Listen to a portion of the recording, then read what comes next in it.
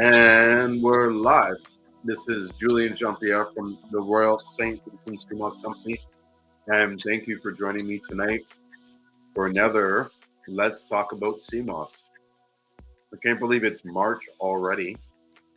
And we've been meeting weekly for a while now. Since around December, I think we started doing this, maybe November. And I've been trying to keep up with the schedule, although it's not easy, I'm telling you. That's why sometimes you'll notice that I'm not starting as early as I used to. It's getting up there at 9:30, 10. I want to try and see in the next couple of weeks if I can work it so that I get here a lot earlier, like 8 o'clock or 7:30. I think there's a lot of people that miss out because I'm starting at 10. And with the time zones and stuff, some people are watching it at like 11 at night their time, which is probably crazy, you know what I mean? But at the same time, if you're committed, you're committed. So you don't worry about the time, so to speak. Those are just, sort of roadblocks that you put in your mind. So I have opened up the Clubhouse room. So if you want to join us in Clubhouse, you can do that. That's a more sort of like non-intrusive way to join in on the discussion. There's no video on there. But if you want to come on live, just say something in the chat and I will throw you guys a link so you can be added on as a guest. Hi, Kim. Thank you for joining us tonight. And Sherry, welcome.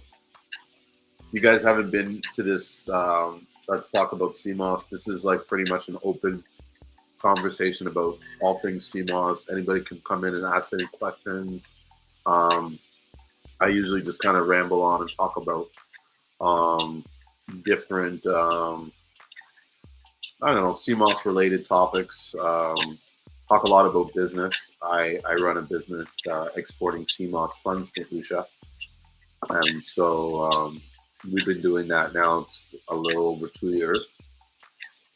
And so I have a lot of experience and knowledge in Seamoss, Seamoss products, making products from it, different species of Seamoss, how Seamoss grows, how it reproduces.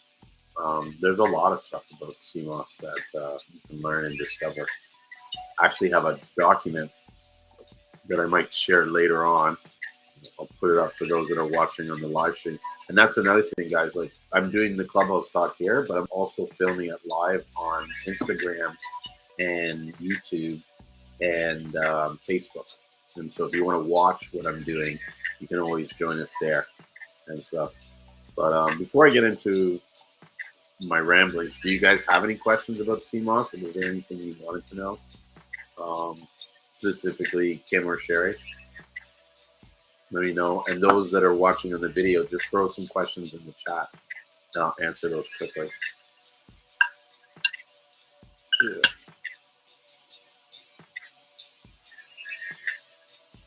No? Okay.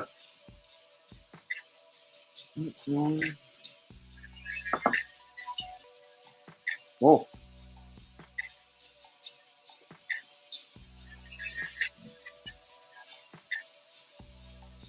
Hey, Lisa, how's it going? I didn't see you come in. Hey, Julian. Yeah, how's it going? Good. How are you? Good. Busy, but, yeah. Yeah. Yeah, I took a look at it, but because we were doing the live stream, I didn't really, I kind of browsed it, Okay. Do you mind if I ask you in the room? Yes, please do, because you might have a question. The question you have, someone else might have it, but just, they're not ready to ask it yet. So you do them a favor. Yeah. Okay. I was gifted, because I know people who sell Seamoss like myself. Uh-huh. I was gifted some purple from some friends, and I tried it. It was real moist, Mm-hmm. like almost like wet and too salty. Uh-huh. you can soak some of yours Hmm. at the same time because this is a deeper color and I wanted a deeper color. Hmm. And I wasn't even sure I was going to mix them, but I didn't make it right away. So I washed it, soaked it, and I put it in the refrigerator in glass. Okay. And I got ready to, um, when I got ready to mix it, I pulled it out, and the water of the other cup was stinky, Okay. and yours wasn't. Hmm. And Stinky how? not stinky like Seamoss, stinky like it was spoiling or something. But stinky like a fishy like an ocean stink, No, not like an ocean, like stinky like it was bad. like more like mold or like Moldy, right? yeah, like when meat goes off or something like that. Yeah. Okay. Yeah, that doesn't sound too. I don't know. Have you ever heard that before? Or maybe Not really. I suspect that it could be the moss might have had a high level bacteria. You know what I mean? It could have that's been bad. It was moist, right? So that's usually like a bad. But it's not uncommon for the sea moss to be moist, and it's not uncommon to have it smell bad. Sometimes what happens is when the farmer that's cleaning it, they don't rinse it properly, and that's why I asked you, does it have a sea smell to it? Because sometimes it'll have a strong sea odor because it is the water that it came out of. They didn't really rinse it properly, and so that water, the residue, stays on the sea moss. And if the water was say old or I mean it'd been out of the ocean for a while, it tends to smell more. You know. okay. Hmm. But Okay. what I learned recently is that the sea moss, especially in its dry state, is it absorbs smells like a lot. My partner said, Really? yeah, he said that if you have like a bottle of perfume or something smelling, the sea moss will start to smell that. Yeah. And so sometimes when the sea moss is off, it could have it because of where that person had stored the sea moss. If it's near somewhere where there's animals, or if he has animals nearby, the sea moss can pick up that smell. And even though there's nothing wrong with the sea moss, because 100 yards away you had a bunch of dogs, it will start smelling like dogs. Wow. Yeah. Interesting. Hmm. Well, I keep mine pretty tightly put away. Hmm. But yeah, I'm not going to use that anymore, though. That other one, I don't know. I only use it once. Okay. And it's a little creepy to me, but I really think it has a higher mold content because I'm very sensitive to smells and stuff. Hmm. And I don't want to make anything that could be moldy, you Hmm. know? And you know what? I got stinky stuff. I have like the Irish moss. Hmm. That Irish moss is stinky. Uh-huh. Okay? It is stinky when you get it. If you open the bag, it's stinky. Hmm. But once you wash it, it only has like a little bit of a smell to it. And when you prepare it, it doesn't stink. You know what I mean? Actually, I'm sorry to cut you off, and I'm looking around and may see. I'm pretty sure I brought it in the house, but I got some Condorus crispus gifted to me, and by this guy. He's a harvester in New Brunswick, and Oh, this stuff smells pretty. Like it smells so good. I could like there's a temptation to almost want to eat it. oh my God, because mine comes from Hawaii. Hmm. And I really like it. But I can smell it in the box we brought in the box. Okay? It smells like fish and the ocean. And Yeah. Let me see if I quickly have it because I'm pretty sure I meant to bring it in. 'Cause I had it in the car. Yeah, I brought it. So I don't know if you can jump on Instagram, Lisa, to see it, but I mean, trust me. I don't even sell Condors for Christmas, and I was impressed with the quality of this stuff. I actually love it Uh huh. because I'm kind of Jamaican. So, Uh huh. but I don't always, I super moss Mm-hmm. that I make, which is a couple of different mosses with. That's cool. It is very cool. Mm-hmm. It's got everything in it, and it's strong and powerful now. Mm-hmm. Well, I'm not supposed to say anything. And it's funny, like as I said, it's like you know that voice in your head is like, Julian, you guys agreed you wouldn't say anything, but Oh wow! I hear myself talking. oh, through the thing. Okay, it looks just like what I have. Mhm. It smells good. Yeah, really good, I'm gonna tell you. really fresh and clean.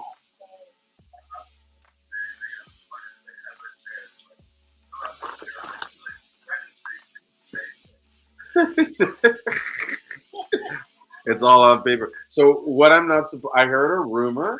We're investigating it, but the rumor is that there might be bladderwrack in St. Lucia. Really?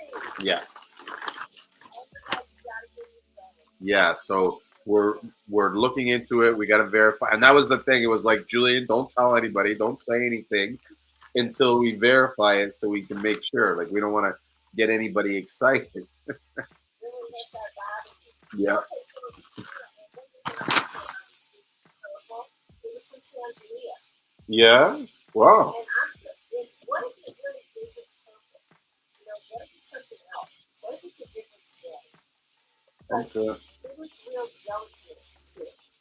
Well, it probably is kind of like a different strain. It might be like mostly from what I've seen in Africa, Tanzania, they're growing Eucydema, and so it's probably Eucydema that you saw. But every sea moss, depending on where it grows, is going to behave differently. All right, Okay. and so it could be there's nothing wrong with the sea moss in Tanzania. It's just it's not. It's like the way it operates or behaves is inconsistent to what you're used to. Yeah, I'm used to a thicker, Mm-hmm. thinner fry, but it is well. Yeah. And I do a lot of raw, so I don't always cook unless you want. I mean, I'll cook the Thomas Christmas because you have to, Mm-hmm. but I don't do the others that way. I might put some more water in for blending. Mm-hmm. So, yeah, that may be it. Yeah. So I wouldn't be afraid. But at the end of the day, go with your gut. That's what I wanted to say earlier. Like I have this vibe. I don't know what it is about the Seamoss, but it's like it does vibrate. It does have this sort of like this life thing. And if the Seamoss is kind of, I know it sounds crazy, but if the Seamoss is kind of speaking to you like this is not good, then you know what I mean? Like I almost sort my Seamoss based on the vibe that I get when I'm handling the Seamoss. You are absolutely correct. Yeah. It is a vibe. It's a living, vibrating, sun-kissed, sea-kissed entity. Yeah. And I agree. I did not touch. I'm not going to do anything with that Seamoss. I did not sell it. I did not use it for anything. The smell, I'm a very smell-oriented person, so the smell took me. And I was like, something's not right. Yeah. And that's the thing. It could be just that particular Seamoss. Something could have happened on the way. You got a gifted from me, right? So whoever handled it between the time it was like pulled out of the water till now could have done something to make it spoil. It could have gotten wet and then they tried to dry it. And that's what yeah. I asked you because I don't know for sure that my gut said this is too moist. Mm-hmm. This is too funny. Just in handling it. Yeah. And it was too salty. Mm-hmm. So it might have been a weird mold and then they added more salt. Yeah. But yeah. But what I want to be well, here's something interesting that I'm going to talk to you about the salt, but I just want to finish this sentence is that I just want to make clear that it might, because you said, oh, the Seamoss is from Tanzania. It might not be because the Seamoss is from Tanzania. It might be because of the way whoever touched it, whoever's hands touched it between the time it was pulled out of the water till now. Because there's some Seamoss that, like, how do I put it? There's some amazing Seamoss coming out of St. Lucia, but there's also some stuff that we would not buy. You know what I'm saying? You just don't see it. So all you see is the good stuff. right? But that doesn't mean that there's no bad Seamoss coming out of St. Lucia. You know what I mean? You just gotta trust your supplier to make sure that he sort of filters that stuff up, or he knows what he's handling, so that you don't ever even have to come in contact with that stuff. But going back to the salt, I've been doing some experiments with the salt and sort of liquefying it, right, to kind of see what's in the water when you do it, because I sell the product on the website for the salt, right? And some people have asked me about using it in their foods and stuff. After the test that I did, I wouldn't recommend anybody use it in their foods. Definitely good topically in your skin and stuff, but there is no way for it um, to safely filter out all the sea stuff. And what I found when I soaked it in water was that there was a lot of dirt and soot and just junk that was floating around. Even like I saw microplastics and stuff like that. And so that's something like I don't know how to filter that out, and I wouldn't tell someone to put food like to use something as a seasoning that could potentially have microplastics or microscopic foreign objects. You know what I mean? Yeah. Yeah. So what happened during the experiment though was that the containers that I was using started forming salt crystals on the bottom. And these salt crystals were massive and huge, like almost like rocks. And they were like really different than the salt that normally I'm used to coming off the sea moss when it dries in the drying process. So, my scientific mind was like, okay, what is causing this? What could this be? And what I think happens is that in the sea moss that we think is fake, the way they dry it and clean it causes all that salt to form that way. Because if you were to say wash that sea moss and you left it wet to dry and you air dried it as opposed to drying it in the sun, the crystals could form differently, especially if they're like sort of submersed in the liquid, right? Similar to what I found doing this test to see what was in the salt. I seen that they were big crystals. You know what I mean? Like bigger than regular salt. And I was like, kind of like when I seen it, I was like, aha, that's where this rock salt's coming from. So I think when they clean it, they're doing it so fast and quickly that there's a lot of moisture on it, and that moisture dries between the time it leaves the processing factory to maybe when it gets to the place where it's packaged, and then that's when it's got those big salt crystals. Because I don't believe that they would ever add salt to the sea moss, even to prevent it from going spoiling, because that's just the cost. You know what I mean? Like why? You know what I mean? Why spend the money on that? You just dry it more. Okay. Because then they got to go find that salt and procure it, and they're processing megatons of that stuff in order for that sea moss to be in every single corner convenient, you know what I mean, like Caribbean store across the world. They have to move a lot of sea moss. Wow. Okay. Yeah. So that's my thoughts. Sorry, I kind of ranted a bit. But, yeah. But I get it. Yeah. Mm-hmm. Yeah. So I'm gonna do some more experiments on the salt. I'm really curious about it. Yeah, that's why I do a lot of experiments too. That's why I know. Okay, this can really last for this long. This can do this. This can live. This has a shelf life. Mm-hmm. I do a lot of different things. Mm-hmm. But that's interesting because I girlfriend buys, large amounts, like 100 pounds at a time, and she ends up selling the salt to people like using their bath water and stuff. Huh.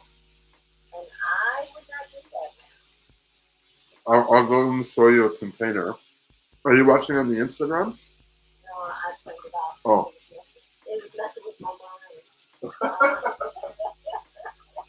Well, I'll show it for these guys on the video, and you can see. I should have waited to see how much salt this was, but This is a container of the salt that's been sitting, in my windowsill for probably up to a week. Okay, so that's all the settlement that is captured on the bottom in the salt. And so that sediment is like super, super. It's probably as fine as the salt crystals in the thing. So fine that you can't really see the difference. Okay. Yeah. And so if you like if you put that in your food, that's what you're putting in your food. And, Oh my God. yeah, and so that's why I'm saying don't put. And I think I'm gonna put a big disclaimer, like don't put this, don't use this as like a seasoning salt or anything like that. Oh my God. I don't like the idea of that. Yeah, and this is the thing. I've never marketed as something to be like, Ingested. yeah, ingested, and people would ask me, and so I would always say no. Like I'm like, based on what it is, I really don't know what's in there, so I wouldn't put it in your body, right? But people have said to me, "Oh yeah, I tried it on the salt," and I'll be honest, I've done it myself where I tried it, like sprinkled it on some eggs and stuff, and it does taste great, right? But then the question in the back of my mind is, okay, I've been in that water. Like, does any of the sand and soot come in the salt that we can't see? And so that's why I did that test. And as you can see, there's a lot of dirt in it, and so you'd be eating like almost sand with the salt. And then somebody who watches Seamoss like a crazy person, Hmm. I definitely get it. I Hmm. watch at least 8 to 10 things. I watch in very small batches so I can see what comes out of my Seamoss. Yeah. And I go through it and find tooth comb. And that's nothing to do. Washing rock, Seamoss on the rock. Oh yeah. I mean, that's 4 hour process. I don't and no matter what appetite you want, if you walk away, he's got rocks at the top of the water. You're like, oh man. Once you got it, you did it. And so it makes me think when I try other things, I was like, they do rock or is it kind of dirt? Hmm. Because that rock might be pulverized in high speed blender. So Yeah, and then you start ingesting it. I've always wondered if some of the guys are throwing rocks in the bag so that they, heavier. not only just heavier, but so that they can convince people that it came from a rock. Because with all the videos that you see where someone's like, look, the rock's still attached. I'm like thinking, okay, what's stopping these guys to, with a glue gun, you know what I mean, and stick some rocks on the shit. And, yeah. I mean, to fully, I don't know this. And I know that they have a lot for sure. Hmm. But I don't realize it because it's really time consuming. Hmm. Very time consuming. And although I would like to, I cannot. Hmm. You take it out and finish your fingernails. You Hmm. gotta find some little pieces. Yeah, it's really hard to clean some of this stuff. And then the little teeny tiny, and I got my glasses on. It's just crazy. Little teeny tiny pieces of rock. Hmm. Hmm. Have you noticed? Have you noticed? Sorry to change the subject, but have you noticed the business has picked up at all for you? Business has picked up a little bit. Hmm. What about you? A lot. Well, mine is different than yours, of course. Hmm. But I'm hoping, even though I got a corporate job, but I start on Monday, I'm hoping that my CMOS comes back. But my actual clients have been picking back up. So I don't know what it is. Maybe more optimism in the marketplace. Hmm. Hmm. Maybe people, it's getting close to summer. They're thinking about their health and their body. I don't know. Oh, that summer body. But I've talked to a few people, and a few of them have kind of said, like, yeah, business picking up. Plus, around this time, this is the time where everybody gets out of debt from Christmas. Yeah. You know what I mean? So that's when you finally start having, how you say it, enough disposable income to invest in something. I was about to say to you, supposed to be a place at the park. Because I know that place at the park. on a skeleton, a very, very little budget. In fact, I got a shop for it tomorrow. Hmm. And I just haven't. I was like, if you don't have a business, you're not shopping for it. You're not putting the money forward. And it was because I wasn't working either. Hmm. I was always doing both. So, yeah, it's a little crazy. Yeah, it can get that, you know what I mean, up and down, you know. Plus, people in the United States are all scary now. Like, how are things there? Like, you're in Canada, right? Yeah. Like, you know, I have a bunch of family in Canada, too. Yeah, you were telling me in Toronto, right? Sure do. They're all over. Brampton, Mississauga, Toronto. I mean, my sister, all her kids, my nieces and nephews are all there. So, Yeah. um, you know, I think that, I don't know, I think you guys flows a little bit better than ours here. We're in some serious uncertainty in this country right now, Hmm. and people are concerned. They're very worried. Yeah, I mean, I don't know. We're So we have this issue, and you know, I don't watch the news a lot. And to be honest, the last week or so, I've been so busy trying to get orders out. I get up, I go to the warehouse, I pack Seamoss all day till like 9, 10 o'clock, and then I Come go on, home. hold it. Yeah, actually, and then tonight, if it wasn't for the fact that I had to come here to do the live stream, I would have been there doing the thing, and I would have done it from the warehouse, but like so. I share the space in the building. It's kind of like a big building divided up into different spaces with tenants, right? So some of the dividing walls, they're just dividing walls, right? It's a big open space. And so the dividing walls are not soundproof. I can hear people in the next thing, whatever. But during the day, no one really cares because we're working and stuff like that. So apparently, unbeknownst to me and my neighbors next door tenant, they put a room, and I get it. They've got plow guys, right? They're landscaper, so they've got a room there so someone can sleep. But someone's living there, right? Because I was Oh working. no. Yes, because I was working there late last night, and I'm on the phone with a client because I talk to every internationally, right? So I had someone in a different time zone where it was like 2 o'clock was say 2 in the afternoon to them, right? So I'm talking to Right. them, and I didn't realize it went up 2 in the morning because I'm just packing Seamoss talking, and I just hear in the background because he's saying it just loud enough to me. Oh fuck, man! Like I worked all day and I can't sleep, and I got a 9 month old pregnant wife, blah blah blah. Now I get it, right? It's late, this and that. So I kind of shut up and said, okay, I'll end this. And I got out of the place. But part of me wanted to be like, look, man, like, had he come to me and said, hey, guy, can you calm down a little? You're making a lot of noise and I have this and this and that. I would have been like, no problem, bro.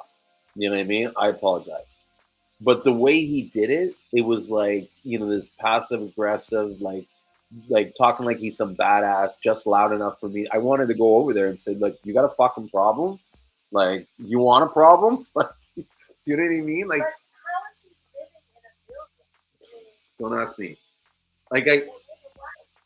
yeah, with the nine, like that's even when I wanted to show back and say, like, bro, like it's not my problem, and you know what I mean? Like, why are you even in that environment? But like to me, it's like, okay, people have hard times, situations are there. I'm not here to judge and have an issue with that. You know what I mean? But like, I pay my rent. I have my space. You know what I mean? I'm sorry I'm inconveniencing you, but you don't talk to me like that. You know what I mean? Like, if you want something, like you got to know how to talk to people, right? Like, I don't know. But if you're living in it, convertible living space, that's different. But Yeah. if it's a straight business place and he's living in there, Or he's then not. Yeah, he's not supposed to be living there. Like I said, it's like a crash place for their workers. The crash, but the guy lives there. I know he. Like I said this to the landlord this morning. I'm like, he has to live there. I hear him like every day at a certain time, watching TV, talking to his girlfriend. You know what I mean? Like, if he's there just to crash, like, why is the chick there? right. You know. But whatever. You know what I mean? But so tonight I didn't want to be. an asshole, and And be there. yeah, Canadians are so nice. I know. But there, trust me, Lisa. Like there is a part of me. I'm like, I guess maybe 20% troll. So there's a part of me that wanted to go back and like play my music and be like, oh, I didn't know I was disturbing you. Oh, I'm sorry. And then start slanging pots. Oh, you're sleeping? I'm That's sorry. crazy. Yeah, but Absolutely crazy. yeah,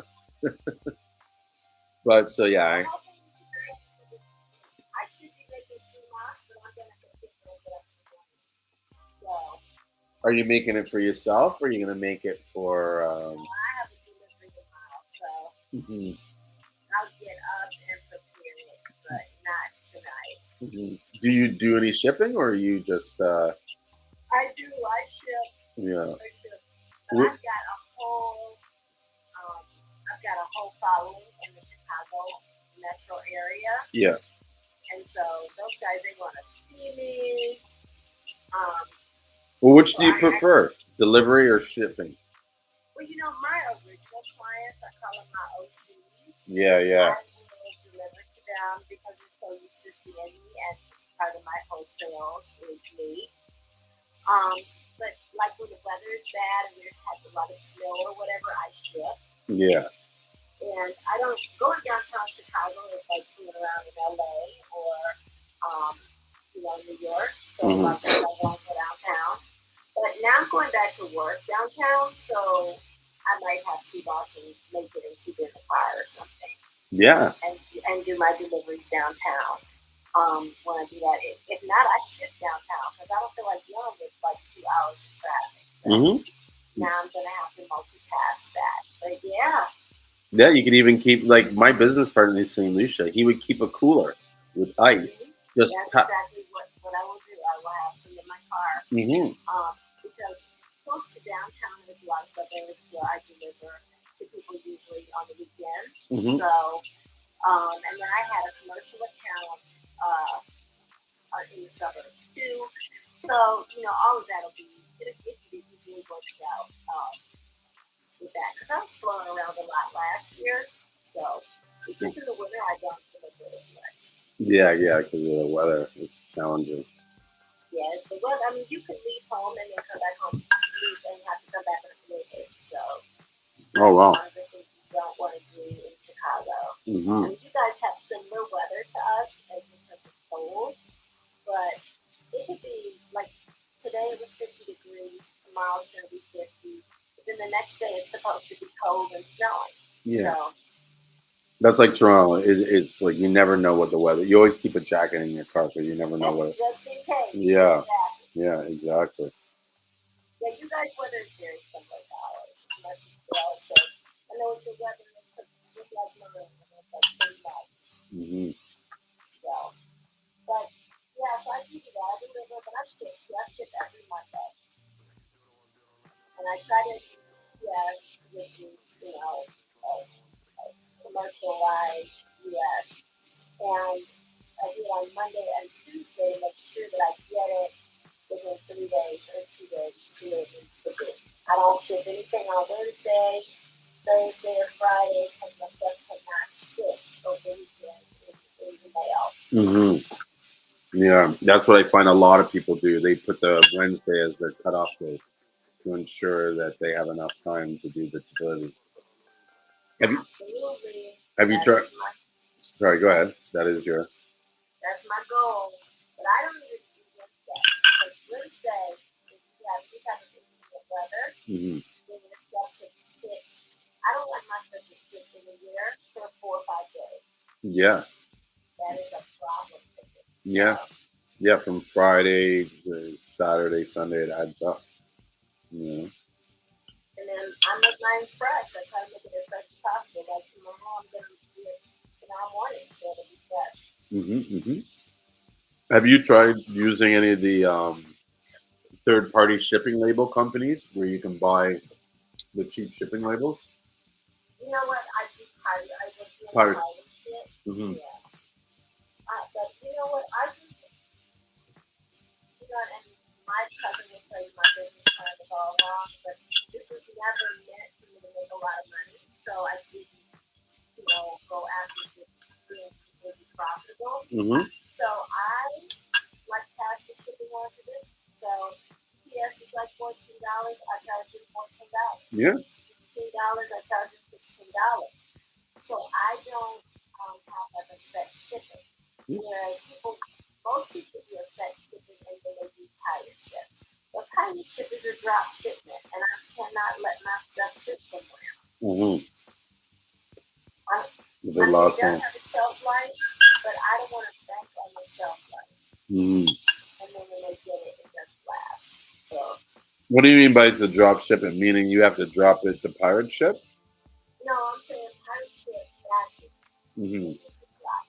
So I might lose it. Sometimes it doesn't make a difference. Sometimes it's 3 days. No. But I don't want to lose the days just looking at them.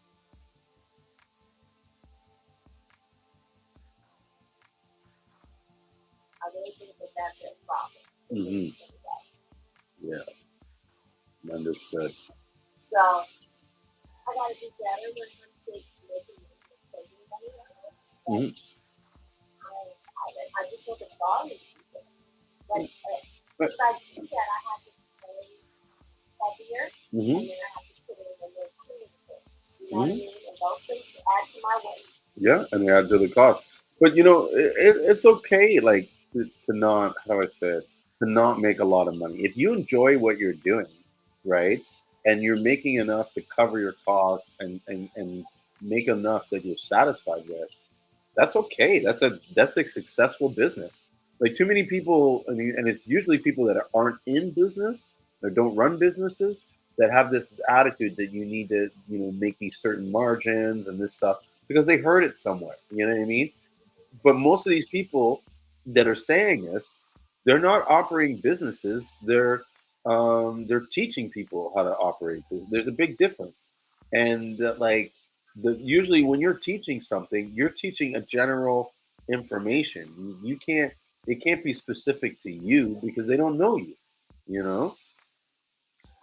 So, That is absolutely correct. Mhm. And I mean, literally, so many people are out to make money in the whole Seamoss thing. I mean, I wanted to sell my brand, not necessarily the Seamoss. Seamoss was just part of the brand, and it helped during the pandemic. Will it can it sustain my whole livelihood? Not at the level that I am running it. And that's why I'm going back to corporate. But I might be able to add some to it. I might be able to do some other things, which is what I'm looking into. But I don't want to sacrifice quality and what my clients are used to. My clients are used to something in particular from me. So I want to make sure that that's always there. Yeah, and that's part of the joy that you get from doing what you're doing, is knowing that you're putting a high quality product, out there, and you're taking your time to make it. Like, that's rewarding. Yeah, absolutely. Well, listen, my dear, I'm going to bed. All right, Your all right. stuff is here though, so we might have some conversation. Yeah, man, I haven't seen Yusuf in a while, so I'll have to say, hopefully he'll come up and talk. It's weird. As soon as they come in, I invite them to speak, but it's almost like they don't get the invite. Some people just want to hear what you're talking about. They're just sitting around the clubhouse. True. Like, there's Yusuf, he came up. I saw you when I typed the email to you or the text message to you. I saw it pop up, but then I had to go look for you because I didn't really see it. So. No. Well, I started it. I know I registered it, right? But then I didn't open the room right away because I was doing some other stuff, and I didn't want people to show up and I wasn't there. And anyway, it absolutely popped up, so it was really weird. And then I'm like, okay, let me go look for him. Maybe he's really out here. Awesome. So anyway, definitely good to talk with you. Take care, and I'll see you soon. All right. Bye. Okay. Bye. What's up, Yusuf? What's up, brother? Not much. Not much. I just want to answer this quick question from someone on Instagram because they're looking to get some information about my shipping.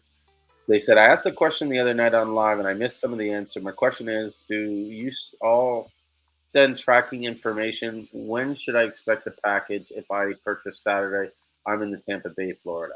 So depending on what you order, will determine whether or not you get a shipping tracking. There is, I guess, the cheapest option that I have, and I've been thinking about removing it because the cheapest option doesn't come with tracking information, and everybody picks the cheapest option, and then they call me and ask me for tracking information. They get upset because there's none, and I have to explain it's because you picked the cheapest one. And I think the next one up is like $1 more to get the tracking information. You know, but if you purchase on Saturday, your order possibly went out Monday or Tuesday. We don't do any shipping or boxing or like making labels over the weekend. So it would have went on Tuesday, but we've been slammed recently. I made the mistake of like ramping up my TikTok advertising and Google advertising and not making sure I have enough staff and people to help me. And so I'm a little bit behind the wire. So I apologize. If you want to message me in private with your order number, I can look up your order number and I can see where it is in the system and tell you where it is in the queue. It probably has already shipped out, but without knowing that information, I can't really tell you. So that was the question. Where are you, Yusuf? Are you on the road or are you at home? Yeah, I'm on the road. I'm in North Carolina right now. Nice. Nice. How's the weather there? Really? Hot?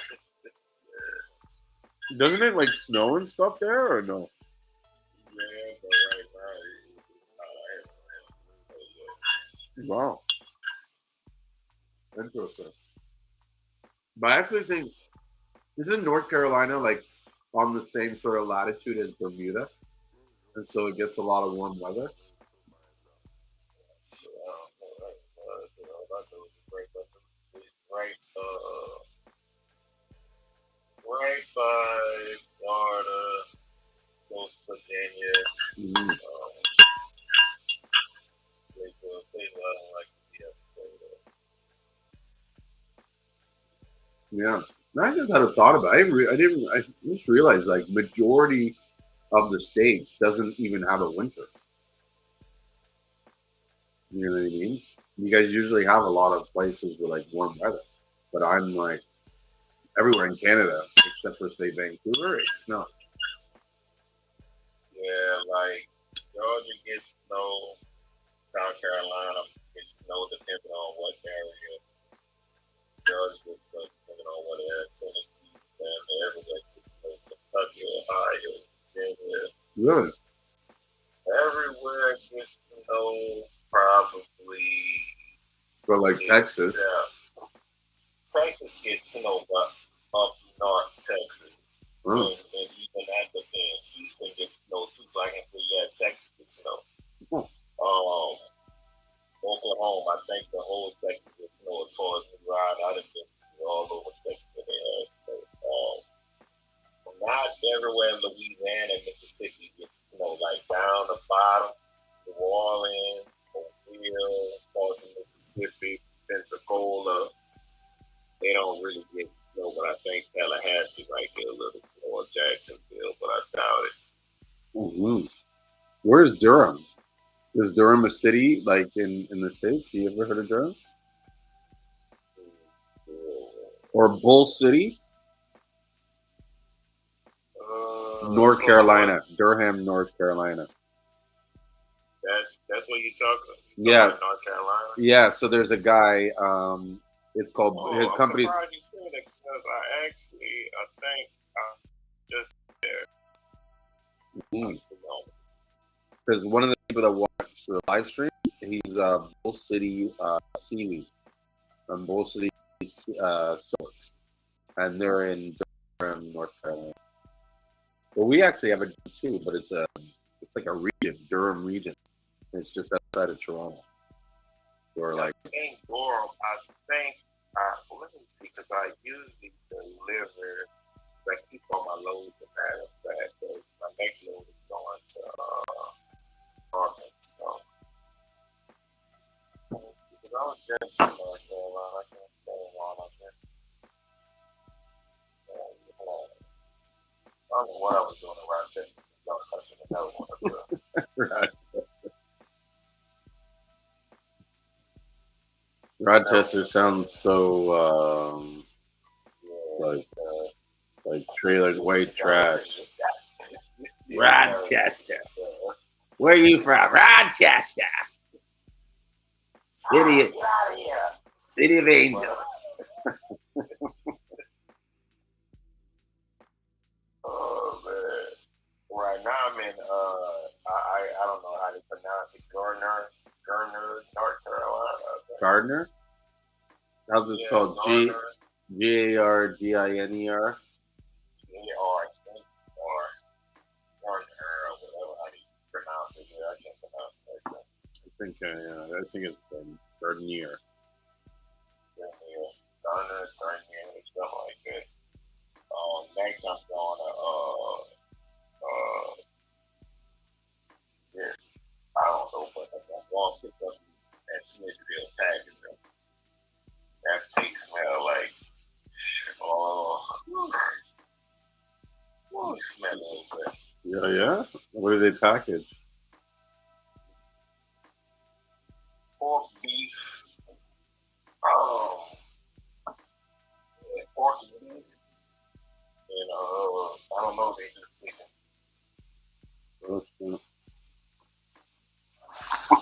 Pork, beef, and chicken. The triple threat. Yeah, because Tyson owns the beef plants, like the beef, the beef, the chicken, the pork. Tyson owns damn near all the meat places here. Mm-hmm. As far as what meat delivering, yeah, like you go to Tyson or you go to like international beef, they own all that stuff as well. Yeah, these beef. That's dangerous when we have like one company controlling so much. Like, yeah. Look, it says it's one of the first historical Black Wall Street town. It was one of the first black banks back in the early 1900s. Ironically, Camila Harris was here in town earlier today. Yeah. Oh, check it out. Hotel Chocolate St. Lucia just joined on the live stream. Guys, like I don't know if you're. When are you coming to St. Lucia, Yusuf? I was gonna ask you. I don't know, but when are you gonna come to St. Lucia? You gotta come to St. Lucia. Man, it's too fun to be trying to slide. Huh? That's too fun to slide. Well, I'm happy to see this company. This is a really outstanding, like, I believe they're a 5-star hotel. Really like out there.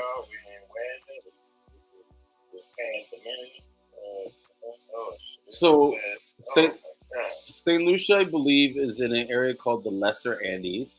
It's in between Martinique and St. Vincent, and yeah, probably a little bit norther than Trinidad. It's like off to the side of Barbados, like on the same sort of longitude latitude as Barbados. Yeah, it's right about Barbados in between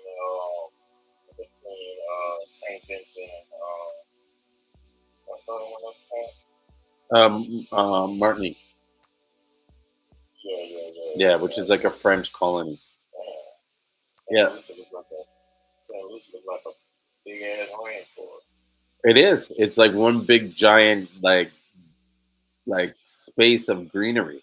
Like it is so luscious and virgin and like the soil so like you could literally drop a seed anywhere and it will start growing. And it's a shame.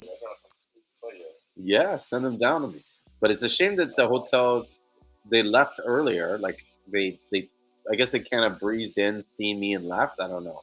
But I was gonna start bigging them up because the chocolate, like because of the soil in St. Lucia and how mineral rich it is, we produce like some of the world's best chocolate, and a lot of our chocolate gets exported, or not our chocolate, but our like cocoa beans that are used to make chocolate. But it's highly regarded, and it's mostly exported to Cadbury's in the United Kingdom, and they use that to make their high end chocolate. So can Can you send certain seeds from over there or no? What do you mean? Can you send seeds from here to you guys, or from you guys to Yeah, us? like chocolate. Can y'all send those seeds? Like, they don't want to grow something else. Yeah, I should be. We should be able, but I think in order to send them, we would have to get permission from your government to send them. Like, I can't just send any seeds in the mail. I'd have to smuggle them to get them in.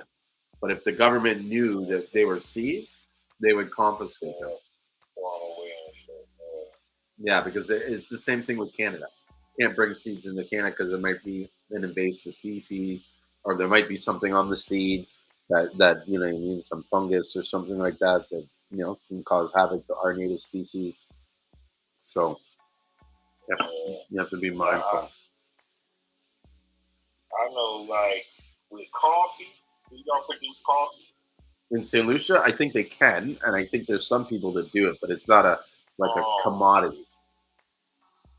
Oh, because if they can produce coffee and dry it out the right way, I don't want it roasted. I want it dried out, and I want it basically like here, but just dried out, things like that. But I need it, because I really want to, I want to do my own coffee and stuff like that. Which a lot of people think coffee is bad for campaign. Of course, it's bad because the caffeine and this and that. It's not the caffeine that's giving you the jitters. It's not the caffeine that's giving you the butterflies. It's not the caffeine that's making you feel funny. It's the fungus or the bacteria or mold because it hasn't been dried and it hasn't been, it hasn't been like harvested and dried and kept in a good environment. So they start going bad, but a lot of people don't know that. They think it's like it's just the coffee thing that's like bad. It's the bacteria and mold and stuff that grow in it because of the process, right?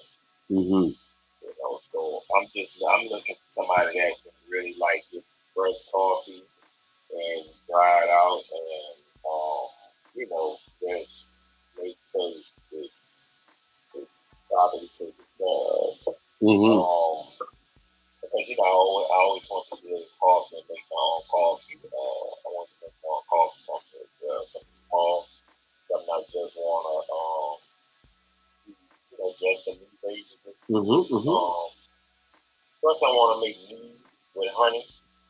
It's basically one of the oldest ways of making like alcoholic beverage, which it has health benefits and things like that, which I also can make tinctures and tonics from that. But I just want to do like beverages, which it will be infused with certain type of flavor.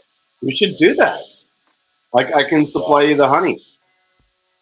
Yeah, and see, that's the thing. Like, I need the rawest honey, and I need it from, like, I need to know where it's from because most of the honey here is coming from China, and it's nothing but corn syrup or simple syrup, cane sugar and stuff like that. Just they put flavor in there. You can't even tell. Yeah. You can't even tell. Once you're in the store, you can't tell. Yeah. But also, what a lot of people don't realize when you buy and store bought honey, yes, there is a lot of what they call adulterated honey, or honey that's been changed up or whatever. But when you're buying any sort of commercially bottled honey, you're really buying honey that has been mixed with like 30 different, well, I wouldn't say different, but multiple different sources of honey. You're not tasting the actual honey from someone's hive. Like there's these like master blenders that basically will taste like all the different honeys and be able to formulate a blend.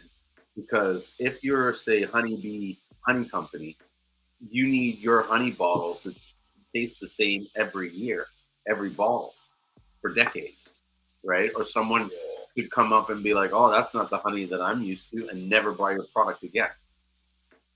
Even though that might be one time that it was off, that's all it takes, and they don't give chances to that, right? So they need to make sure that the honey is so they have these blenders that do it, and they'll blend stuff like buckwheat honey with clover honey and lavender honey, and then they form this sort of like palate taste of it. Yeah, cloves is probably the only honey I really don't like because it tastes exactly like it's gonna close up all stuff. Oh, oh my goodness, it's like you just get the whole clove. But it's not bad. I can deal with it, but the clove honey, here it has it tastes too much like cloves, like exactly like cloves. Mm-hmm, mm-hmm.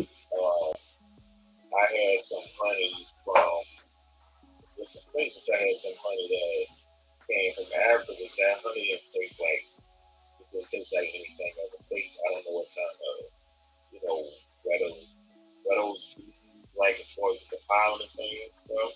So I don't the honey just tastes like nectar. It doesn't really have like a plant flavor or anything. That was kind of surprising to me because I was expecting it to taste like something. But Mm-hmm. yeah, like if I can get some honey from you, that'll be cool because kind of I really want to do. That's something I want to do. Like out of everything, that's something I just want to make money on. Yeah, meat is a good stuff. I actually, if you check out my Instagram, I did a show. I think it was last Friday. So I have that podcast studio thing that I built, right? Yeah, Yeah. So now it's starting to get traction, which I'm so excited about because I guess COVID starting, people are opening up, they're doing their business. So people are starting to utilize it to promote their business.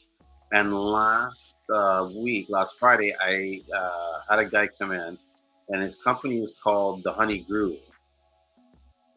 You should check them out, at least to get some ideas and stuff. And so I think he's a chef by nature or by profession, and he came up with all these great products that were infused with honey. But he makes um, a mead product, like a mead, like one's just plain, right, and the other one is mixed with sorrel. And so while he was there, he awesome. yeah he showed this drink that was pretty cool, where it was a mix of the sorrel blend and the regular mead that he made and stuff. And so the way I see it, like um, mead is a great product. It's very healthy. It's very natural and stuff like that. And I think it's something that not a lot of people are are are consuming. You know what I mean? Like there's I guess what I'm saying is there's space in the market. You know what I mean? That you could come up with this Yeah, it product, really is. yeah, and kind of showcase it and add stuff like herbs and stuff like that, and sell it as more of like a healthier alcohol than say consuming wine, which really has to a Yeah, lot of people it's not an appetizing taste. which like weed is like the damn near the oldest method of making a fermented beverage. And it's way better than like wine. Like a lot of people are so in love with wine because they sell you the lifestyle when it comes down to wine and champagne. So you see it on TV, you think it's rich and famous, this and that. It's not worth the price. I Mm-hmm. feel like meat is really worth the price because of the honey. Mm-hmm. Because honey is valuable, honey itself. So when people make wine or champagne, that's totally different from meat. Meat is something that I feel like they should put the price of wine and those expensive champagnes. I feel like meat should cost that much. But meat is way more expensive to make than those are. Mm-hmm. Mm-hmm. So like I never understood why they do the pricing like that. I mean I understand because they just selling their lifestyle. You can sell you shit in a bucket. If it looks like it's for the rich and the famous, people Mm-hmm. will buy it. You know, but a lot of people don't go to like the meaderies and stuff like that. Mm-hmm. Well, a lot of my people, they don't know about it. They'll go to a winery Mm-hmm. and but wine tastes like crap at that. And each time you drink mead, you're never gonna get the same flavor. That's the thing about it.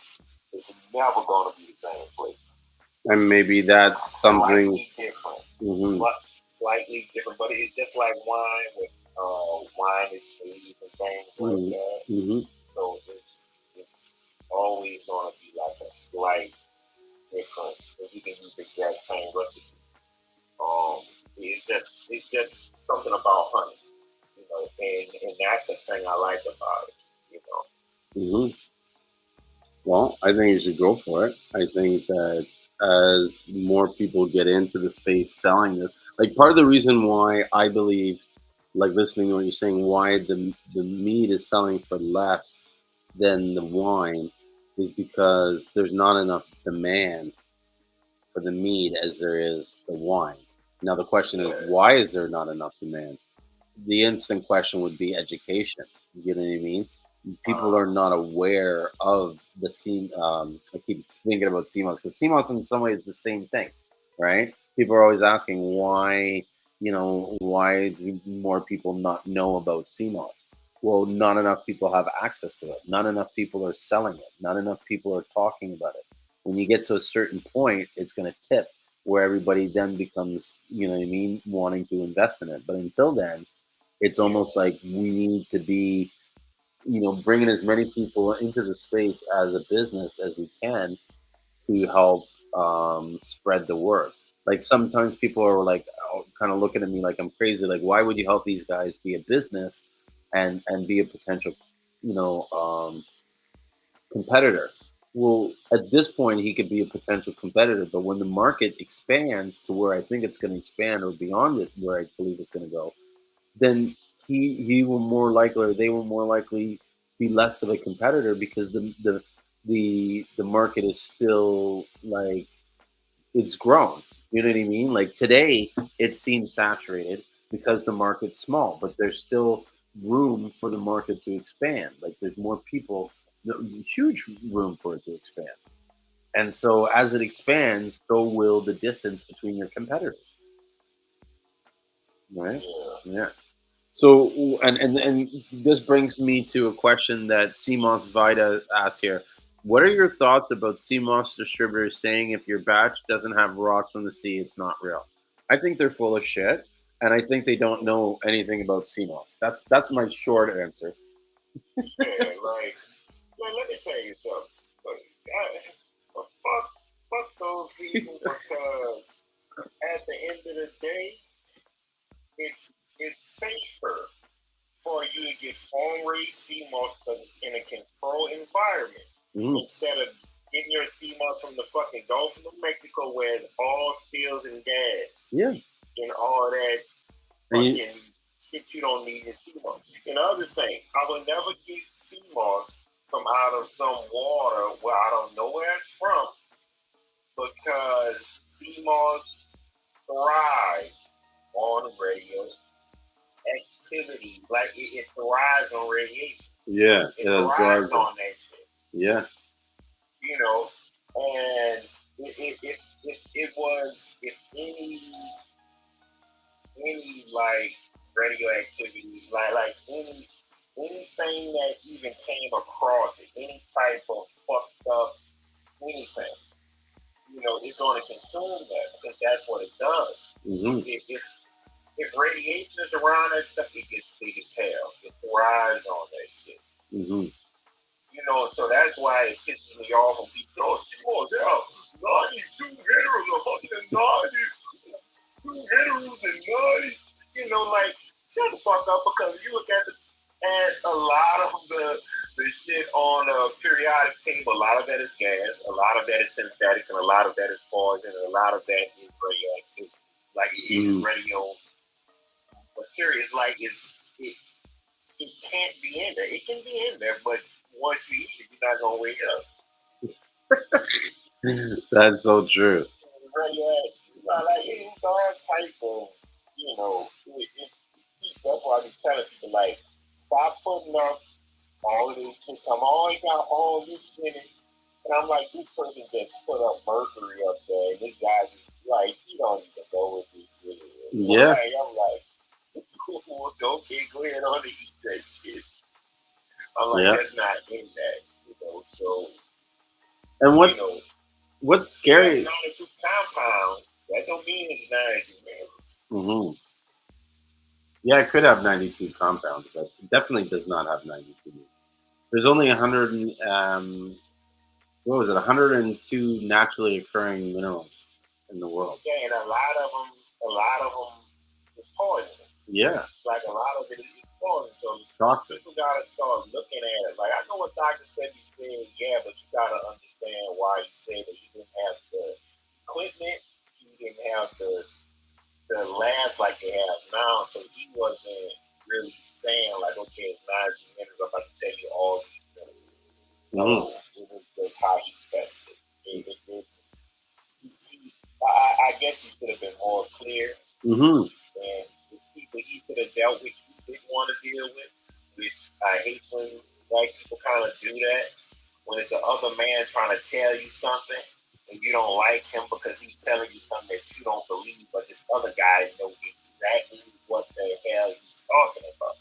And that's why I tell a lot of people, like, okay, get to Dr. Sebi and always disregard Layla Africa. Layla Africa is one of the smartest guys to ever do. Mm-hmm. Layla Africa, I feel like everybody should get his book, How to Diagnose Yourself. He tell you how to diagnose yourself from the top down, like all of it. How to look at your eyes, how to look at your tongue, how to look at your things, how to look at everything and diagnose yourself. Like back in the day, like when your grandma was like, "Hey boy, you sick, something wrong, you can't do it." Because they can just look at you and tell. So Layla Africa is the guide to everybody to look towards. Get his books, you know, and that's one guy I felt like Dr. Sebi should have worked with, but you know, black men, black people generally and stuff, you know, they could have had something good, but you know, that's something 92 mineral talk. Yeah. I don't know. I find it crazy, and I always find it interesting. Like when I try to show the knowledge that I've learned, because it contradicts with a lot of Dr. Sebi says, they take it as if I'm trying to bring the man down, or that I'm trying to like kind of discount. Yeah, you know. Yeah, it's always signs in these things that were discovered. You know, back then people thought the earth was flat, and guess what? It's not. People still think it's flat. I'm trying to figure out if the world flat, why rainbow is not straight. Yeah. That's what I'm trying to figure out. Yeah. Why rainbows don't go on a straight line? Why yeah. they curve? Yeah. If you tell me why rainbow is not straight, and you know, I explain that. That's all I want. Yeah, but it's like, so what happens at the edge of the earth? What we move around and we start at the other side instantly? Yeah, and you can tell somebody like, where Russia at? Oh, there's a crossover here. That's too long to get from over there to America. We can know all. No, it's not. Russia is right across from fucking Alaska, you asshole. The fuck you mean? We got to cross through Europe to get to Alaska, or I mean, to get to Russia. Yeah, it's like what? So, hey, but before we get to on, Bull City wanted to know what was the name of that person you said to look up? Layla Africa. How do you spell it? Well, let me see. Laya. I always mess it up. Let me see, because I have the book.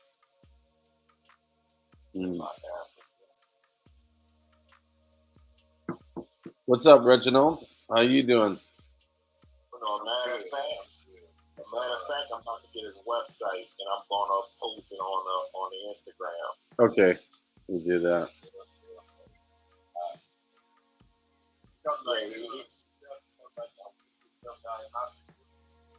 Yeah, Layla Africa, yeah, him and his wife. Yeah, that's him. And the Hellfire book too. People, a lot of black people don't get into it though. I'll be like, bro, going too much on Dr. Sebi. I'm like, listen to a dude. This dude is like the dude is smart as hell. That's why I was able to work together, man. Mm-hmm. Break it down, like all the way down. And like everyone knows, like, yup, nobody ever talk about it like that. Crazy. I'm about to find his website. The book is worth buying the book. Buy the book now before they don't sell it anymore. Mm-hmm. Mm-hmm. The dude passed away not too long ago, which that shit kind of pissed me off because there was one guy I really wanted to meet. Mm-hmm. Like, out of everybody, there's one guy I really wanted to meet. That shit kind of hurt. Mm-hmm. Mm-hmm. That's crazy. Yeah, because both City wanted to say that, but just to do more research on it. But I just wanted to finish up that comment to get back to what Seamoss Vita was asking about. The Seamoss is not real. My feeling is this, and always will be, that the moment someone starts like dissing another like competitor and comparing themselves to them, like ours is better. Like if you don't have this and this and this, your CMOS is no good. It's like there's something wrong with their marketing, like and their ability and even their confidence in the product. Because there's so much that I can describe in my CMOS and say why my CMOS is good without having to look at another person's CMOS. Do you know what I'm saying? So Yeah. so why are they doing that? Yeah. Yeah. Like talk about the quality, talk about how your customers feel, talk about how dry the CMOS is, talk about where the water comes from, talk about how it cleans. You should not have to say, well, you know what? Ours is real because it has a rock on it. Like, really? So so if we were to take the rock out of it, your CMOS would be shit? Like that makes no sense. That I've been trying to figure out for the long. Most people get it up when it floats on the shore. Yeah. These guys, honestly, they're lucky that I am a nice guy and I have fucking integrity. Because really, if I wanted to be a dick and make enough money, I would just go buy a bunch of fucking seashells and throw them in every order. And like, yeah, there's your fucking seashells. There's your crab, bitch. Go put that on Instagram. Like, do you understand? Like, it is so easy to fool people when they have that sort of attitude. Like, ooh. This is what I was saying. I think earlier, where I was like, I wonder if they would put the rocks in, like, to weigh down the sea moss. Like, this is the sea moss is an amazing product, amazing plant. The shit should just sell itself. It's like selling weed. You know what I mean? You don't see drug dealers saying, "Well, the guy down the road, this weed is so much better." Or like, if it doesn't have the red hairs, it's not. It's fake weed. And is there even fake weed? You know what I'm saying? Any weed is weed. You know what I mean? Like, it's either good or it's bad. That's how I feel about CMOS. There's no fake CMOS. Like, how do you make fake CMOS? Do you take plastic and extrude it into a shape? That's what I'm saying. It's still I remember as a kid though in high school, we used to have this running joke about. You ever gone to the deli section and seen mock chicken? Mock chicken? Yeah, like what the fuck is mock chicken? Like it's not real chicken, it's mock chicken. So we'd be like mock chicken, y'all. What that fucking bean? Huh? Sesame. No, what is that bean that they make all the fake shit out of? Soybean. Yeah, soybean. Soybean. Yeah. So that's mushroom fiber. Mock chicken wings.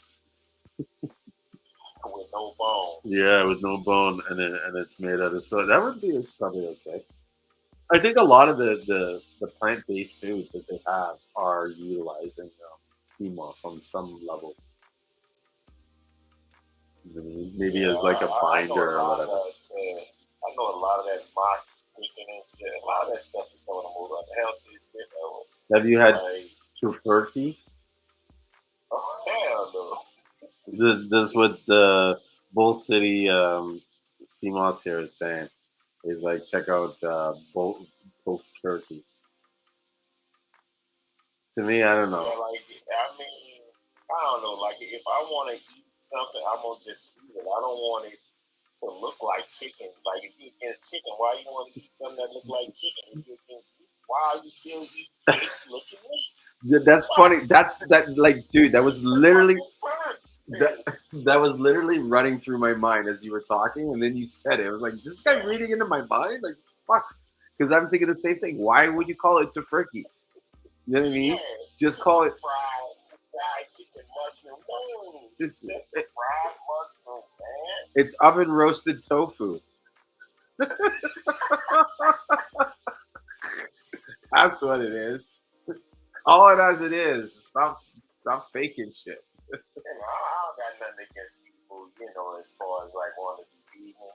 Yeah. A lot of people say vegans, but they're not. They're vegetarians, Yeah. and they also just don't eat any animal products that don't make you vegan. The vegans, you wouldn't have mites on your feet, you wouldn't have jaws, you wouldn't have a car with leather in it, you wouldn't have leather furniture, you wouldn't have no animal products in your house, not even dog food for your dog. Mm-hmm. That's what a vegan is. Don't deal with animal products, period. Don't deal with honey. They don't deal with anything like that. They're crazy. Don't deal with honey. They don't deal with wool. Yeah. They deal with cotton. So there's a lot of, if people say vegan, it's like, nah, no, you're not. Mm-hmm. It's, I mean, some of this shit goes too far. Vegan dogs, vegan cats. Mm-hmm. You must want your dog to eat you while you sleep. Well, I guess that's why everybody's now saying plant based. You know what I mean? Because it has a different. What do they say? A different definition. They're getting too like technical nowadays. Everything. Yeah, I get it though. I kind of get, some of the stuff. I felt that one day when I went to go, cows coming in the pigs and stuff. Mm-hmm. The noise they make when they about to die, they know. Like they know what's coming while they're going in there. Like seriously, like not even trying to be funny. If you hear how the pigs and shit sound, bro, that's the scariest shit I've ever heard. Those things screaming. That shit is scary. Wow. Like, bro, those things can try to jump out the truck to get away. Like, the motherfuckers fight for their lives, bro. I'm like, damn. Man, fucking sound, brother. That's it. They never coming back. The sound they make, bro. It's not funny, bro, but that shit like, man, I was like, man, is that evil in that? Man, that shit sounds, man, that shit's scary. That's a scary ass sound. Well, yeah, and I mean, I could imagine that like to them, it's like all their life they've had the same environment, and it's like all of a sudden out of nowhere, it's like, nope, you're coming here. Like, where's here? What's here? What do you mean coming here? Who's taking me? Where am I? Am I coming back? What do you know? Doesn't look like I'm coming back.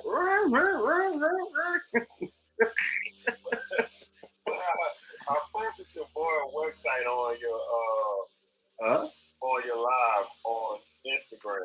Mm-hmm. With the Layla Africa. Yeah. That's a unique way to spell it.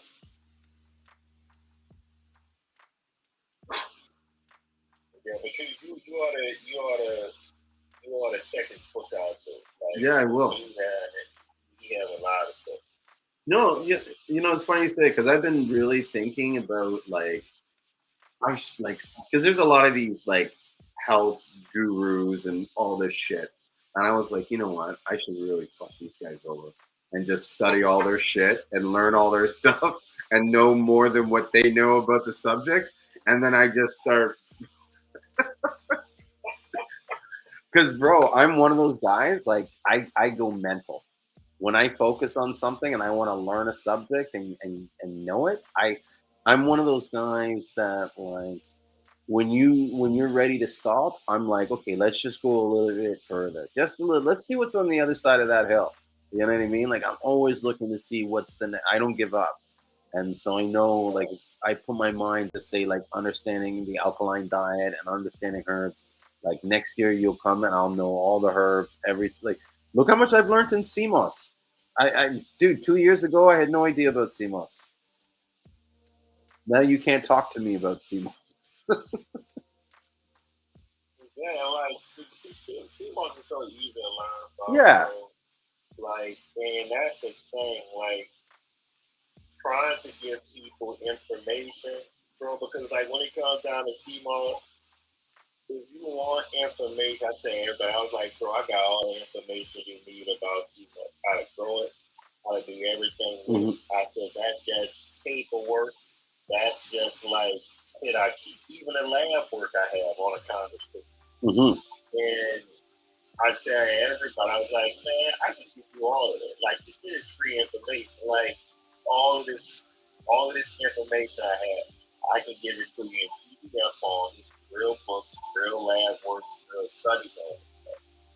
You know, and it's from multiple sources. So, you know, I tell everybody, I was like, man, it's not that difficult. It's not that you really gotta, like, you know, really argue about. Like, just read about it.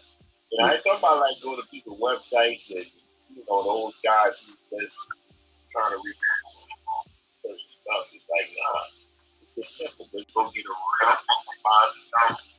real That's it. Put some study time in there, and you're good to go. Yeah. Did the booth get shut down? No.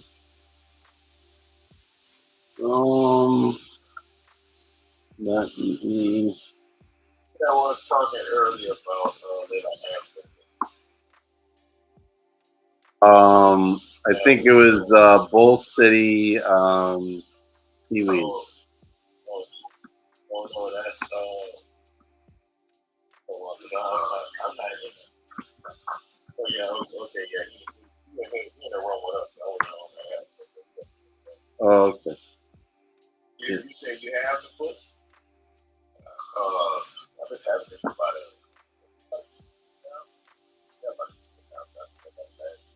March. And I think somebody that I follow on Instagram, it was like one of the books basically. I started researching like what is it? Lying Africa. Yeah, Lying Africa. I started researching a little bit of like like and so like I get the book and it's kind of like a Bible, but I like something that's true, but it's like something that I always go back and research. Like, yeah, like go back and this stuff. So yeah, it was about a year now. It's like going to the computer like a doctor to learn, you know, to see and look up like symptoms to find out what's wrong with it. Like, that's how detailed that book is. Wow. Like, I always say that book, there's two other books. National Geographic have a herbal encyclopedia. I would say get that, and it's this other company that have a herbal encyclopedia. They show you, they tell you different methods, step by step now, pictures. They show you step by step how to do different extractions. They show you how to understand, like they teach you what's water soluble and what's not. Like those books is totally detailed down from I'm talking about top to bottom with her. When you say this, you know, it doesn't look good. Like I have a couple of herbs, but it's like maybe like a quick section or maybe one page. You know, it don't really go in depth. It might have he's not like that. Maybe these are 60 different herbs. I'm like, man, I want something deeper. Like I want something like 2-3 pages on each herb that's just breaking it all the way down. So yeah, that's how this book is. It's 2 books. books. Let me look up the name for it because a lot of books went up, and one of the herbal books I bought now is like $600. When I bought it, it was like this $40. Wow. That's what I don't understand. Like, why is it $600? Because it's not out. It's not in print. Oh, Um, it's rare now. It's because one day they went and looked on Amazon Books and found out, oh, you know, this book sells for so and so. Yeah, Yeah. it's let me see what this one is. One of the books is it's National Geographic's Guide to Medical Herbs. Guide to Medical Herbs. Yeah, National Geographic's Guide to Medical Herbs. It's the world's most effective healing plan. You probably can find that one on Amazon, and it's the other one. The Encyclopedia of Herbal Medicine. And they have 550 herbs and remedies for common illness. Okay. So that's the best. The world first. Yeah, it's National Geographic Guide to National Geographic Guide to Medical Herbs. And the other one is Encyclopedia of Herbal Medicine. That sounds like a good title for a book. Yeah. Encyclopedia of Herbal Medicine. And it's cheap right now, and even a hardback. So the hardback is 32 for one of them, and for the other one is 21 for the hardback. So those books, Encyclopedia one, that's Chevalier. Hold on, let me make sure because it should have EK on the front. But yeah, that's the person. And the National Geographic, actually, it might be that same person. Let me check.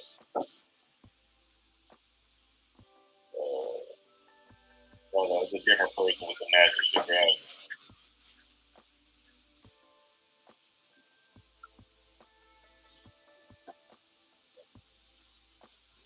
Did you find a National Geographic one? Yeah, I found the National Geographic. It's like Rona, all dog.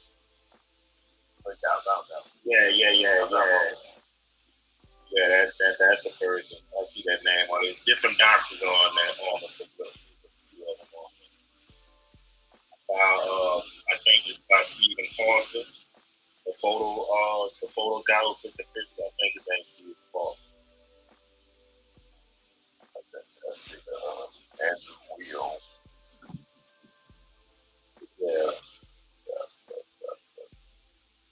Nice. Those two books will give you a broader, a wider range on as far as like learning how to extract and combine, Mm-hmm. Man, it's even books in it's even herbal books for animals, bro. Like, they got so much shit, bro. Yeah. Oh, whatever to make a buck, man.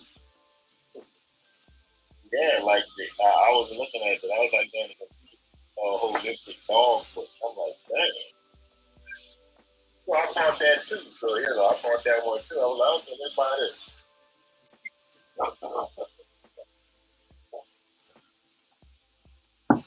Nice. So, hey, Ricky. Well, sorry, what were you saying, Joseph? I was about to say, I can't send it to you, but I have a lot of books, bro. Like, I have a lot of books. Really, the ones that I'm showing you don't have to pay for it. Mm-hmm. But I can actually send you those on the USB drive. Yeah, I could give you my Google Drive. Because I have one of those Google Drives that has like not unlimited space, but it feels like it's unlimited. I don't know how to upload on it. It never worked for me. I don't know if the book's too big, but I have most of the herbal books on the PDF form. I just sent you. Yeah, you could send them. That'd be cool. Like I said, I want to go. I want to like low key study the shit and then come back and be like, you know what I mean, just schooling everybody on the information stuff. But I told myself I committed to learning Creole first, so I'm slowly learning Creole. Yeah, I want to. I could. I don't think I wanted to do it for this St. Lucia, but I got lazy. But the next time I go to St. Lucia, I'm going to be fully like understanding what they're saying, and I want to be able to like not say anything, but just listen to them and see the shit that they talk about me. Because I know sometimes they do talk shit, but like, yeah.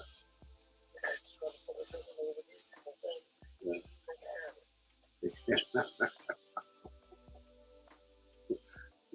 That's it. They think I'm the white guy from Canada. Like that's no, I'm dead serious, dude. They say that to my partner. They'll be like, "Oh yeah, where's your white friend?" And he'd be like, "My white friend? What are you talking about? You know, the guy I used to hang around with. I used to hang around with a white guy. Yeah, you know, the Canadian. Like, oh, that guy. He's not white. You know, it's like, whatever. I guess I'm kind of like quarter black or whatever because my I dad's think he was talking about how you talk. yeah. I'm very articulate when I talk. But like, you know why it is? You know why I talk the way I do and I sound the way I do? It's because when I was growing up, I grew up like in an almost like all white rich neighborhood. And in order for you to be like taken seriously and respected, you had to act a certain way. If you didn't act a certain way, they looked at you like, well, fuck, this guy's just a bum, or whatever. So to me, it's like I want to be heard. I want people to understand me. I'm going to make sure that I talk in a way so that they can listen. Like people don't realize how much like emotions you can invoke with tonality. Even when I sound, sometimes I will say something fucked up, but say it in a tone so that it's like I have this way of making you think that whatever I say is logical and smart. And I'm telling you right now, guys, it's the tone that I use. And then like, people be like, you know what? You're right. That makes sense. It's like, yeah, because I made it sound like it made sense. It made no sense. Oh shit. But if you studied tonality and delivery in your speech, you'd realize like how much emotion you can really and how much emotion you subconsciously draw without even realizing it. You know what I mean? Like sometimes you walking in a room and saying a bunch of shit in a certain way is going to change the mood than if you went and did it another way. You know? Yeah. But anyways, I digress. Ricky, what's going on, bro? How you been? I've been good, man. How you guys doing? Yeah, just wrapping it up, talking shit about shit. That's what we do. That's what he do. And then I'm also looking at my, been kind of like low key studying my analytics because I've been doing a lot of new advertising. And like as we were talking, I don't know if it's the most I've had on the site, but I had like 8 visitors on one time on the site. Wow, yeah, that's actually good. Yeah, and when I was thinking to myself is like with 8 visitors, one of those guys has to buy something. Exactly. Like it's like 10 visitors, you get one. So 8, yeah, you get one. Yeah, I should. If I'm not, then there's something going on. Like I got to look at the site and see what am I not doing. You know what I mean? But So when you think of advertising, this is something that I kind of started to do. Do you create sorry, do I create like what? when you do your advertising you do like Facebook advertising. Instead of them going to your website, you take them to like a landing page. No, I've always sent them to the website. Why do you send them to a landing page? Well, okay, so say you want somebody to buy at one time. That's really what you're advertising for. So you send them to a landing page. The landing page is really for them to buy that at one time. Now they may go onto your website afterwards, just to say, okay, let me see what else they have. But the landing page is actually trying to get them to buy. You might get an upsell out the landing page. Landing page the right way. But I actually been working on those because it's kind of more personal. Like when I started looking at people's advertisements, when you click on the advertisement, a lot of times it's going to take you to their website. Yeah. A lot of people will take you to a landing page. Yeah. And so I could see how that's beneficial. One, and is that most of the ads that I'm doing, they're not product specific. And so, but what I have done is I haven't been doing them lately, but when I was doing a lot of the advertising before, I would get Facebook to run tests on multiple different URLs. So I would have them test out the difference between, having it sent to the main page versus a product page, or having them sent to the wholesale page as opposed to the main page and stuff like that. And then also another thing that I actually been looking at as well, because you can go to page 5 for the main page. It's somebody telling me as far as doing your advertising is to advertise the most expensive thing that you have on your site. Yeah, that makes sense. So really, because what it is that you're trying to get somebody to buy something for $1,000. So if they only buy something for $100, you're still winning, but you'll actually be kind of promoting that $1,000 sale. So you'll get more people to buy that $1,000 sale than you would if you just get promoted. But everybody else, like just to say, if you say 100 pounds on sale down, they'll click on it just to see the price. Maybe they don't want to get 100 pounds. Maybe they end up getting 25. Still come out better. Than saying, "Hey, I got 1 pound on sale." Yeah, you show them the different products. Show them the highest price. Yeah. Yeah, so then they can go for that. Bull City Seaweed here said, do you find targeting specific items more fruitful than a percentage sale off ad? I'm actually in that analytical phase right now. I'm really finding it out. Yeah. It's kind of like I do see where really when you actually are doing more specific as far as just a certain product, you kind of have your audience already set out. You know what I'm saying? Like you already have your audience with this. Let me just hammer it down that I got this product. And so it works. I think it works good that way.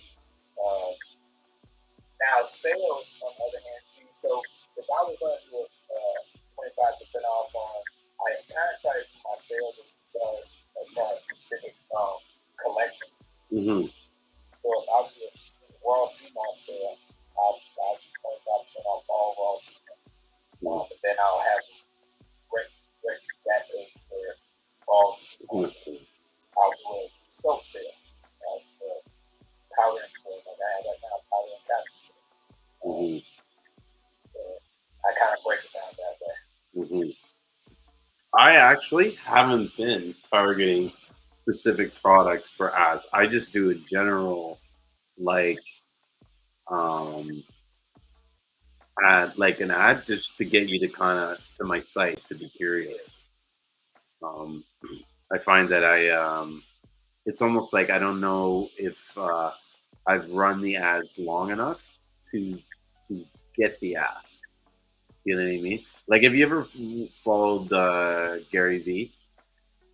Yeah. Yeah. So he has that, and I've never read the book, but I know enough about like marketing stuff to get the concept of what he's saying. Jab, jab, jab. Right. And so my belief is that you want to put your ads out in that same way, where you're putting the jab, where you're like, giving information like, oh, did you know this and this and this? Come to my website, check out for more.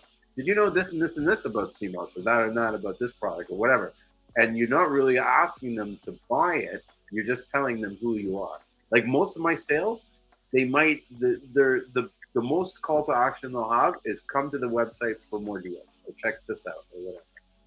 And so I'll get the first run of the ads to mainly identify who these people are, and then to get them kind of familiar with who my company is. But I'm never really asking for the sale until I create an audience that goes to that basically tracks them. It tracks all the people that have clicked the ad, went to the site but didn't make a purchase, and then I kind of come back and say, hey, you know what I mean? Like, here's a discount for this, or because most of those times, you know, I mean, the way I feel like I've set the site up, if they're not buying the site, it's either because they weren't impressed with the photos and the content, or they weren't happy with the price.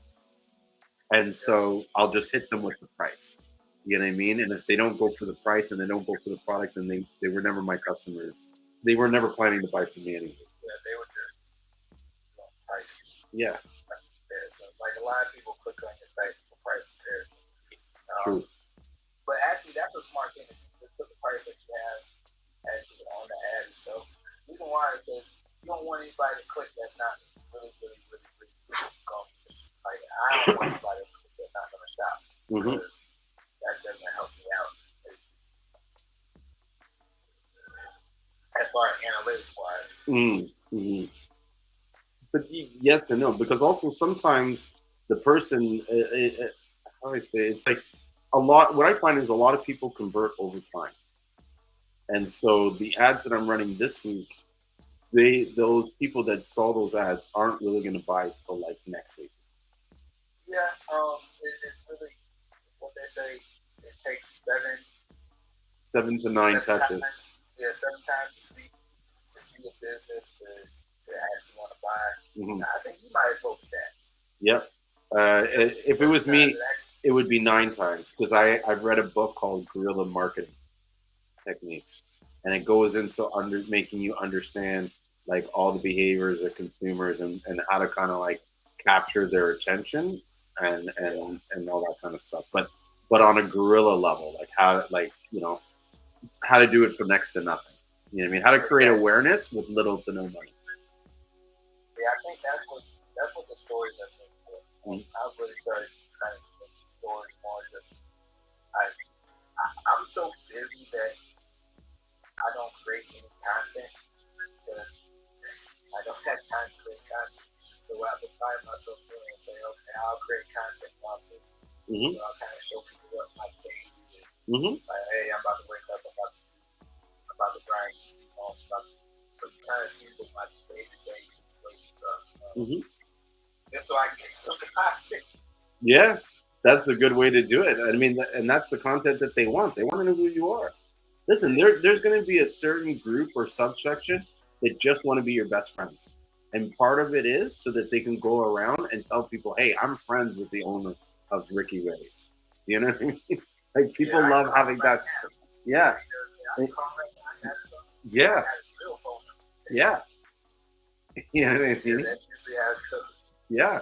Even when I was in St. Lucia, I had a guy that was taking me, like I got all fucked up one night, and he took me around all these bars and all these places and these shops, and you know.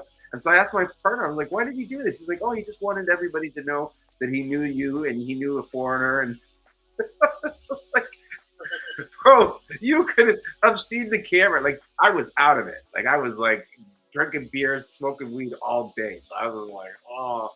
And he's bringing me in these shops. I'm just like standing there for 10 minutes, and I'm just like, what are we doing here? And he'd be like, oh, hey, how's it going? It's my friend. And I'm just like, whoa. Like, I was the last person you'd want to bring around and try to impress, you know? Oh, it's crazy. Oh, wow. Good times. Good times. Yeah.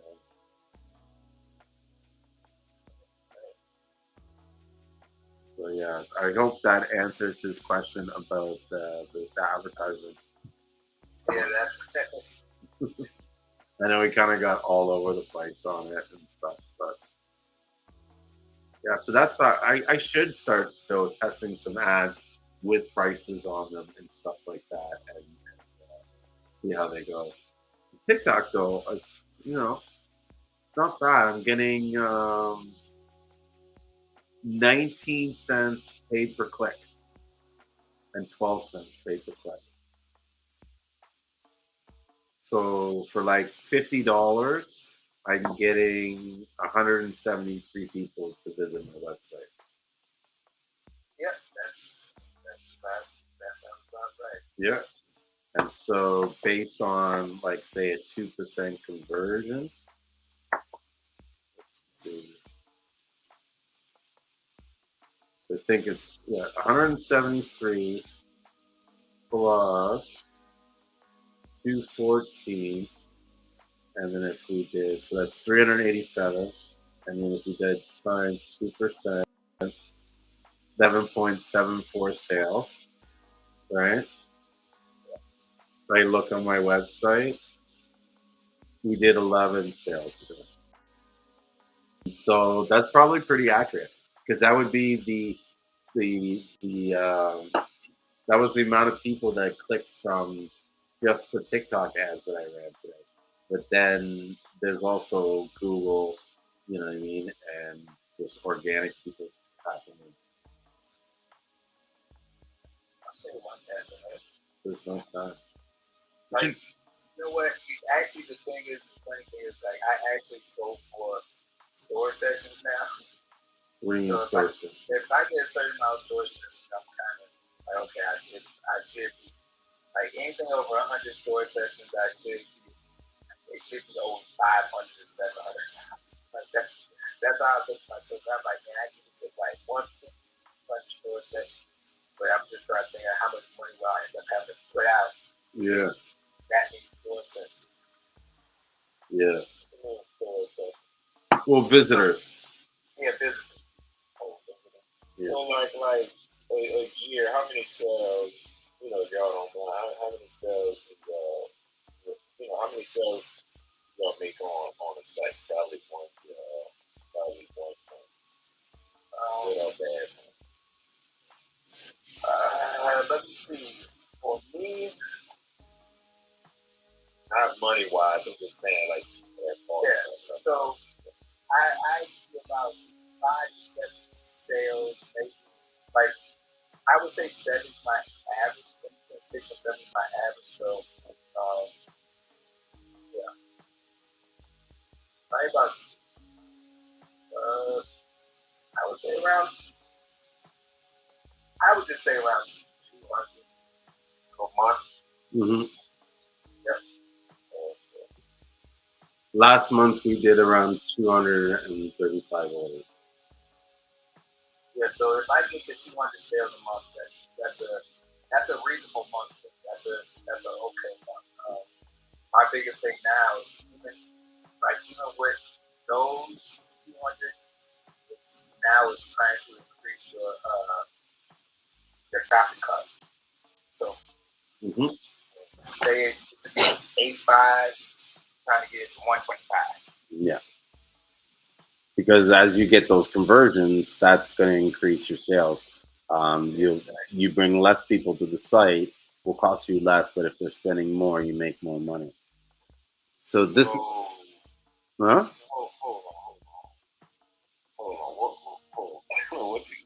So this stuff that we're talking, it's in relation to like scaling and stuff. And so when you're calculating how to put the investment in your marketing to scale, you start looking at the metrics of like how many people are what's the average per order spent, you know what I mean, and how much like you know people do you send to the site, and out of how many of those people would buy. So to give you like an example, for last month, for the month of January 1st to the 31st, right, we had like a 22% return customer rate, but that was down 25% of what our average is normally, right? Then we had 6,540 sessions, right? These are sessions, people going to the website and doing some kind of activity. Out of that 540 sessions, 6,500, you know what I mean? 5,830 were visitors, new visitors. You know what I mean? That's a 1% drop over the last time. My average order value is 110. You know what I mean? And then my conversion rate is three and a quarter. So out of all those sessions, the 6,000 sessions that happened over that month, 511 added something to the cart. Out of that 511, 444 of them reached the checkout, and then after that, that 540, 220 turned into sales. Okay. Do you provide PayPal checkout? Yeah. I forgot. I'm not sure. Okay, so that helps a lot. Like PayPal checkout. Fucking worse. Like, that's what I do. If I see you ain't got PayPal, I'm like, what? So you gotta like have PayPal. You gotta have Google Pay. Yeah. And like the Amazon Pay, because some people that's all they use. Because that's like a third party. It's like I'm not putting my credit card on it. So that's what I look at. The first thing I look at when I go to a site, do they have PayPal? If they don't have PayPal, or if they don't have like what's the other one? Is that Zelle? Something like that. I think you have one of them. It's like where you pay the money. You can buy a whole bunch of whatever. What it's called? Sizzle? Sizzle. Yeah, you got Sizzle. You got and you have another one. Yes, Cal. It starts with a K. Learn or something like that. Yeah. If you have those three, Shop Pay is basically Shopify. But that's Shopify. Their payment system. Yeah, and you can add everything on Shop Pay. Like people don't know that you can have everything on that one time. I was just gonna say that, and most people don't take advantage of that. That is don't. Because like me buying stuff, that's the first things I look at because I don't want to put my information on the website. I already that type of like third party to pay for it, not just pay that. That's what I look for. So I look for a phone number. Dead serious, guys. Like, and you know what's crazy? Ricky. The harvest thing that my wife was looking at. She was all ready to go buy it from this one place, and they turned around and told freeze dryer. Oh yeah. We was talking about a freeze dryer. Yeah, dude, I have no idea what's going on. I'm like getting kind of scared because I feel like I'm gonna get pushed out of the market when she starts getting this freeze dry machine and all this other shit. It's like, yeah. And what's crazy is she's got her own mind. Like to her, it's like she'll buy it, and it's like that's my like I won't be allowed to touch it. Like don't touch my freeze dry machine. Don't touch my freeze dry. Like you gotta rent it out.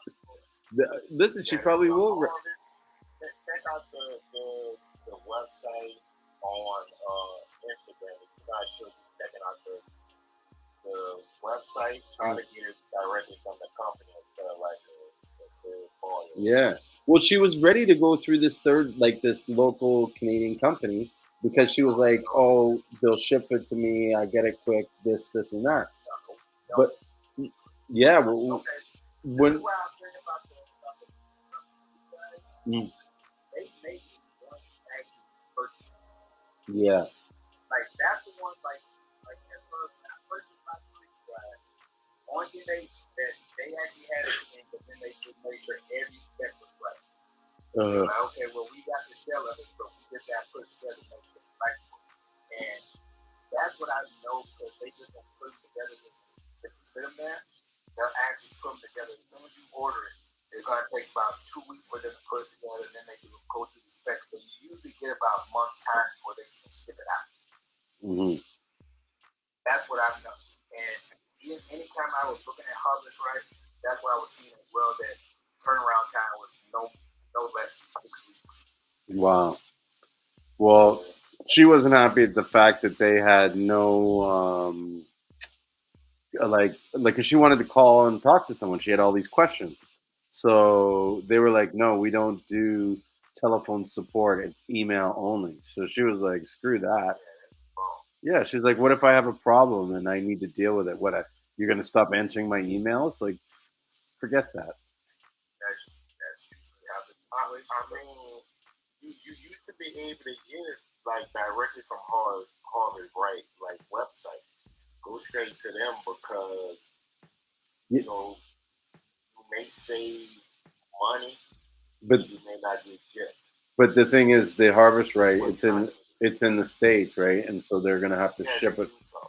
Yeah, so they're gonna have to import it into Canada. So she was hoping that if it was already imported, that she wouldn't have to deal with a lot of that stuff. You know, I told her just go and get it, become your own distributor. Like if this company that you're calling is able to sell this product and they don't even have a phone support, they only do email, then the rules for you to become a distributor are very lax. And I know, like when I was younger, that's how I used to buy all my products. I would go and sign it to the company as a distributor, and I'd buy the product as wholesale. Yeah, Yeah, a lot of people don't do that. yeah, Small time, though. yeah. I do all that shit, and then I would also sell the stuff to my friends because they'd be like, "Oh, where'd you get that hard drive? Oh, no, I'll get you one. It's this much." Like I didn't tell them at a computer store. I'd be like, "Oh no, don't worry, I'll get you one. Just give me this much money." And they're like, "Oh yeah," and I would make like 20, $30 off every hard drive. You know, hard drive here, hard drive there. It adds up. Hey Rio, I want to say what's up because last time you were here and I was about to say what's up and you ended up bouncing before you got to say hi. So I want to make sure I say it before you leave again.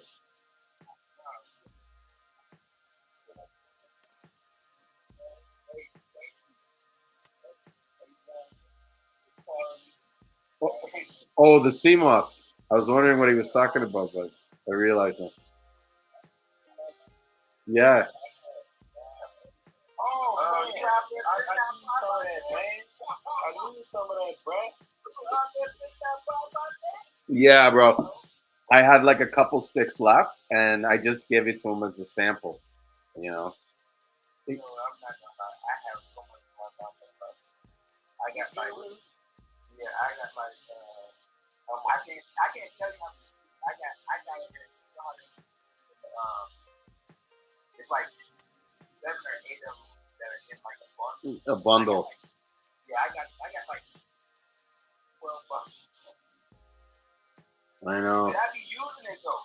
The great part about it, I be using it, but like if I had to use 2 or 3, like if 2 or 3, and you know how much I do. Yeah, you do. How many times you ball it? The ball about 2 times. That's what I do. Yeah, man. Yeah. You can lose it like 3 times. Once you burn the first time, you can burn another time. Yeah. Or you can take those sticks and blend them up a little, like to make them like fiber looking.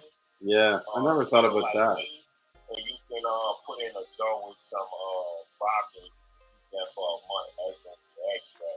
And that shit gonna be strong. That's exciting. But they got a whole bunch of that one. But no, man, never told me nothing like that. It's what I did, and I got results fast. I used that. I used some which I don't make the extract of the what's this? It's like peanut butter. Margarine. I use margarine. And I used some what is other shit? Some no, some acid. So indie bar. Yeah, I use that with that shit kind of dangerous. You gotta watch them. But I use that, and yeah, man, I got some results. I feel like he, man. Look. I'm not gonna tell you no lie. There's one guy, but his product don't work for men. To me, his product don't work for men. The product he makes for men don't work. product he made for women, these guys in the Bahamas. You give that to your woman, good God. Man, but the boy that female Viagra. The boy Monday did it to my girl. She went straight. I ain't my girl no better. She don't take nothing. I'm gonna take nothing no more because she came home pissed off one day. She was like, "What did she say?" I gave it to her for like 3 days. I'm like, "Hey, take this in the morning, take a shot at night. The next day, take this in the morning, take this shot at night." Oh, that's good. Yeah. I got this. Man, I'm supposed to get this. I think it's like I'm just having a problem finding it, but I'm gonna ask y'all about it. Royal honey. Have you heard of it? Yeah. I know. But I heard that it's crazy. It's expensive, but the result. I don't know, but now that shit expensive. Now you better get you some honey from you, and because you know you can do a honey extraction, but put the birds in that honey, so it's not people. You know what though? Now you got to think about that. It's almost like you can almost create your own.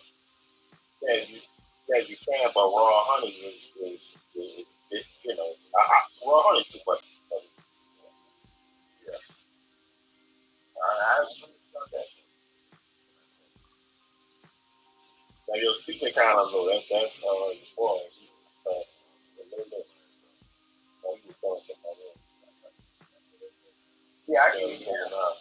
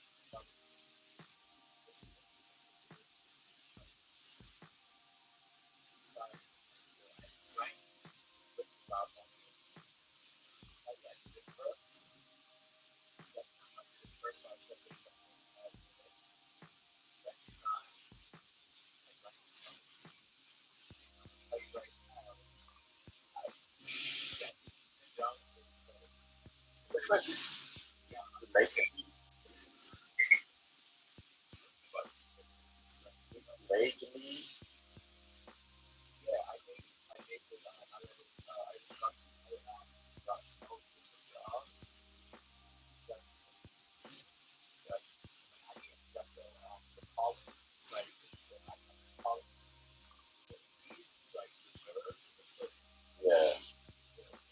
So the little pollen packs in that. Exactly.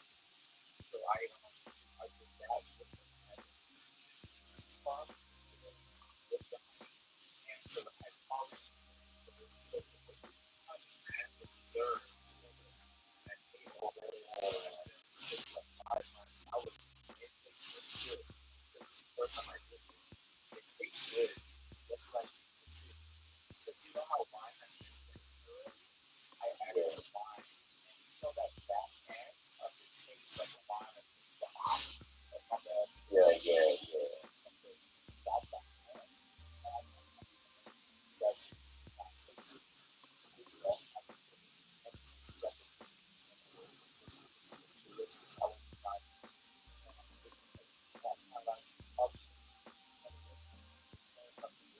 I'm gonna try it. Yeah, you should have started the lead and put the herbs directly in the hand and sit that on the hand. I know It's gonna be a way better extraction. I know I wanted to do that. I already have that going. So next time, that's the lead I'm gonna do that.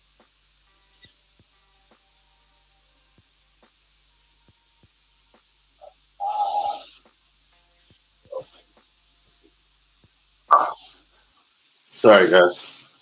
I left my. Sometimes I sit in the the chair for so long, I have to like go and stretch my back. So I was like stretching my back, listening to you guys, and then I'm like, oh, they stopped talking. I'm like, I better get back here and start talking again.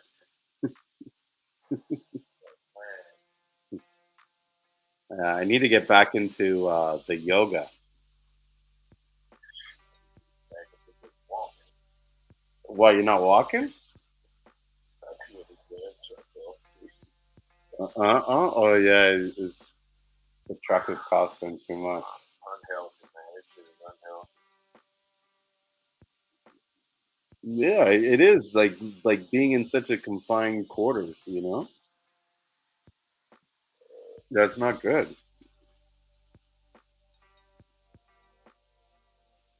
But you know, maybe you could start this mead business, making the mead products, and Yeah, he was just talking about yeah. that here. Oh, I was listening to him. I was listening to you guys. That it's certain wood that, like, the best way to make meat is in a barrel, the wood barrels.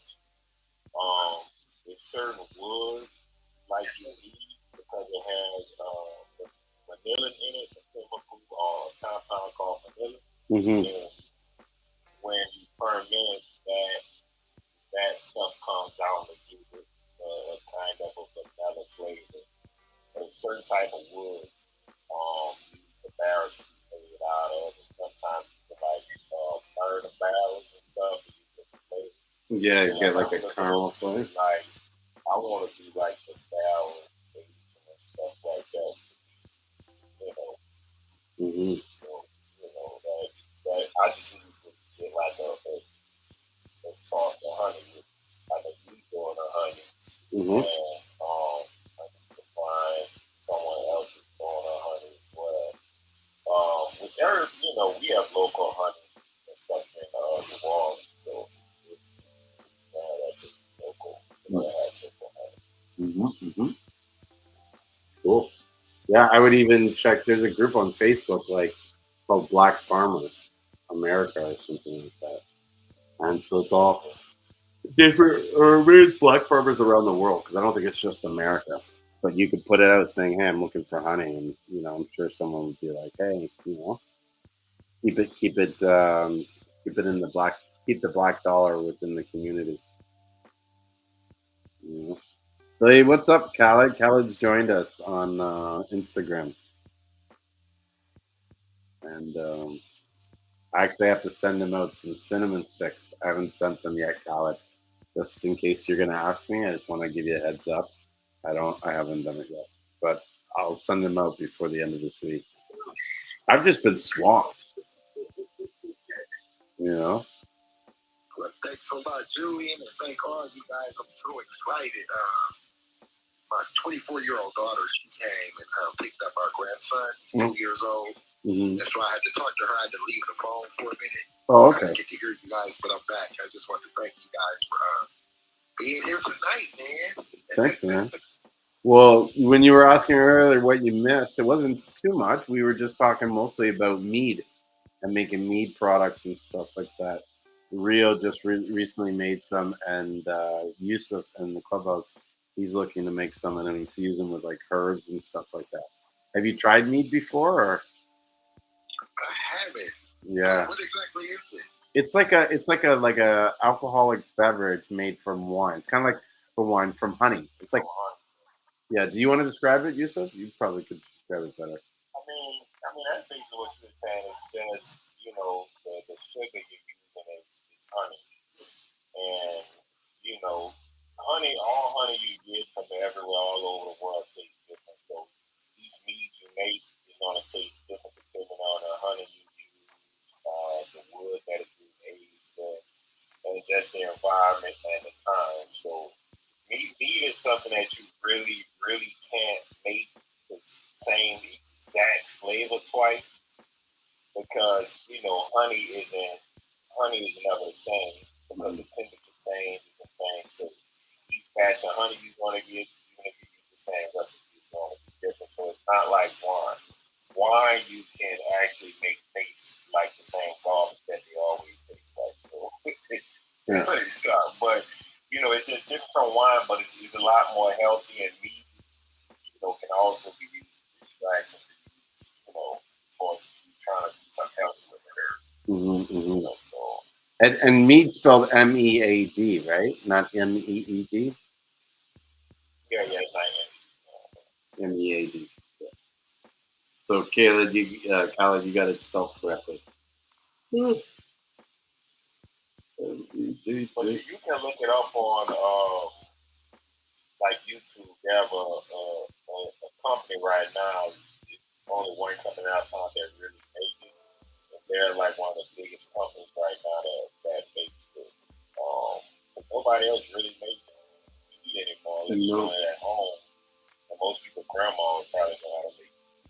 That's about it. Mm-hmm. Oh, wow. The only thing is, I'm Muslim. I can't drink any intoxicating or alcohol beverages. But if I did, I definitely would try it. Yeah, I mean, it wouldn't make. That's what I'm saying. Like, it's not really. It depends on how you want to use it. If you're using it for health reasons, if you're making it to do extractions, then yeah, I think that would be something good because I grew up as Muslim, so there's certain things you can take and there's certain things you can do, but you can drink alcohol just not for beverage, just not to get intoxicated, but you can use it as medicine because it's right. So, I mean, I would say that would be more, that would be something you can do as Muslim, but not to get drunk, just a shot for health. No, you'd have to drink. It's like wine, though. You drink 2 glasses, and you're gonna start feeling it. What are you laughing? Okay, but no, because I was thinking like my whole thing was to do the meat and infuse it with different herbs and things. So each flavor would be different compounds of herbs with different herbs. Mm-hmm. And so like that. Would you drink it like a glass or like a shot? No, just a shot. Some people drink it like a wine, but I'm not. That's not really mine. Yeah. I mean, both is my goal. To make it as people can drink this wine, he would definitely want to take this shot for health reasons. Because alcohol is it's in tonics and drinks and things like that. Yeah. And because you're not drinking a lot of it, you barely notice there's alcohol in it. Yeah. True that.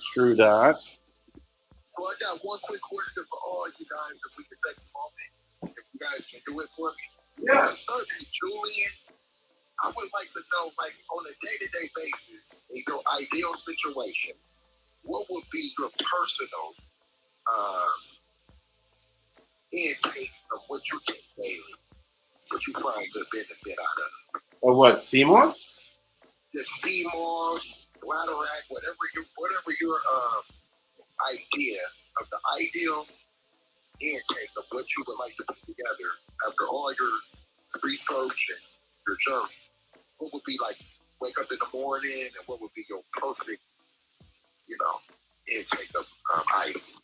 That'd be hard to say because I still think that I'm on my sort of like herb knowledge wellness journey. I don't think I know enough, but the ones that I know, like knowing what I know now, the ones that I would definitely include would be Seamoss and Moringa. Yeah, but mainly Moringa. I think Moringa is a very under sort of utilized herb, and people aren't using it more often. As a tea, it's really been. I mean, even me, I'm like, why don't I have Moringa in my house right now? Because I think if I had it, I would get more work done. Why don't you sell it, Julie? That's a good question. I think once I start getting it, so I can take it, I'll sell it. You have to sell it loose, the loose leaves. And I can get it. Like the trees everywhere in St. Lucia. Well, let's get it, guys. Yeah. I'll buy it. Okay. Yeah, I'll definitely buy the leaves. I'll be buy the seeds. Wow. Well, what's the next person that can tell us what's their ideal intake, like Julian just did? I think mine is somewhat the same. I'm kind of on my journey to this is really to how you done that. So yeah, I'm doing great. It's good to hear from you. Really, I'll be asking about you every week. You know what? The funny thing is now I start off like when I wake up, like I always want to get the Seamoss macaroon and melody because that kind of kicks me off. Once I start getting going today, that moringa, because I actually ordered me a little bit of moringa. I actually take moringa about 10 or 11 o'clock. So I wake up at like 6 o'clock in the morning.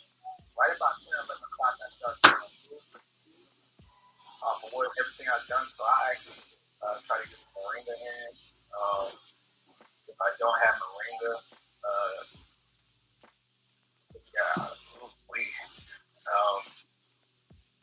macaroon is something that I take daily. That's half. But what can I order the moringa? What's the ideal place to order it? Moringa? Yeah. Julian. Yeah, but I'm not ready, fully set up to sell it yet.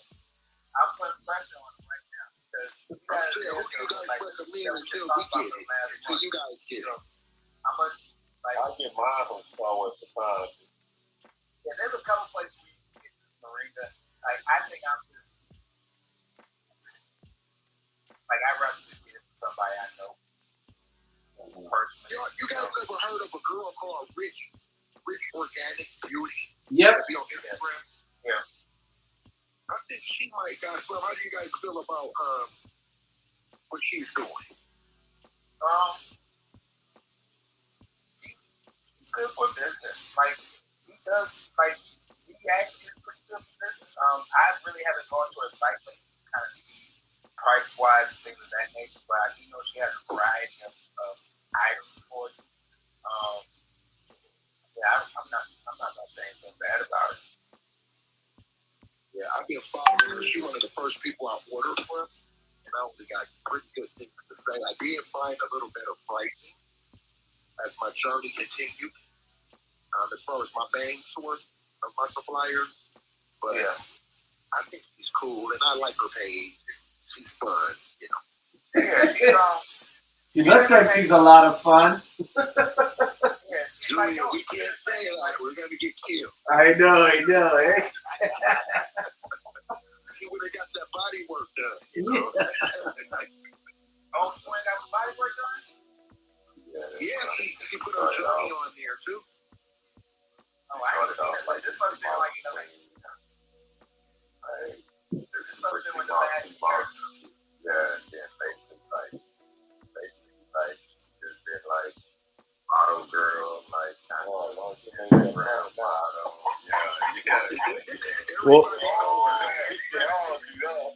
Well, the last one I saw of her, like, it's not like I peep her page, right? But you know, when you're scrolling on the Instagram, there's those photos that will make you stop. But she was running on a treadmill, and so I was like, "Who the hell is this?" And then I'm like, "Oh, it's her." It's like, okay, because you don't want to be groping over women in, you know what I mean? Like she's kind of like in the same space as you know what I mean? So I was just like, oh, okay, never mind. Anyways. Hey, let me tell you something, y'all. It's like, and that's another reason why I think as far as the small game, the women have the women have advantage. Advantage because I don't like social media. I don't like Instagram because us men aren't meant to be on there. Like, the women can go and do a dance and you know, you get 1,000. Men can't do that. You're right.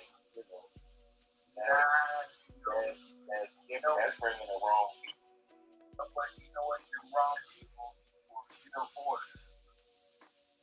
Because they may bring them in from looks, but as long as you got a product that's halfway decent, like, it's kind of like we said, okay, so let's just break it down. Like, we look for 100 people to go to our website, we know we're going to make a certain amount of money. Even if you're doing it for that reason alone, as far as, okay, I'm going to put out this bit because I know something. Like, even if you do the percentage wise, you're still coming up. And thing about TikTok and social media, guess what? It's free. Mm-hmm. So that's like she may not get okay. So if she gets 100,000 people to look at her to look at her post, just think if 10% of those people order. Yeah. That's true. You get what I'm saying? That's Ricky Candy. You got to. That's the thing. You gotta use like influencers like on Instagram or TikTok to promote your product. No, because if you don't want to do it just as far as this is how you feel about my product, I'm not gonna ask you. Like I guess I'm just saying, like as far as like just marketing schemes and promotion and shit, because like the reason why I asked because I saw a dude explaining in detail how he made his first million in a year, and from him he was like, nah, I just sold him a lifestyle. Because he was selling him good products, but he was like, nah, I sold him a lifestyle, and I paid a lot of people to talk about my product. And it seems simple how he said, man, I just promoted it to how like everywhere he promoted it, he tried to get so many people to look at it, but at the end of the day, he made like 10,000 sales, and that was within a year. And each person bought, well, no, he made way more than that in a year, but that's a few months. So 10,000 people brought him $1 million. They spent $100. They spent $100. He was selling bundles. Like whatever he was selling like bundle packs of it. Yeah. So he made it look like a big deal, like something that was real. Oh man, I got it. He sold it for $100. So at the end of the day, in a few months, he sold 10,000 sales. That at the end of the year, he made his first $3 million. Mm-hmm. In a year, he became a multi-millionaire. Now, my question for that is, how many returning customers?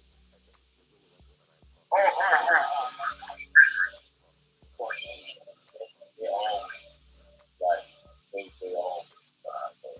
plus he's about it to okay. But his first product, the thing that he still do that, and that's the thing that he's never given up. And that brings him like millions every year. So he had repeat customers, because he makes a hell of a lot of money. Yeah, I would say it's kind of. Would that be hard to get like?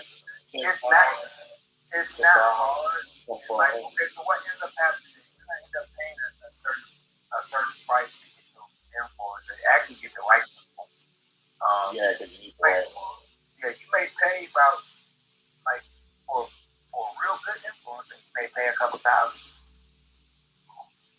However, depending on what you're in, that couple $1,000 can bring you $1 million. Yeah. As you said, like so, I know somebody that actually fashion industry. This is Atlanta, so everybody's doing fashion. So I know, it's funny how Kyle breaks it down is that I know somebody that actually made $1 million off of little baby mama. What? They like little baby mama. She's actually an influencer. Okay. And so you know how Oh, the TV show Little Baby, right? No, it's a rapper. The Little Baby. Yeah, his mom. His mom. Now like she went from really not knowing anybody knowing her to one of the biggest influencers. That's the one that he beat up, huh? I'm not. That's the baby. Yeah, that's the thing.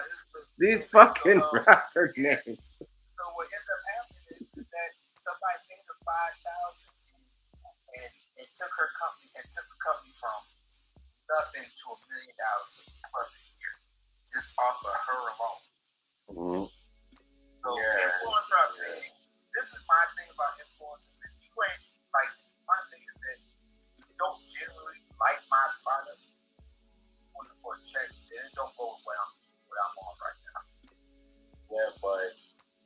gotta look at it like commercial. You come out with commercial, most likely people in commercial on that shit better.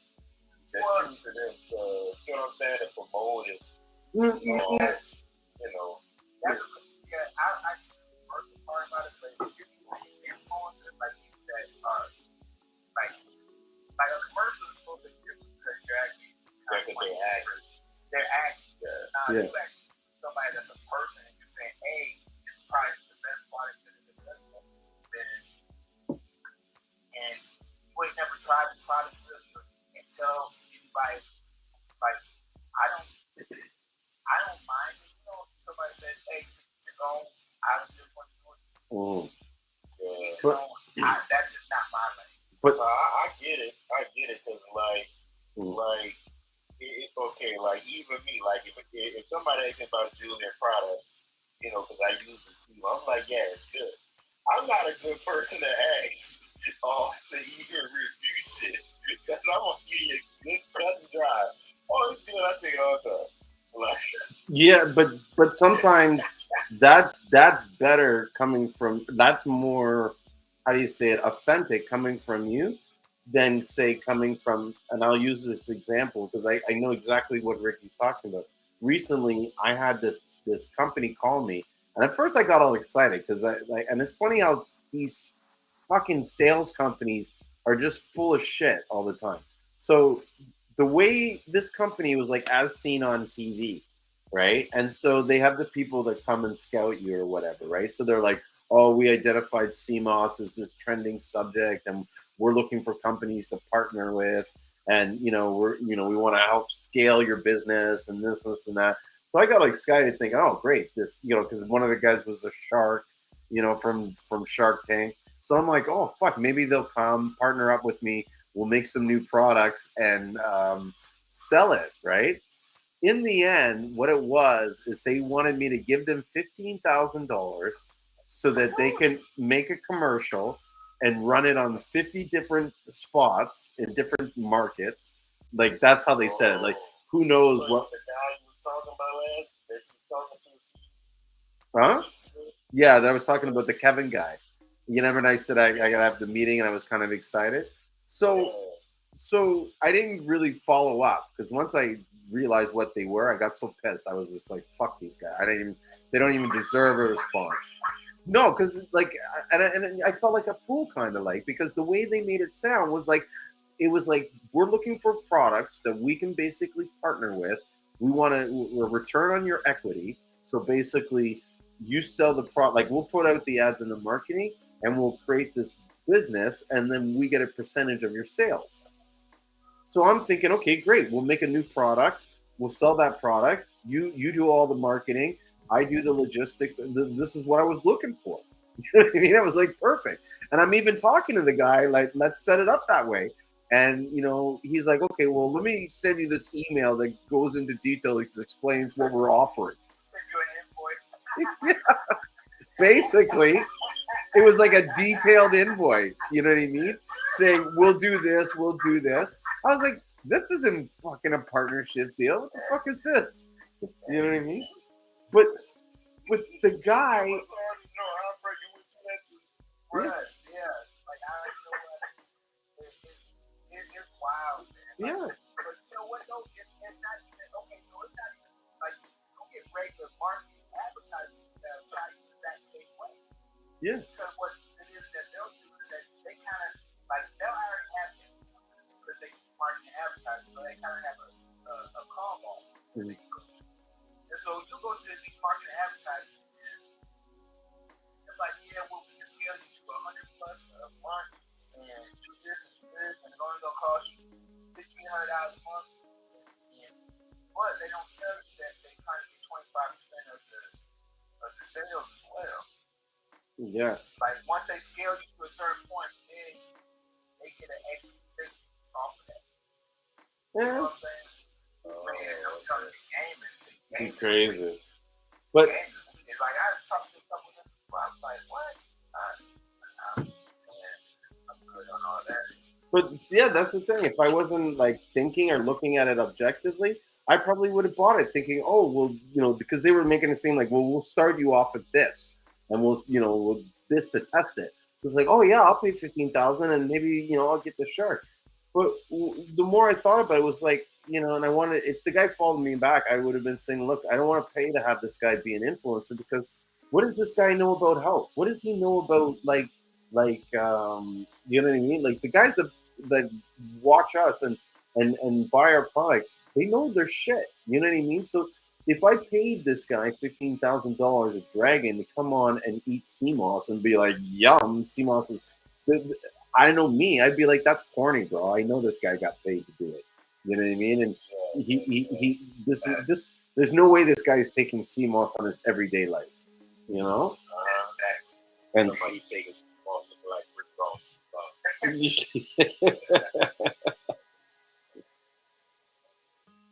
Yeah. Yes.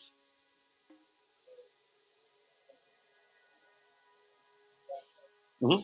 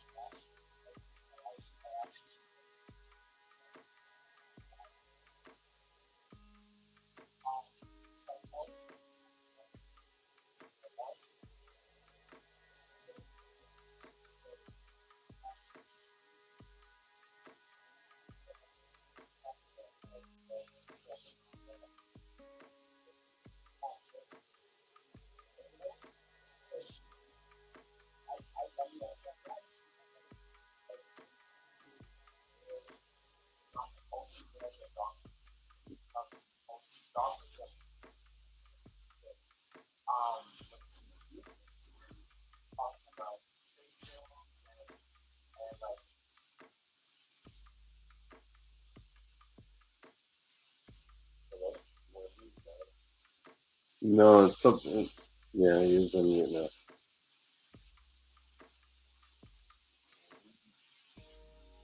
You got cut off. We didn't hear what the rest of you were saying, Rio.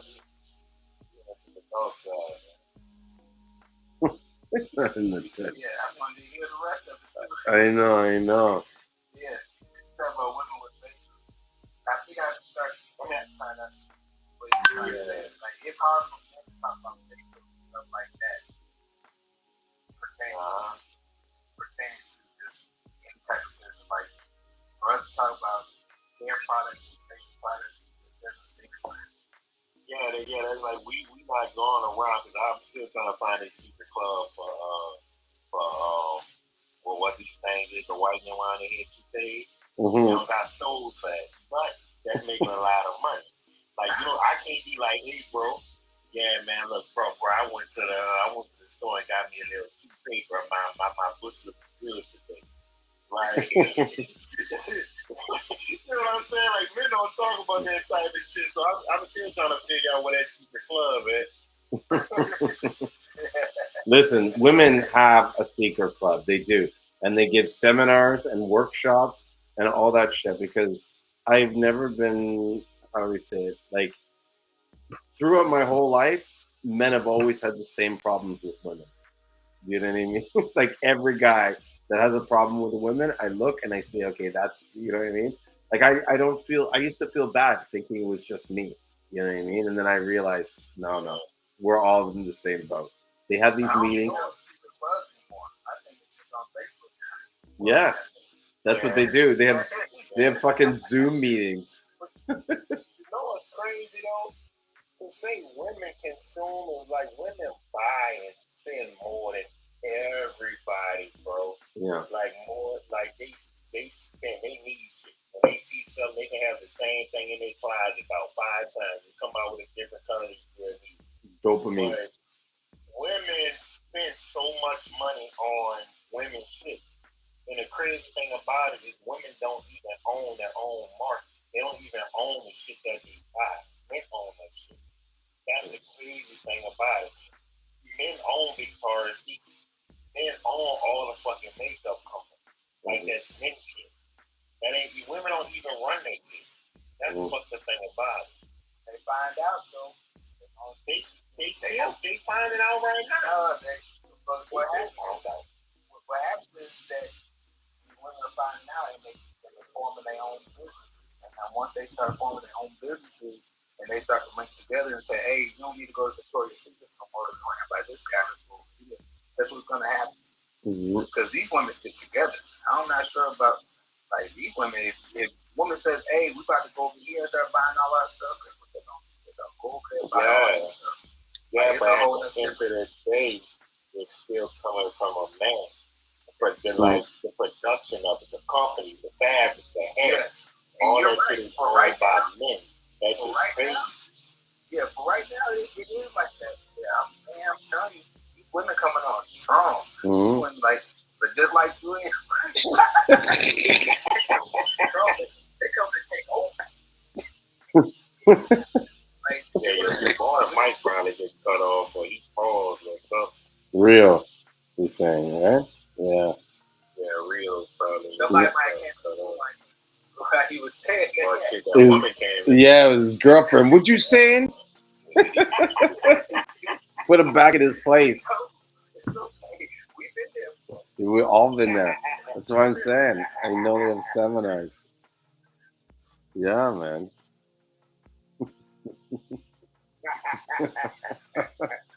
I gotta be careful because mine's upstairs. I know she's listening. Like, what'd you fucking say about me? Puts me in a headlock, you know. I'm trying to get into marketing and everything, but I'm only trying to get into market my own product. Which my product isn't marketed towards like health or shit like that. But I'm trying to get into a market where I know I'm not marketing to my own people. I'm marketing to everybody, but not really to my own people. Okay, so what are you marketing? Because my own people really don't fuck with me. Well, okay, so this is what I say about that is, I think that's where everything. But I'm also a person that don't believe in being the face of his own company. That's just me.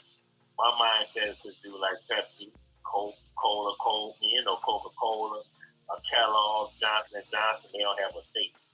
They only pay people. Because you don't know how the Nikes of owner, you don't know how like the owners of Nike look. Unless you're really into that shit. Mm-hmm. So, that's just my thing, like trying to market in a way where my, because I kind of see where what a lot of people kind of, basically how I would want to market is how I see like a lot of big companies do it.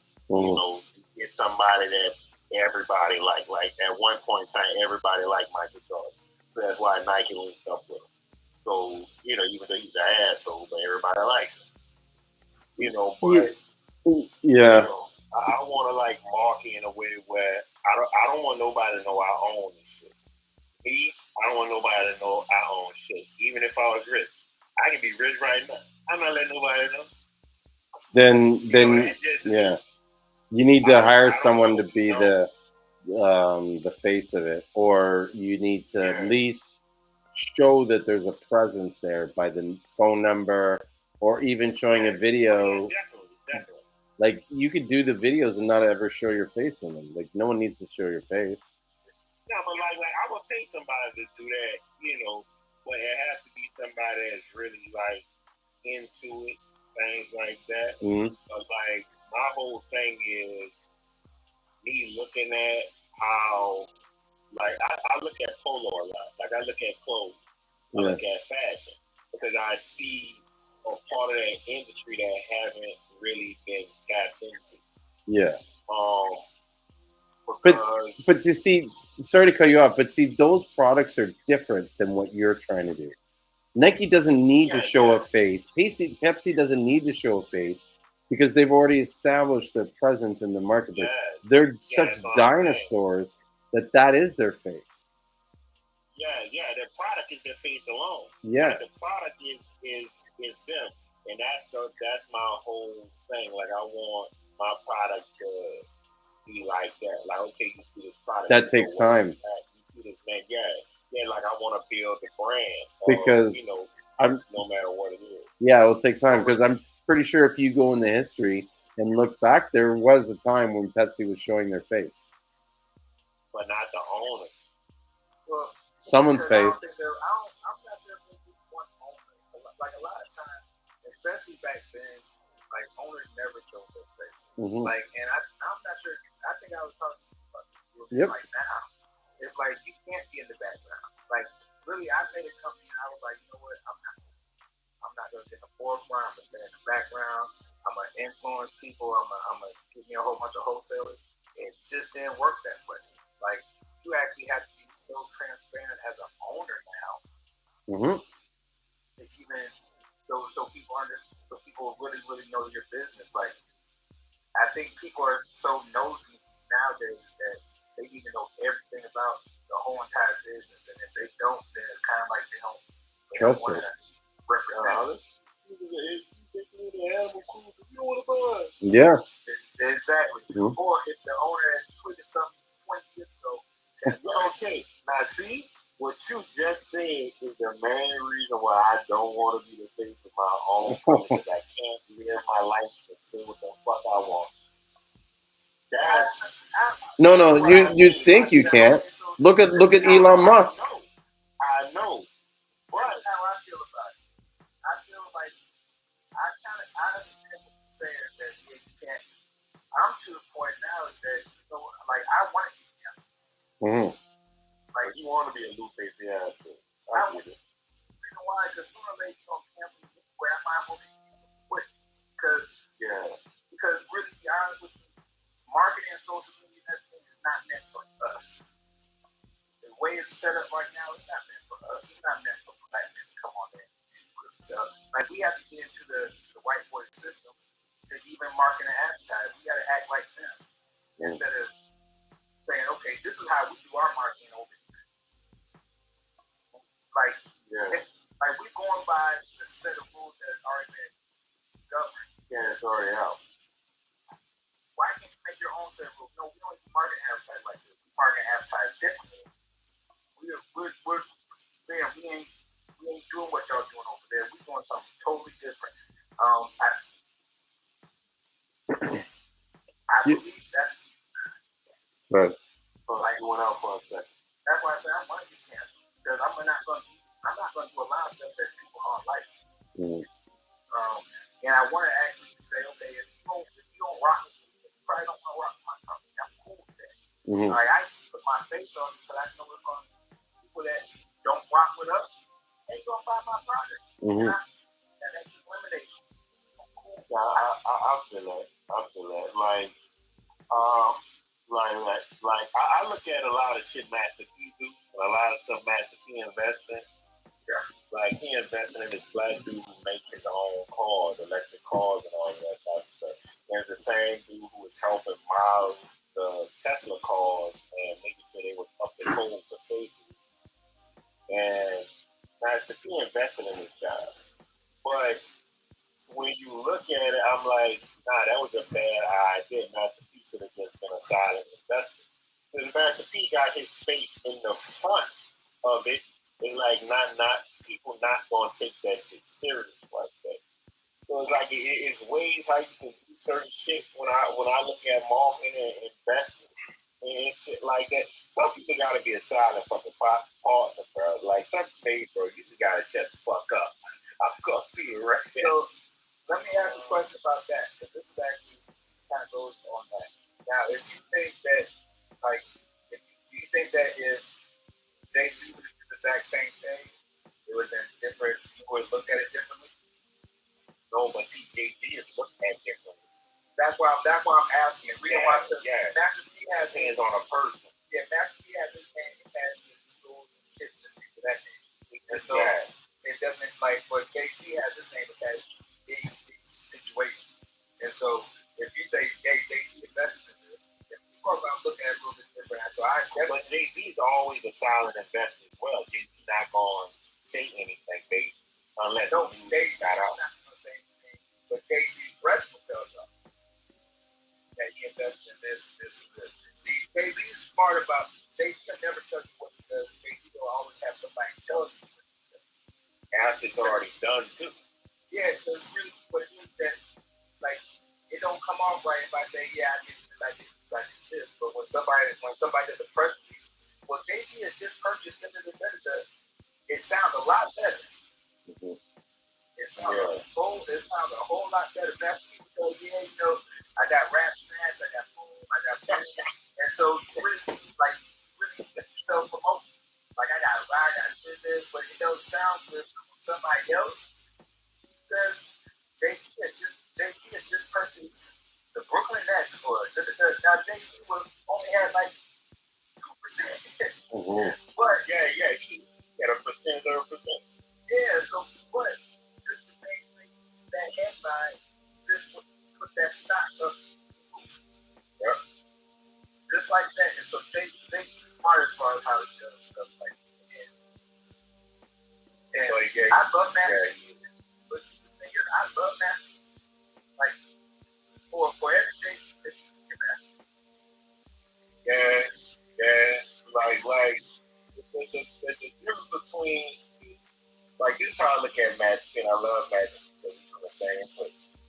So he is real good at business, you know it. But the thing with it's like, bro, he's trying to start like the movie thing he was trying to. I'm like, Pete, you gotta sit back and you gotta hire the people to do that. You don't have to. That's the thing that kills a lot of masterpiece inventors because he try to do too much. Like, nah, hire the people to do that. Like, if you trying to do a studio, hire the directors, hire the writers, and let those people handle that. That's, you know, correct on that. and that's the same thing I see with Dane. Like, Dane, you can't star all your movies, my dude. You gotta get access to do that. Nobody wanna see you. You are 100% right now. Like every prayer, 100% right. That well. Yeah, Booty did well. Okay, so this is you also have to look for. But these are like the two names that you said are the like what it is that when you say masterpiece, people love masterpiece. You know, when you say they dance, people love them. You know what you're saying. You know what type of people that look good. Exactly. Like you gotta think. Yeah. They're good. But this is what we have to understand about the same people that we're talking about. Really are the people that buy. Yeah. They're not the ones that purchase. Like what they do is like we actually purchase once we figure out it's hot.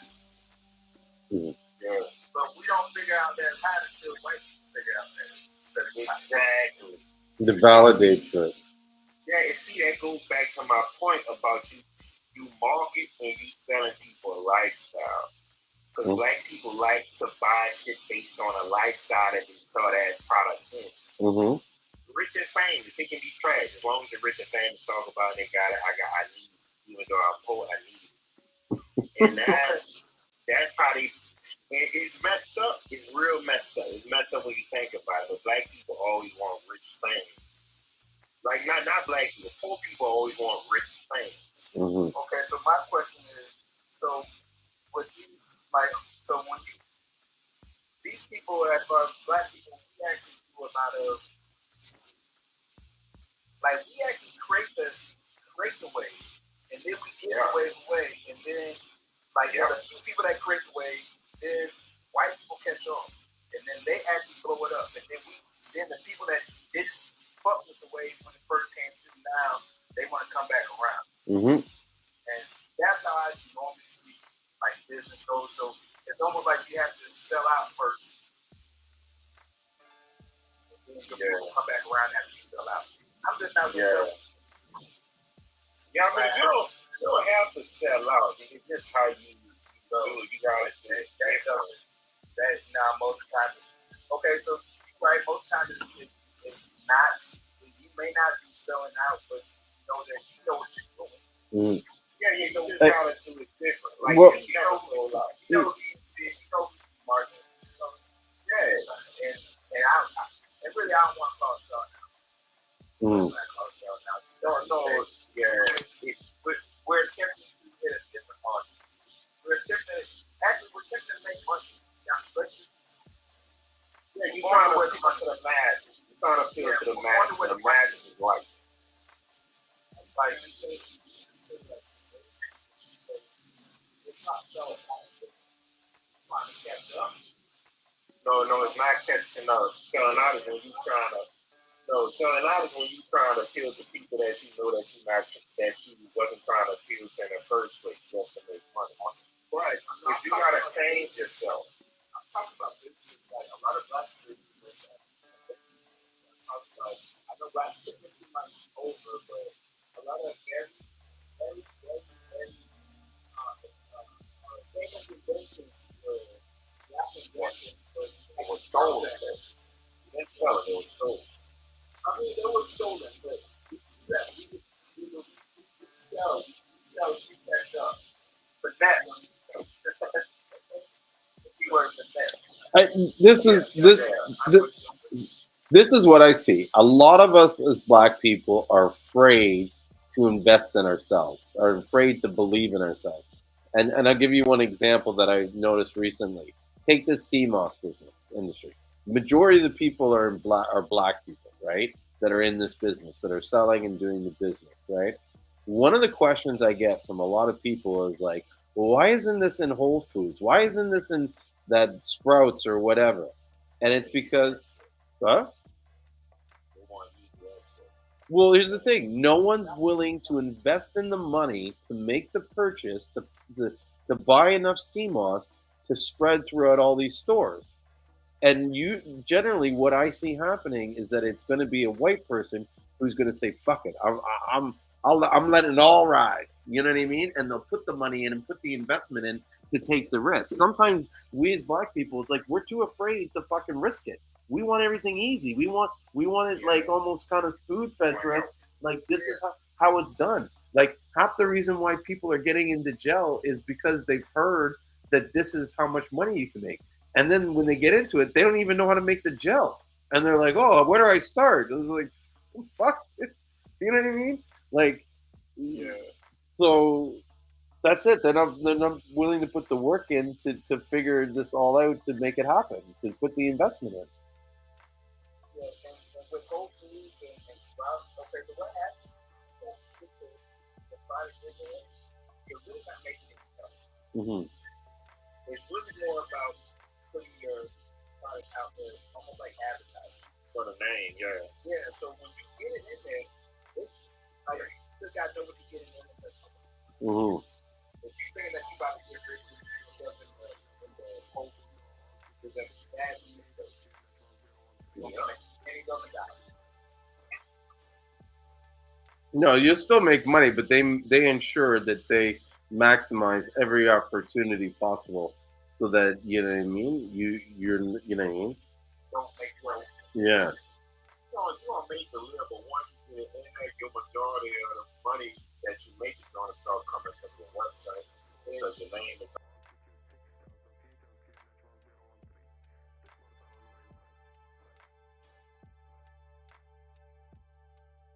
out there now because eBay out there, eBay did that. Whatever. It's like Kmart. Yeah, you get that all the time. You get dripping spam. Wow.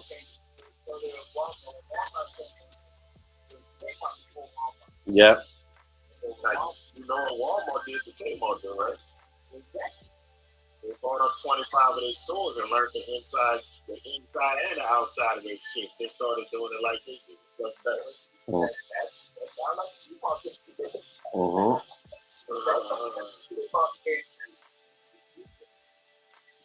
Mm-hmm. That's what's gonna happen. The Chinese are gonna come in and do it better than everyone else. Yeah, like they stop the Seamoss. You go to Amazon, see what's small.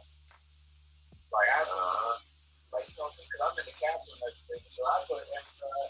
I just thought, okay, how many capsules y'all? I'm like, dang, y'all sold 35. Wow. And, okay, so this is, you know, me, I'm very, like, how is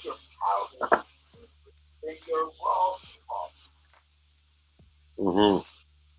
Like that's all. That's the question that you want to ask. Like I be on Amazon and they be having 8 ounces of powder for $19.99. How?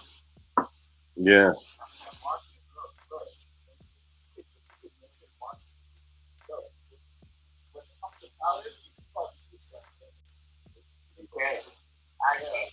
Okay, so I'm gonna tell you, I can't go to the powder because it takes me like my powder process is a process.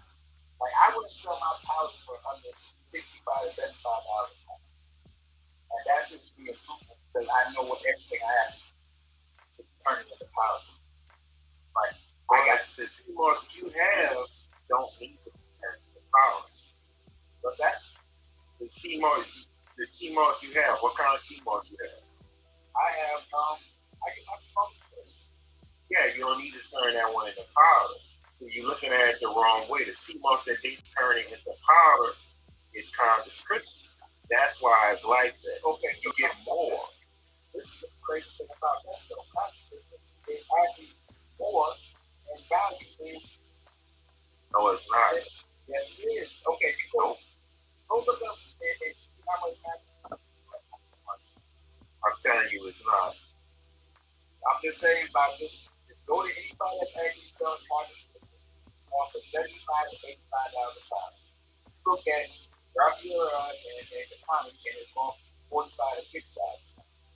I can't get Seamoss like that for a pound of powder.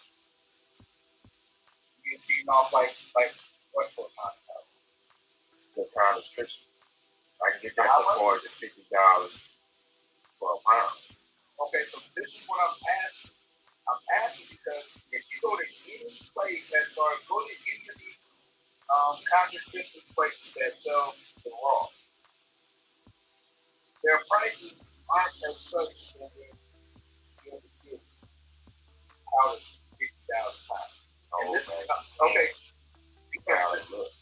Okay, so let's break it down. So if you were actually, so where would you get? Okay, so that means that you would know where to get Congress Christmas for like $20, $25 a pound. Yeah, you can get it cheap.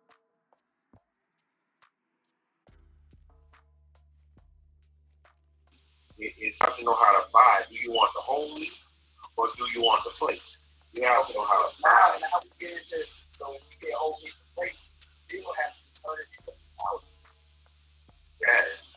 You still have to turn it out. This is the next thing. You still have to clean that. So you have to wash it off, then you have to dehydrate it, and then you have to turn it into powder. You have to get a grinder to turn it into powder. So what I'm saying is the process alone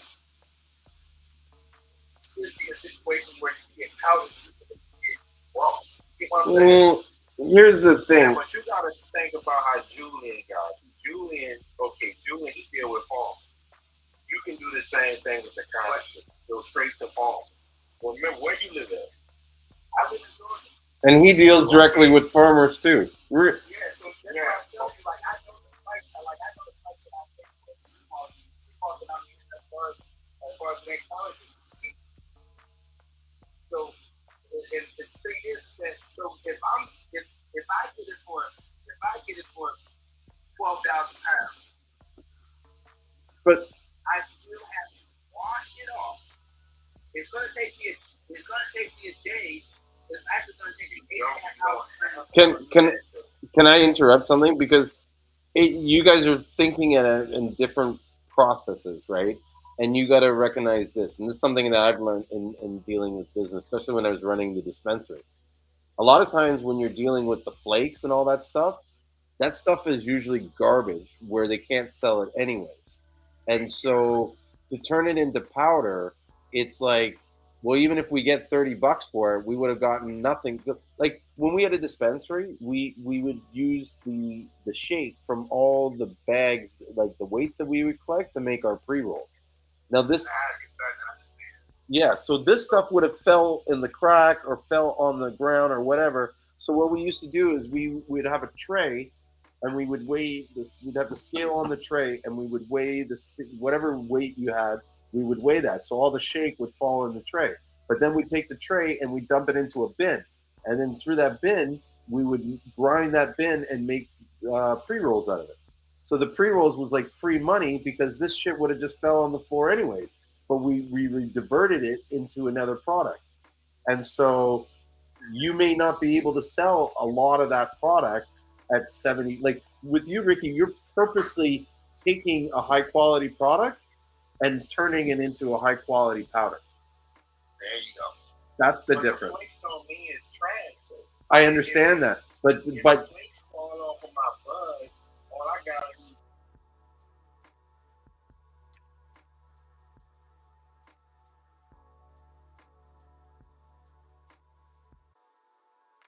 Get a whole bunch of them. no, Go but ahead,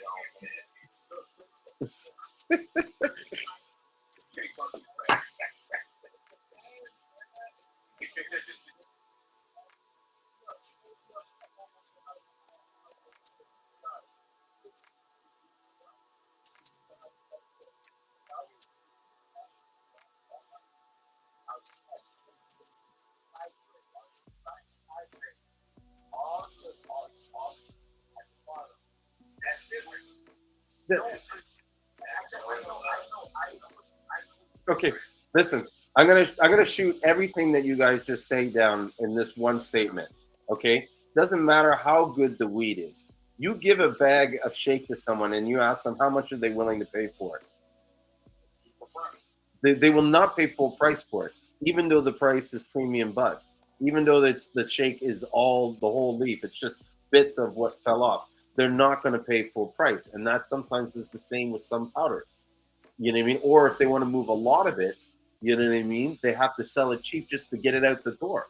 Like I might even sell it at half the price just to get it, so I don't have to. It doesn't have to keep storage space. See, yeah, but that's the same thing I was saying. Yeah. So I do the same thing. Okay. You know, I'm actually like, like I agree with what you're saying. It's just that I'm asking, okay, so where is this Seamoss really coming from? Mm-hmm. You get what I'm saying? You can get consciousness out of the U.S. You can get that from Maine. You can get it from Ireland. You can get it from fucking damn. But what? But you can get it for cheap. You know anybody right now that actually is not nobody gets the power. Okay. Like you don't buy the power in bulk. No, I unless they get in bulk. And I know what she paid for. She paid $40 a pound for I can buy something. Okay, if she give you $40 a pound, you getting it from the U.S. No, she's actually Ireland.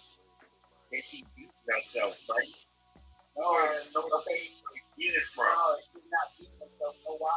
Because she knows the process of the Seamoss that and you know I was trying to cost her that part. And she actually has to get a whole bunch of it and get it down to that price because it's not about it's more about the process. It's more about knowing where your Seamoss came from, being able to track it forward and see. Because what happens is a lot of times they'll tell you, this is I'm being honest, this is China. They'll tell you that they got this, but they don't got that. I can't. But they always tell the truth. Amazon, I'm telling you, put an Amazon. 75 to 80% that stuff on Amazon is it's coming from over there. But they don't deal with conscience. They don't deal with that. But that's what I'm saying. Like when I talk about the coffee like that, now you're starting to understand. Like it's not like I understand that the price of conscience is the most different powder is not cheap. But the Seamoss over there is cheap. You can get that Seamoss over there for $3 to $4 a pound. You know what it looks like for $2. And there's from you know what it looks like, right? Yeah. So this is what they're making powder out of. You don't pay for that. No, bro. You condescrisis. If you want, I'm talking about condescrisis powder. But if you want that Irish Seamoss powder, if you want it and you want know where it's from. It's only 2 places that you can get it from if you're in the U.S. That's Mountain Rose and that's Seamoss Botanics. Okay. You better open up a fucking wholesale account with it and buy for cheap, because that's the only place that you can track it directly from the place where it came from. And they test it for you. That's what I mean by you can get this shit super cheap or you can just go to Maine. Okay, so let me ask, this is another thing about Star Wars didn't get there from they get there from No. I'm not saying get it from Maine. I'm saying you can go to Maine yourself and get it. Yeah, but what I'm saying is they don't just get it from over there because they have multiple sources. That's why you gotta read that shit. That's why they always tell you it may come in different colors, it may look different because the time of the year they get it and the place they get it from. So it's botanicals and Mountain Rose. It's the biggest people that sell herbs and products. If a motherfucker got a herbal business and they lie and say that they not getting from them, most likely that's bullshit. Actually, I don't. No. I'm saying like a big company. It's like that's the only place you can really. That's the only place. If you don't got an account with them, then you beat yourself, because that's the only place that can track it and test it for you. All right, so this is what I said about. You're right. Like you have to go to those 2 major companies. Now, with those 2 major companies, you're saying that they're doing all the tests and everything like that. They know the origin of where it's coming from. Have you ever had their Seamoss powder? Yep, dealt with it. How that's good. I like Seamoss Botanics better than Mountain Rose. Now, I've actually had both of them as well. Somewhat the reason why I started making powder myself, because I actually tried both of them. I don't think they clean it precisely like they should. Now, what powder you make? What you make your powder out of? What Seamoss? I make my powder out of the same stuff that Julian said. Yeah, that's not the same Seamoss that they sell. I'm That's not what I'm trying to say. No, but see, what I'm saying is that they shit gonna taste like fish regardless, because that's how that Seamoss tastes, man. It ain't about them cleaning it. That shit tastes like trash. So this is what I'm saying. Like once you start to do the process of really cleaning it, dehydrating it loses that smell. Like bro. I did all that shit. It stays like that. I'm telling you, I can put which is strongest. I can put purple right now in the dehydrator, and when I take it out, I don't smell it no more. But that's a different Seamoss. But you're talking about 2 different strands of Seamoss, man. So, but what I'm saying is that with that Seamoss, is that you know how you can almost tell when something has been cleaned the right way. Like, and I'm not saying I'm telling you, this is why I think it's going on. They dry it, they just put it through a grinder and turn it into powder. Like they're not making sure it's completely clean, and they'll actually give you a disclaimer that you may find shells and particles in your powder. Mm-hmm. You get what I'm saying? So, like, I understand the process. I understand why it's that cheap over there, because I understand that process. They're probably not doing exactly what I'm doing, as far as because I know what my customers really are looking for. Now, since they are a big company, they don't have to go through the same process that I gotta go through. Because you're just gonna believe that they got the best Seamoss because they're a big company. You know what I'm saying? So it's almost like a double standard. Like I gotta clean mine. I gotta make sure it's a certain way because I'm a small company. I can't compete with them because they got it for $28. Nobody really knows exactly how they're producing their powder. They're not gonna tell you, just like you were saying earlier, because they're a company that has no face. So when you have no face, you don't really have to explain this. You have no responsibility. No responsibility. And that's kind of why a lot of companies, like a lot of people know that now, and that's why they're holding companies responsible. They want to know who you are. Yeah, but like even that is like Okay, have you ever taken Dr. Sebi products? No. Yeah, I started with Dr. Sebi products. Okay, Dr. Sebi get his products from them. Anybody think not is tripping. He get his products from them. Why? Because I actually had a video with him using their products. People don't like to give those companies their credit because they think, oh, I get mine natural, mine comes from the rocks, this and that. Nah, those companies got good products because that's the companies that bring this shit here. It's like I get, yeah, the smaller companies shit always going to be higher because they can't do what the bigger companies doing, and that's just true. Yeah, like at the end of the day, you need multiple sources, and you can still get that shit for cheap. You just gotta find the right people. Now I can hook you up with a guy with the counter strippers if you want that particular type of Seamoss. And he's a black guy in Maine. He gets it and farm it himself. Why are you talking about that? I'll talk to somebody like that. And that's totally different Seamoss that you have from Julian. So when you clean the Seamoss, bro, I'm telling you, I cleaned it. I did everything with that Seamoss. That Seamoss, the Seamoss I get from Julian is a different strain. His Seamoss is warm water. Condis Christmas is cold water, and that shit is hard, and it's like it's way different from Julian shit. That Condis Christmas tastes like shit and it smells like it.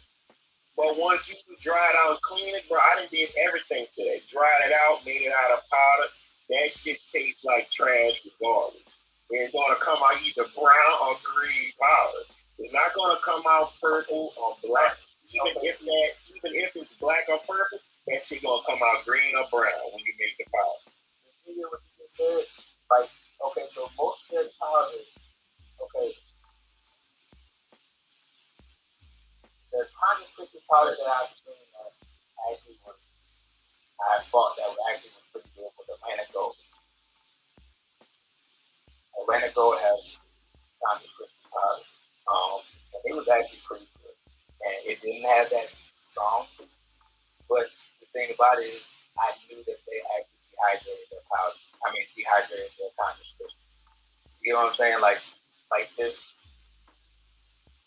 certain ones that you look and see now. It's good that you say that because a lot of times you don't see that dark brown green. Yeah, because they get the bleach. They get the bleach Seamoss, not bleach as a chemical, but sun bleach Seamoss. And when they ground that up, that turns into a different color.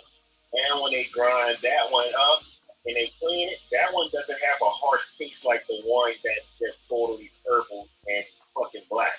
Oh, that one's going to taste like trash. Like, it's not bad, but it's going to taste bad. You know, not bad product, but it tastes bad as hell.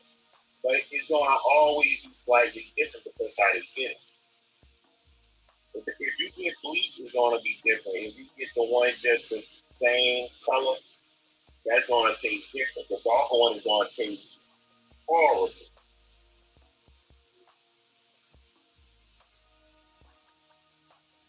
But it is a black guy you can talk to in Maine where you can get it for super cheap. Yeah, you might have to talk to him. I don't mind Condis.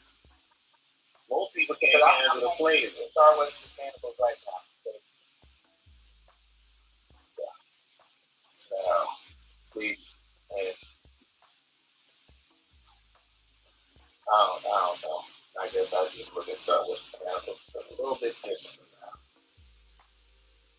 Because I study. Like when you say like somebody study, I study Star Wars. Yeah. Now, okay, this is another thing that you can do. Go to Star Wars Mechanicals on Amazon, right? And this is stuff that I look at. So when I go to Star Wars Mechanicals on Amazon, now if you go to the website, they're gonna tell you something totally different.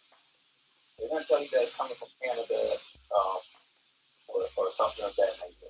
You go to Star Wars Mechanicals on, you look up the Seamoss powder. It's going to say style, and when it says style, it's going to say China. That doesn't come from China though. But I'm just going by what they're saying. Like, sure, I start with the pineapple Amazon. You know, a lot of people say I start with the pineapple on Amazon now. I know what you're talking about. I know what you're talking about. Because if you actually go to the details, they'll say Latin botanical name, Congress Christmas, origin, plant. Yeah. You get what I'm saying? Like, so they're telling you, like, I understand. Mm-hmm. However, I'm seeing something different. It's still going to have, like, okay, this what I'm trying to say. Like, when you buy a product, your numbers and shit, it's supposed to track you all the way back to where it came from. That's why you have barcodes. That's why you keep your receipt. Now, I'm only saying this because I'm in that realm of tracking shit because I deliver and I see where stuff comes from. So some stuff is exactly what they say because, okay, if I have product in my truck and it's bad, I have to prove where that shit came from. So we have to take all those barcodes and numbers and we can track exactly where that shit came from. Yeah. That's how you stop a product if you have salmonella poison, if you have this poison. You stop it exactly where it came from. Everything is tracked. That's what I mean. So when you buy from these companies, those companies, all this shit is tracked. They have to be logged and tracked. You know exactly where that shit came from. You gotta do that. And you can do that yourself.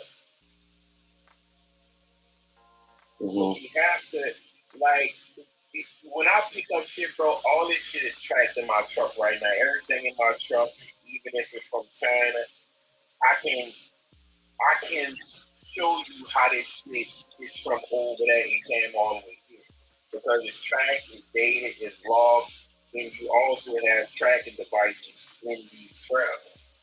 So all of that shit, like, you can get that information from the motherfucker. But not saying you want to do that, but you can also go directly to the fucking farmers. You can do that if that's what you want to do. Like Julian is a direct guy you can go to so you know where Seamoss is coming from. You know what I'm saying? So you can do that with anything that you want. Yes. No, I understand what you're saying with that. I'm just going by what I see. Like, you know how you say like if I go to Amazon and put in Seamoss powder and start with the chemical comes up, and I start hey, it really don't say anything. It says Cosmic Christmas, but it says origin coming from China.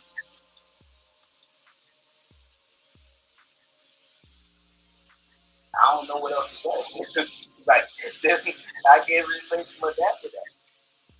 They're telling me where it's coming from. Yeah. You get what I'm saying? Like. Yeah, I get exactly what you're saying. Like, exactly what you're saying. It's like, okay, y'all know where y'all stuff comes from. Like, counterfeit people don't come from China. And then if you actually start going through the questions, I go through every question, I go through everything. And I ask, like, okay, this says, and you start going through the question, I'm like, shoot. They're kind of saying this question, this is from China? Yes. This item is harvested in the ocean and carried country of origin destination of China. So they kind of tell you, but I understand what you're saying because if you go to the website, it'll tell you something. It tells you where both of them from go. Like it tells you that. You ever had the catalog? That's what that's why I know most of my information from the catalog. Yeah, it tells you everywhere it's from. China, Canada, like it have all that on there. Now, I get exactly what you're saying. They tell you exactly where it comes from.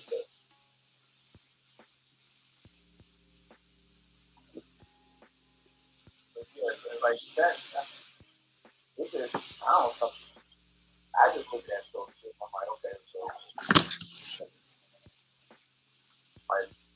I think most of this stuff is coming from China. Truthfully. It's all Chinese. And you are right with a lot of them. A lot of things come from that. Right. But we just don't want to talk about it. I understand. Yeah, because a lot of people scared because of how they produce certain shit. I'm not saying everybody do that, but yeah, that shit is bad over there. Mm-hmm. But, you know, like me with this trucking shit, there's a lot of shit I found out since I've been driving trucks. You know, it's a lot of shit. Listen, Like a lot of shit. in I'm like, a lot of shit that's not true, bro. Like, just get the cheapest vegetables in the store. That's just how I feel. And I'm telling you the God honest truth. Like, don't be baffled. Just, if it's not a local company, just know you get bamboozled. See, okay, so that's my biggest thing. I'm trying to know every company. I'm trying to be like, I want to, like, I don't mind starting with cancel, but I need somebody transparent because I need to know. But they are transparent. I'm confused right now, though. Because they selling cheap stuff from China or Amazon. But it's not the way it comes from, direct. But it's transparent. But if you go to their website, it says Canada. Okay, no, they do have some from China, but it looks totally different. Okay, look at it. It looks totally different and it's the same price. What are you guys looking at? But that's what I'm telling you. Like, they tell you where it's from, and you still have the option. But that's the same exact product Dr. Seven was using, and his company was making his shit in California. Okay, so now this is what I say about that. I never used this product when it came out of California. I only used it before that. Like, his product always came out of California. US. Are you sure? Yes, buddy. I think when him and I first started, I don't know if that would come, but those products was wrong. Like those was coming straight from that's when he had, it wasn't called it was called something else. Fig tree. It was called fig tree. Yeah. That came out of it was like New Age products, I think it was the name of the product that or it might have been New Age or Nature's Way, but it used to come in yellow. Not Nature's Way. No, because the caps, I mean, anytime you get a bottle from yellow, it would come with a yellow label. And it wasn't in, like, these products you could find almost anywhere. And when you actually start researching, because there was a whole bunch of people that actually had the products, you just had to find them. Like, once you knew what they were, once you started researching them, and then you were able to kind of Google them, you could find a product because it was a certain company that actually had it. It might have been Big Tree. Big Tree was this company made that was overseas. There's an odd. My odd company is still here, and okay. See, she gets a lot of herbs from Florida Herb House. She also deals with Stone Botanicals and Mountain Rose. Her daughter, well, Dr. Seven's daughter, because she has another daughter, which she has next generation herbs. She also get her herbs from the same. Now those herbs help people into herbs.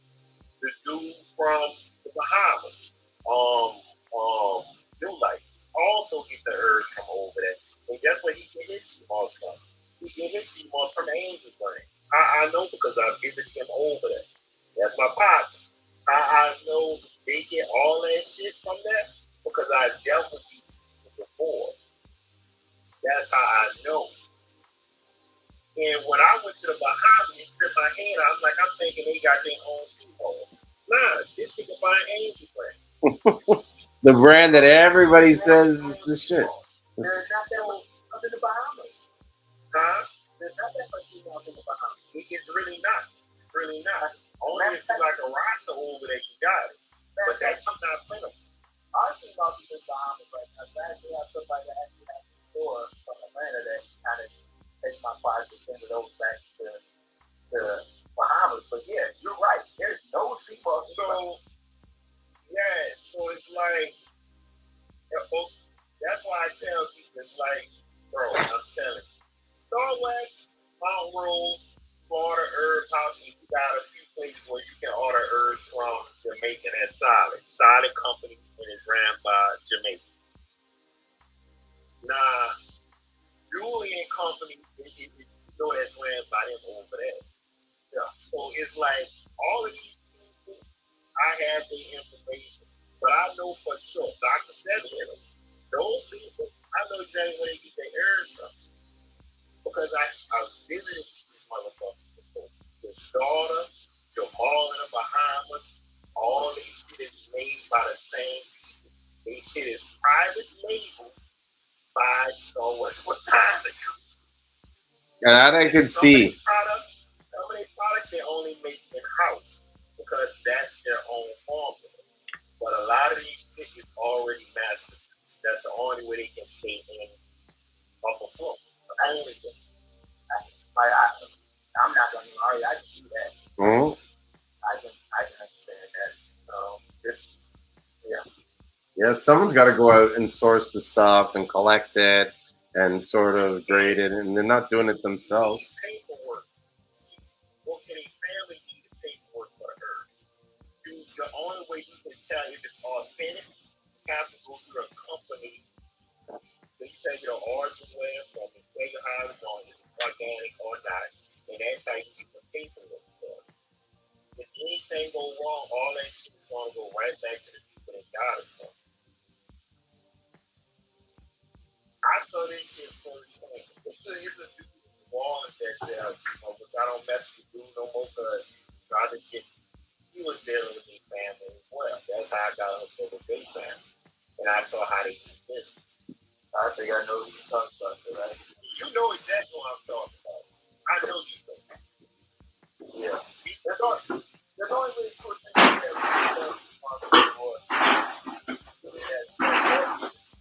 Say their name, you know their name? that first one, that what's the name? It's not there. Is it there? Or what is it? I don't know. I'm talking about somebody else. No, Z actually been in the game for a minute. I'm talking about a dude named with a nickname though. I don't say his name on here. I don't put him out there, but he was the guy dealing with the family. That's how I got hooked up with Jamal. Jamal was the guy Dr. said he taught how to do the herbs. All those people deal with the same. We went on a cruise over there to the Bahamas. There was a couple of us went over there. And when this dude stopped, I came back. I bought like $2,000 worth of herbs and tonics and products and brought it back to me. But what I didn't know was Dr. Sebi's daughter was the one making those herbs and giving it to him. Yeah. She went like so in Atlanta. When I thought about it, I was like, why the fuck I went all over there? I could have went straight to her and got it for cheaper. Plus my shit wouldn't have been watered down. Which the shit was so strong, even though he stretched it, the shit was still strong. That shit helped me with my arthritis in my back. I get that man praise for that shit though.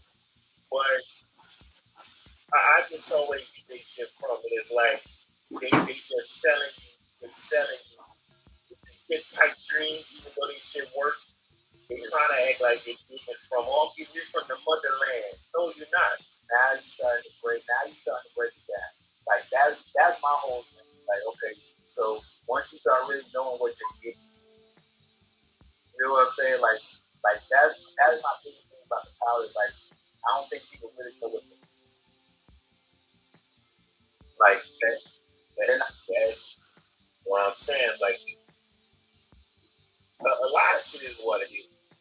But if you're not going through somebody like Julian that have the stuff coming from St. Louis, then your shit is coming down there from China. That shit super duper cheap. Come on, man, you got Seamoss 50 cents a pound. Yeah, it's coming from China. Exactly. You say 50 cents a pound, nowhere it's coming from. Like that's what I'm saying. Like, I know where the Seamoss coming from based on price most of the time. Mm-hmm. Yeah, like Angel Brand Seamoss, which I used to get Angel Brand Seamoss. I was like, I'm gonna get Angel Brand Seamoss because that's what they use in the Bahamas. I was like, hey, it seemed to be working. It's trash looking, but I can get 20 pounds for $19. Yeah, but the volume of that 20 pounds is the same as 5 pounds dried from St. Lucia. Yeah, because they should come wet. Yeah, heavy wet. And then they come with smells and all type of shit. Now you started to break it down. That's real good. They come with wet and they come with smells, and then what they do is they turn that into what? Powder. And so that's my question. Like, okay, so how's your powder being made?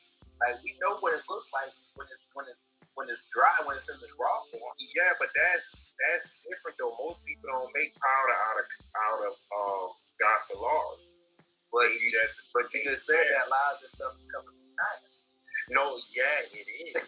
so it has to be coming from that. Yeah, I'm not denying it don't come from China. But what I'm saying is everything over there not bad. Basically what I'm trying to say is Stars Botanical have common strengths and it's good. How I know it's good, Dr. Sebian have been using that shit for years. His daughter, his wives, all of them use it. It has been healing people of their illness. So how bad could it be? Okay, so and I'm also telling you this shit because remember, I gotta pick up shit. I see shit in this truck. I keep all my paperwork. I keep everything. So it's not that many, bro. A lot of shit coming from overseas. Yeah, so a lot what you trying to say? Really, what the thing is like, just get that shit and make your money. No, I'm not saying that. I'm saying College Christmas, the one Mount Rose and Star West had, is good. That's all I'm saying is good. But they also tell you exactly where they get it from. That's all I'm saying. But if you want Gasolar and shit like that, Julian is the man to get that particular type of Seamoss from. College Christmas, I would say if you want College Christmas, get it from Star West. You're not beating yourself, but even if you go to Maine and rake it off the seashore for yourself, you still gonna have rocks. You have to clean and pay, but you got them cheap because you got them free. You know what I'm about to charge for it? They got to start taking the rocks and stuff out now. It's $55 to $75 now. Mm-hmm. See, this is the thing, like, I don't know. I never should think that when you put in, like, and when I get raw for, I'm not even gonna tell the price I get raw for, but when I get raw for my special price, like, I'm still gonna charge you $45. You know what I'm saying? Because I had to pay for it. Yeah. I got to do it. Yeah. Thing about powder. Now I got to put in about 6 or 7 more extra steps from the raw. So I'm gonna charge you for all these 6 or 7 extra steps I got. But you know you can buy that shit clean already. But it's cost more. Okay, so okay, bro. You got an Instagram? Yeah. Yeah. If you want cannabis Christmas, I know a guy. That's all I'm saying. I do the same thing. When people tell me about they want Gasolar, I say I know a man. That's me. Okay, hold on a second. It's Julian. Don't ever call me Julian, please. Man, I see your name right, man. Okay, I thought I heard Julie, and like, there's two. Yeah, man, and bro, there are 2 things that make me snap, and that is calling me Julie and telling me to go fuck myself. Bro, you want to see me fight? Get in my face and tell me to go fuck myself, and you'll see me lose it. But, So I thought I heard you call me Julie, so I was like, whoa, hold on here. no, I'm not as short as what probably, that's wrong. Okay, Yeah, I sort of, I see because I've suffered many abusive situations being called Julie. I at 46-year-old, I don't tolerate it no more. but, like, bro, you just gotta find a right. You can get it, but you can obviously get it in the U.S. because that beats the shipping prices. Don't look at the shipping prices and be like, oh, you can see more super cheap than this person in the U.S. And then when you get the shipping is $300. Bro, we were just talking about that this afternoon, earlier today. And, and I, nickel and dime, and you gonna beat yourself. yeah, and I gotta figure it out. But on that Seamoss group that I manage, I want to try and change the way the posting is done, because there's no balance or standardization. Exactly what you're saying. Like, there's guys that are selling Seamoss for $16 a pound, but you don't know how much their shipping is. Where you look at mine and it's $30 a pound, but it has the shipping in it, or it's already landed in North America. You don't have to pay any customs duties to get it shipped over. Like, there's so many different variations, even just the quality of the Seamoss. Like, I can sell you Seamoss that you know what I mean, is half the price of what I normally sell it for, because of the price that I paid for it. Now, I would never put it on our shelves and sell it, but if you needed cheap Seamoss, I could get it. You know what I mean? And so sometimes you got to ask yourself, this price that you're being quoted, what is it you're really getting? You know what I mean? Are you getting the actual Seamoss that was raked off the floor, or are you getting the dust that was swept up because they don't want it, and that's why it's cheap? Like, I get what Rick's saying. Like, in some ways, how do you sell something for $30 a pound when the dried stuff is $20 a pound, and you lose 1.5 times of the stuff when you grind it? You know what I mean? Where's that half percentage going? You know what I mean? Hey, I even forgot about that. Yeah. I had to do the ratio for a lady that's formulated some product for her. And so I had to break it. She's like, so how much do you get out of it? So how much does it take to make a whole pound? I'm like, it takes 20 ounces. Mm-hmm. It takes 20 ounces to make a whole pound. Mm-hmm. So 4 extra ounces to make sure that you get the whole pound. Yeah, so it's 1 1/4 then. I thought it was 1.5. It would be. But still 1 1/4 still. This is 1 1/4. I know. It's a difference. Yeah. 1 1/4 still. You look like, dang, okay, well, yeah. But I be adding all that stuff in. I'm like, okay, so I'm like, damn. And you almost be like, I can't compete with this. I'm like, but I got different types of powder, right?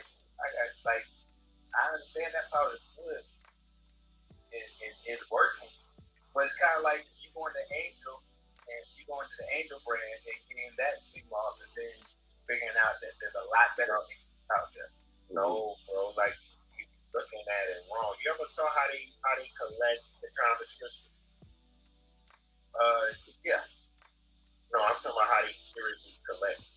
No, how they got horses. No, with the horses and the rakes. I'm talking about on the seashore with the horses and the rakes. I've only seen people have to kind of go and have to cut themselves. Yeah, by hand. Everybody don't go get it off the rocks. How everybody act like they do. That's too dangerous for everybody to do that. So certain places they just rake it up. They have the horse ride their horse with the rakes and they rake it up off the seafloor in the fucking sand. They take that, they sip the shit, they clean it, and that's slicks. They never get the whole like thing because they don't want to mess up. They don't want to mess up the environment. Yeah, that's the stuff that they selling for cheap. But that's how Ireland been doing that shit for decades. That's how they do it in Maine. They do it both ways in Maine. They grow it, they farm it, and they rake it off of the shore. The flakes, the thing that you're going to get for cheap because that breaks off all the time. They clean that shit, make that out of powder. That's cheap. Mm-hmm. That's how they get it for cheap. That's not bad product. It's just flakes. You can buy the flakes if you want and clean that shit yourself and make products too. They have companies that sell you bulks and bulks of flakes. So my question is, so once that, and this is like, cause I like to know the process, and that's really kind of what kind of gets me about it is that. So once you actually break it up, they clean it. Okay, so they clean it. They kind of like how you clean in the Caribbean, clean it and you're kind of drying it out at the same time. Am I correct? No, what they do is I'm telling you because this is the product that I use. Okay, they take it, and it's the same product that make the seaweed in the store. That's a good product. Yeah. So with the bird on it, the whatever that shit is, I don't know what's on it, but they rake it up, they clean it out, they clean it like they do a fresh clean there. Yeah. And they dry it out, salty and everything. And they don't clean it as good as you want it, but they clean it better than everybody else. They send it to you in a box in a bag in its flakes. You take those flakes and you wash it again. You take all the salt off of it. The only thing that's gonna be on those flakes you don't have to worry about is calcium. Okay. Calcium is gonna be the white stuff people think is rocks. They say it's rocks because they know no better. Grind that shit up like that too. It's calcium. You can take calcium. That shit is just gonna come in dried up flakes and salty as hell. All you gotta do is clean the shit and then sift them again and blend that shit up. But that's gonna be a long process because you gotta clean it again. It's gonna be wet slime. You got to dry it out again. Then you got to freeze dried, and then you have to it's a process. Like you saying, it's a process. So it's so like I kind of understand what you're saying because you're actually on like I get this product and I'm cleaning off and everything, and I'm gonna take the product. Like I'm looking at it like this is what I sell. So so once I start taking and start doing all this extra stuff, guess what? That price goes up. Because that's my time. And like, like for me to show you exactly how it goes, I'm like, damn. Well, trust me, I know that's why I started doing that shit. I was like, nah, I'm just gonna buy the powder. Yeah, and so and I was like, that'd be my question. I'm like, okay, so I see, but I'm always transparent. If I'm telling you that this stuff, like I want to know, okay, so how y'all doing it to where, like, what steps are y'all?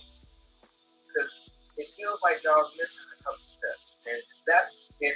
And if you are, I'm okay with that. You know what I'm saying? But I would like to know, okay, so you guys not do the extra cleaning and drying out before you turn into powder, or no, they have to clean it off. Like the Seamoss, like they're not gonna make it out of powder and then you like eat a pound of salt. They can't do that. Like that should be ridiculous. It's already seaweed is already salty as it is. You know what I'm saying? Like they're not gonna. That's what you're saying. That's what you trust to happen. You know what I'm saying? That's what you trust that you say, okay, they're not gonna do it like that.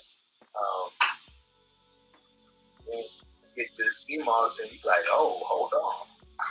Yeah, but that's what I'm saying. Like different. Like you had a couple different types of powders. Like, hold on, like, and I'm be honest with you.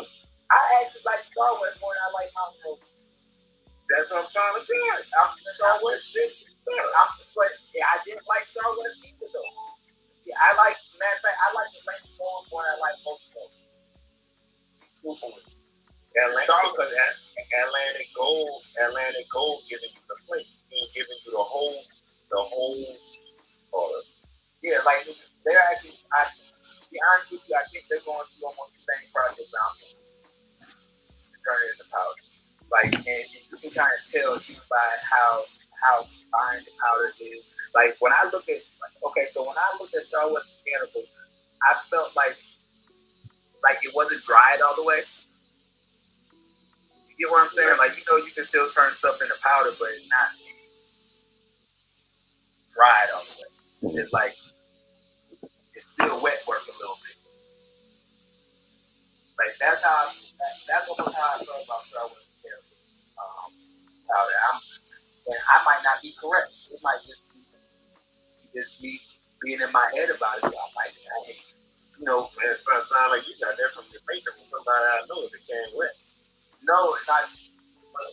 It's just okay. What I'm saying is like when you look at certain powder, you're like, hold on, like this powder is drier and it looks a little bit cleaner. All right, this powder, this almost look like sand. But that's different too, though. Remember, like, if your kind of strictness come from Peru or they come from overseas where they're not from Ireland, those are different. That's different species of common strictness. All of that shit's not the same. Like, so you're gonna get different variations, different flavors, and different colors from that shit. You know, it's not gonna be the same, but I mean, I get what you're saying. Like you know how like certain things they say, okay, I this that this. Like you know, you take this stem and you crack it just to see it. You know what I'm saying? If it has that crack, you know that it's been cured the right way. There's certain things that you go through to see. Like there's certain things that you're doing to see it, and when it don't check all the boxes, you know what I'm saying? Then you start like to be truthful. I don't want to break down. I'd rather just have powder itself. But I'm so like you know, as you can tell, it's all about being genuine about the shit. Like, you know what I'm saying? I want to make sure I give my people the best shit. So I'm going to take Julian's, I'm gonna break that down. I'm going to give him instead of saying, okay, I'm just going to get some of this bullshit over here. I'm going to turn it down. Yeah, but ain't nobody going to know. You only deal with the Gaspar, right? Yeah. The one from June.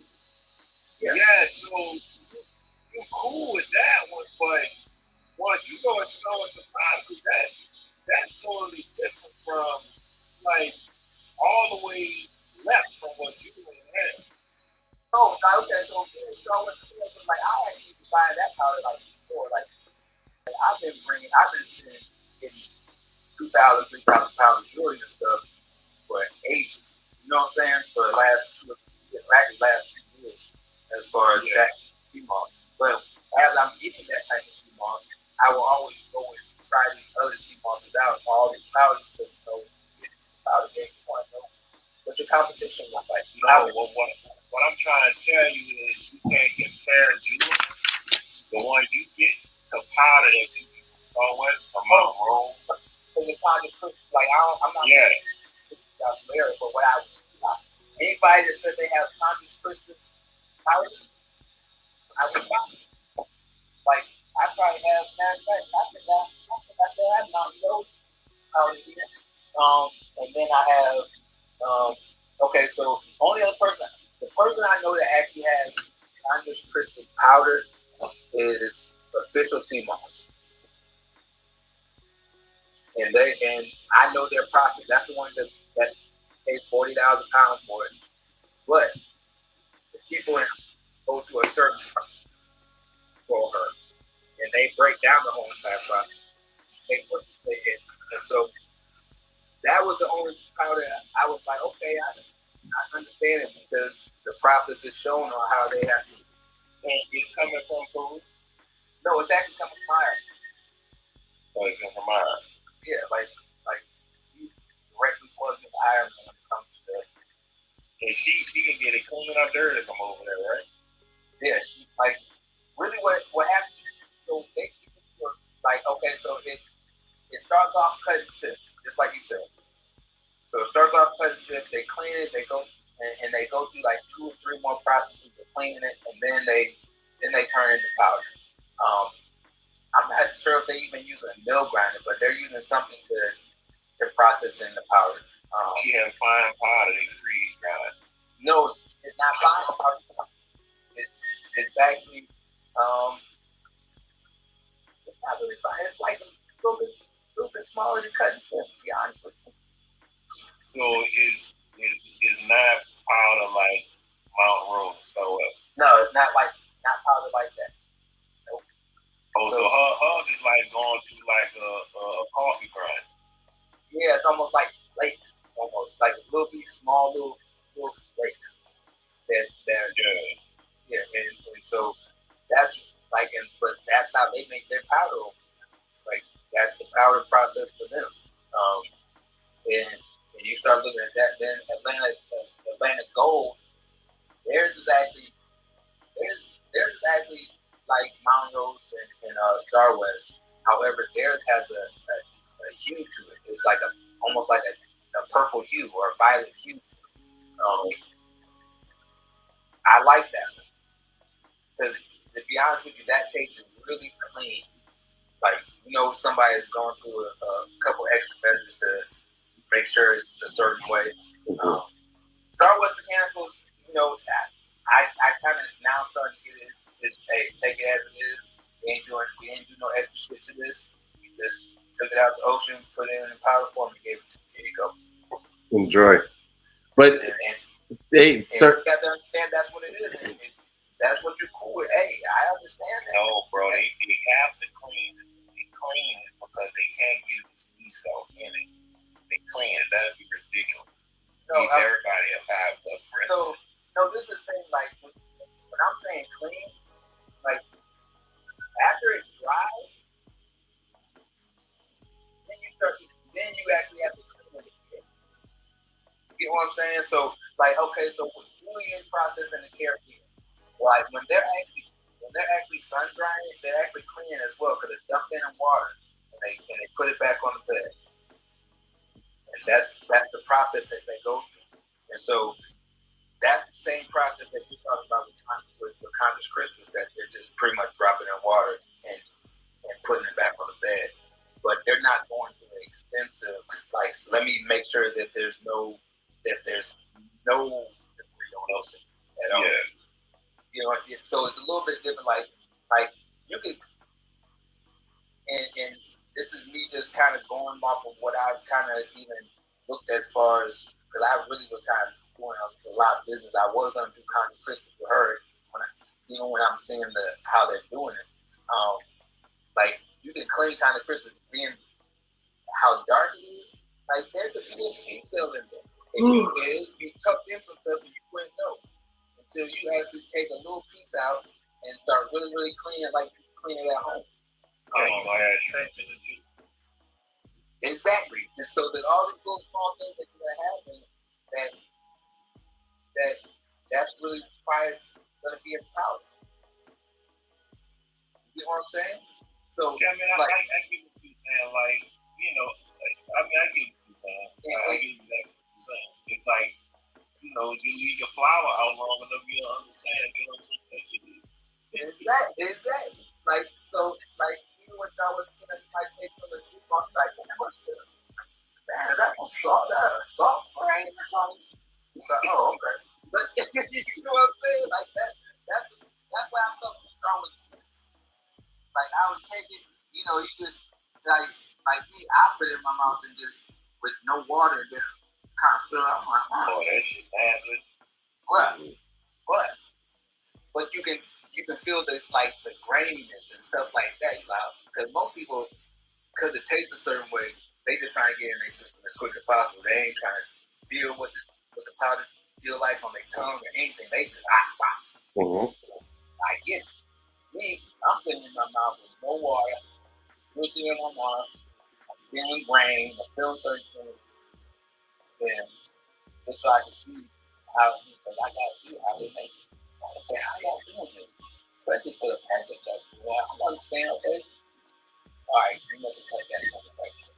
Alright. It's not saying it's bad. It's not saying that it's not clean. It's just that there's clean and then there's clean. Making sure everything is done. I'm going to extra mile because America, we different. Like we feel a couple grains and that's it. Like others talking crazy. But I mean, it's really organic and wild crap with the rocks.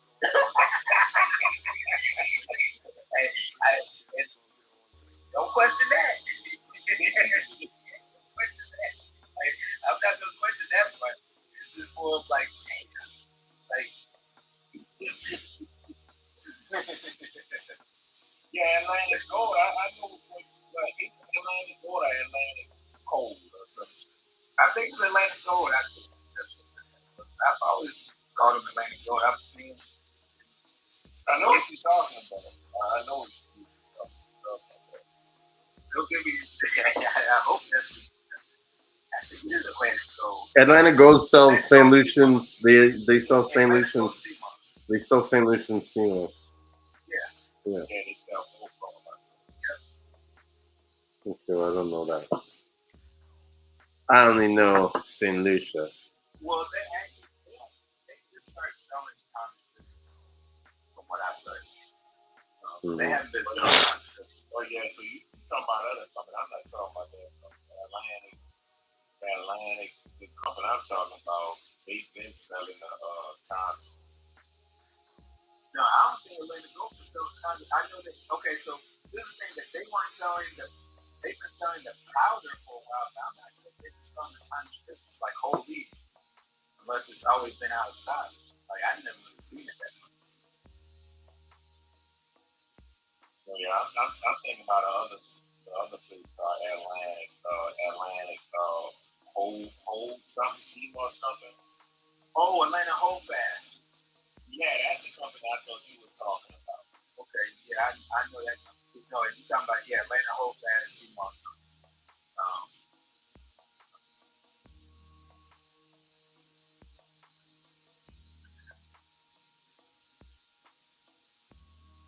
I ain't really seen that company that much though lately. Try to keep my eye on those two companies is the place where I get the Seamoss from. Well, where I used to get them from.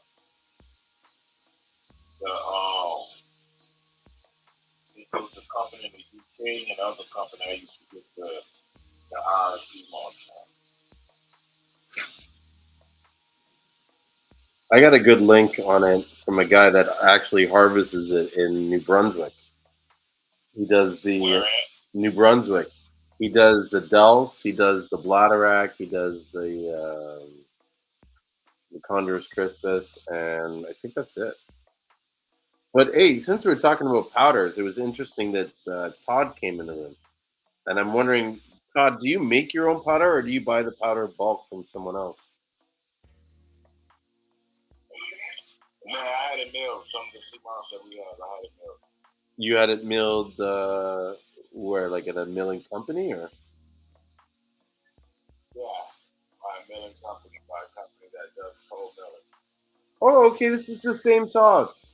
You changed your profile. That's why I did. Like I recognize the name, but the profile was different. The pic is different, and you have the powder. So I was like, oh, these guys. Oh, yeah, and then I see your company name here. I wasn't looking. Anyways, never mind. But that's cool. That how much did you have to get them to mill at one time? Like, did they have a minimum? I just sent them 100 pounds, bro. Yeah. So, you know what I mean? Like their MOQ, they weren't really tripping, and they were charging by the amount of time. You know what I mean? Mm-hmm. Yeah. The amount of time. The amount of time they had to run the mill.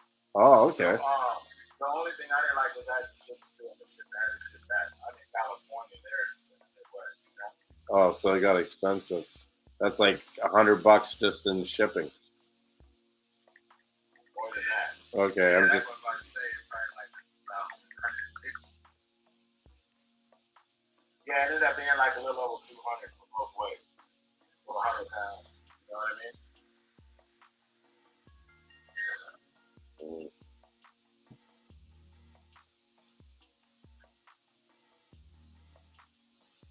Yeah. I'm trying to. I went over the Instagram video. I'm trying to get it back now, but I think it's glitching. I'll just find it. Glitching. But the powder looks nice in your picture. That's for sure. I'm trying to find.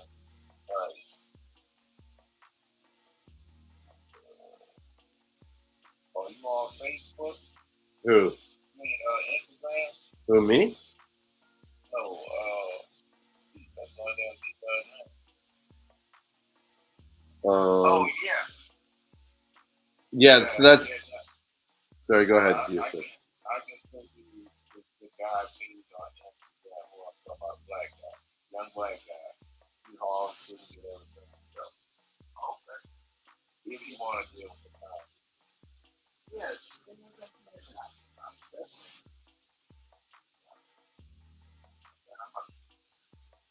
Oh, I see you on Instagram. I'm trying to open up Instagram. Oh man, I'm already finally on. There you go. Yeah, man. Yeah, you need to run the legs. Yeah. I think he changed the profile picture.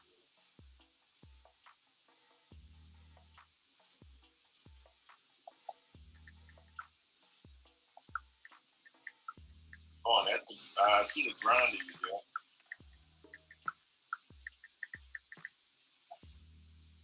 That's all I do is grind powder. Yeah, you actually was in the room because I actually went on the picture. Cool. Let me find this So- guy who I was talking about.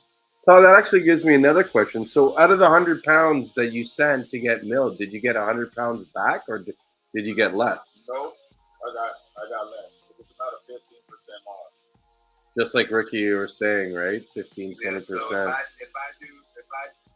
to do a pound, it takes 20 ounces. That's a little bit more than 15%. Okay. Yeah, I see what you're saying. So you lose about 25%, 20%. Yeah. Now that's funny. So that's if I dehydrate. Now if I actually freeze dry, I'm probably gonna lose 35%. I'll probably lose a little bit more than that. Mm-hmm. And yeah, I don't even want to talk about that.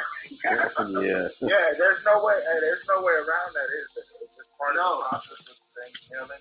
It's gonna take some type of loss there running because I was a little shocked by that too. I have a VF Golden Wall. I mean, what is that? A C Golden Wall VF15, hammer mill. So when I was doing it myself, I noticed a significant loss, and it's not capable of like large volume. So when I talked to the mill, and I said, "Am I gonna if I give you guys X amount, am I gonna get that back?" And they told me in so many words, like, yeah, you don't really do much and this, that. And then when I got back, and I asked them about it, they were just like, well, we didn't weigh the incoming material, but you lose a certain percentage. There's some other type of scientific stuff I really understand. Yeah. I didn't have that factored into my run. You know what I mean? See, I used to always think when I was doing that at the house, that, well, you probably really know because once you start putting it through that mill, like you got particles going in. It coats the whole house. It coats the whole room like you made it small. Yeah, it's like your sweet game got to be professional. You gotta be on it. So yeah, I definitely that is like, man, hey, I never thought about this. Send it to somebody, just tell them, hey man, because now let me ask you about this guy. Do they explain how they go through the process? Do they actually wash it off first and then kill it? No, I do all that. When I send it to them, the thing about it is it has to be chopped into pieces no bigger than 1 inch by 1 inch. So I gotta run it all through the food process. When I give it to them, it's chopped. You know what I mean? It's chopped. That's how they're gonna feed. I don't know if you've seen that the same with the see golden one that you stick it in the raw, like you get it. You know what I mean? You gotta cut chop in the sauce. They told me the same thing. I don't know what they're using. I mean, they're using it with the mill, but it needs to be chopped into smaller pieces. So I had to run it all through food processors to chop it up. And then that was I did everything. Beforehand to where all they do is run it through there and turn it into powder. Now, the next question: do you wash and dehydrate it, or do you just take? Yeah, I have a dehydrator here. I took some like those type of nylon screens and stuff like that, and just it took a while, but I had to soak it in water and then put it out there, and then I have one of those dehydrators with like a little. It's got maybe 10 racks in it. That's what I got. Yeah, you put it on there. You get about 3 pounds in there at the most. Yeah. And then tried to. It took me a few weeks. So that's another thing. I mean, this is all done kind of in house, and I'm factoring all the labor and the costs and all this. It's almost like a trial run. You know what I mean? Because it's very involved just to get it to this point. You know what I mean? Mm-hmm. Yeah. See, I'm actually happy that you kind of explain it because I'm like, okay, I hope I'm not the only one washing it, dehydrating it back out, and then I got to put on gloves just to break it down to what you're talking about. Because once I put it in dehydrator, once you start messing with it after that, man, you're going to stick yourself. Oh, man. Like, people don't really understand. After you get out dehydrated, you have to put gloves on. Mm-hmm. Because breaking it down, like, yeah. Are you breaking it down by hand? Oh, actually, yeah. Like, so once I get out the dehydrator, I take it, I put gloves on, like thick gloves, and I'll take it and I'll crush it so I can put it in the mill grinder. So that's actually that's the process. Okay, I use the Ninja food processor, the one that looks like a big bowl with a huge blade. I actually got one of those in there. Huh? And that actually works. Because the funny thing was, like when I first started, I was actually using a coffee grinder just to get it to a point where you can put it in the mill grinder. So I went through 4 coffee grinders. Yeah, it's have you seen the one I'm talking about by Ninja, right? Yeah, I actually have one downstairs. Yeah, those ones destroy the Seamoss. It's like putting it through a helicopter plane or something. Man, you know what I mean? Oh man, you might just save me about. You might save my hand. You might save my hands right there. Yeah. Like I'm telling you, like yep, I got the. Matter of fact, I got the hand, but it's still almost the same. I might go get the name tomorrow just because you told me. Yeah, and it has a little slot thing where you can continuously and stuff. Yeah, like a little hole at the top where you just. Yeah. Oh man, Todd, I appreciate you. Yeah, so I appreciate you on that because I be like as soon as I get, and then the thing is like the gloves have to be super thick because Todd, one bad grab, you got Seamoss sticking in your hand. Mm-hmm. I mean, I try to always use like the 3 mil, like you can go by the thickness of the glove, so 3 to 5 mil. You know what I mean? They advertise that on the gloves, 3 to 5 mil at least minimum. Because otherwise it just, I mean, it's like I don't know, man. That stuff eats through gloves. You know what I mean? When you use the real thin ones, bro, it breaks them down every time. Like I have thick gloves.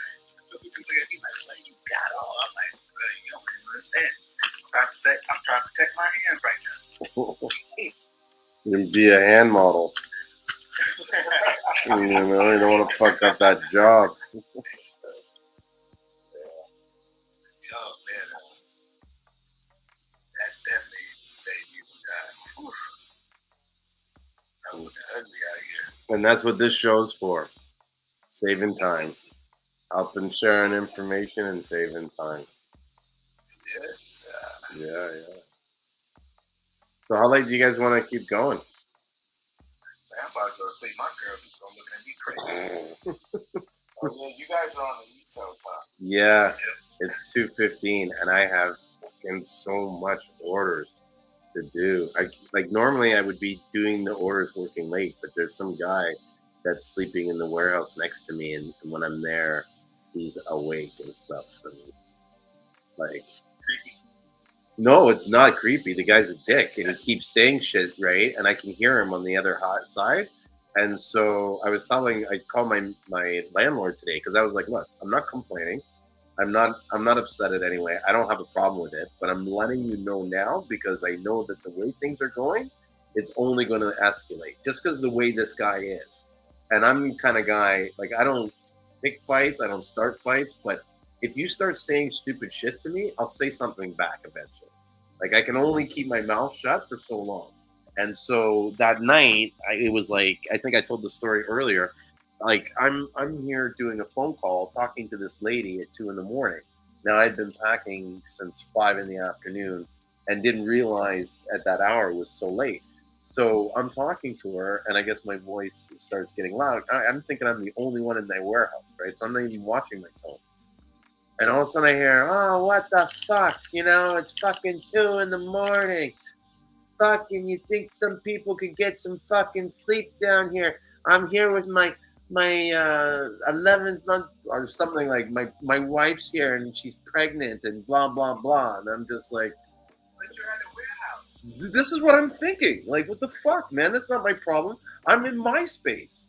Like, it's not my fault the landlord that you rented from didn't put a prop. That's not my problem.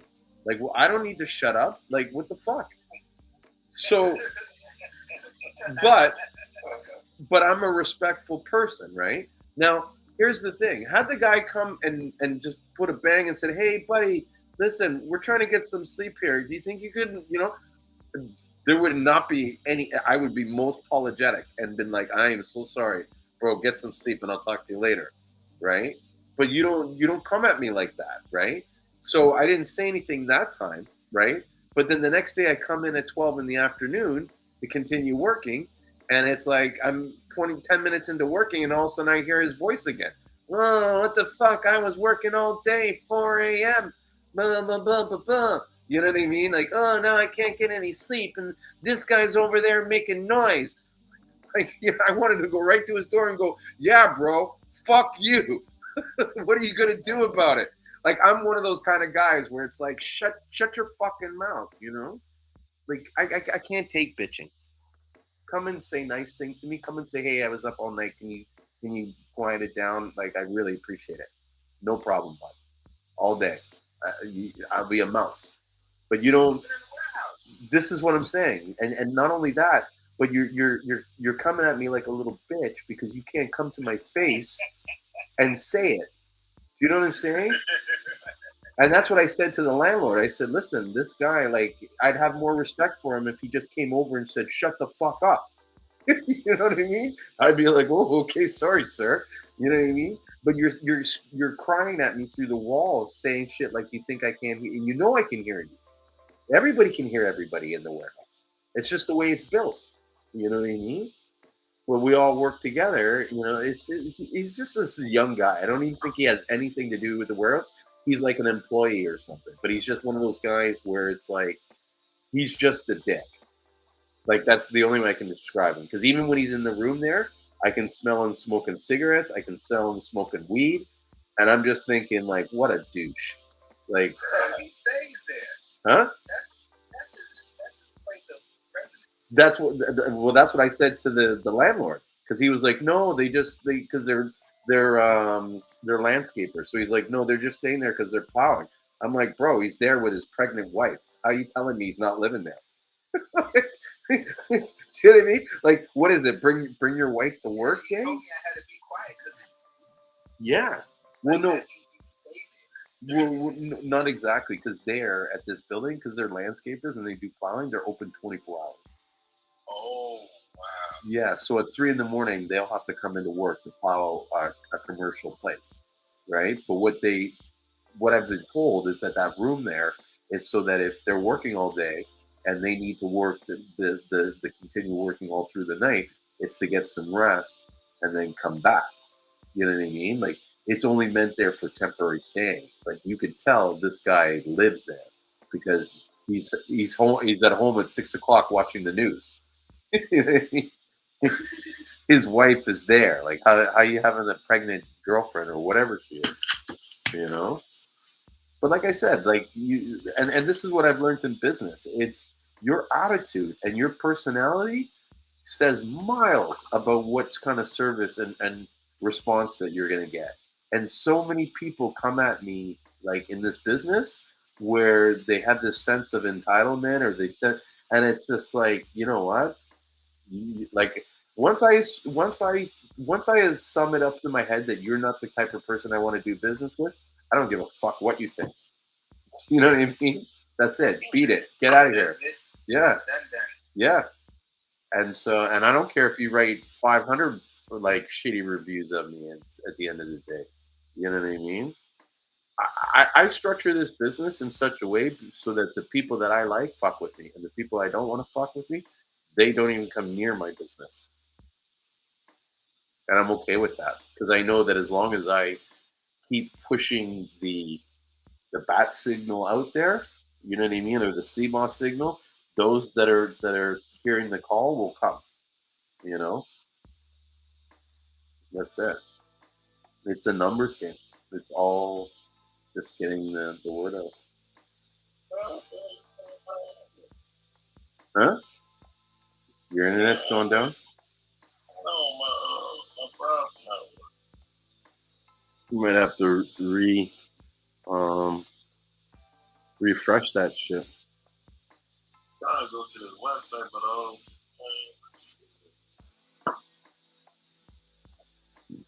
watch my phone update. It's free. Mm-hmm. Seamoss cultivation.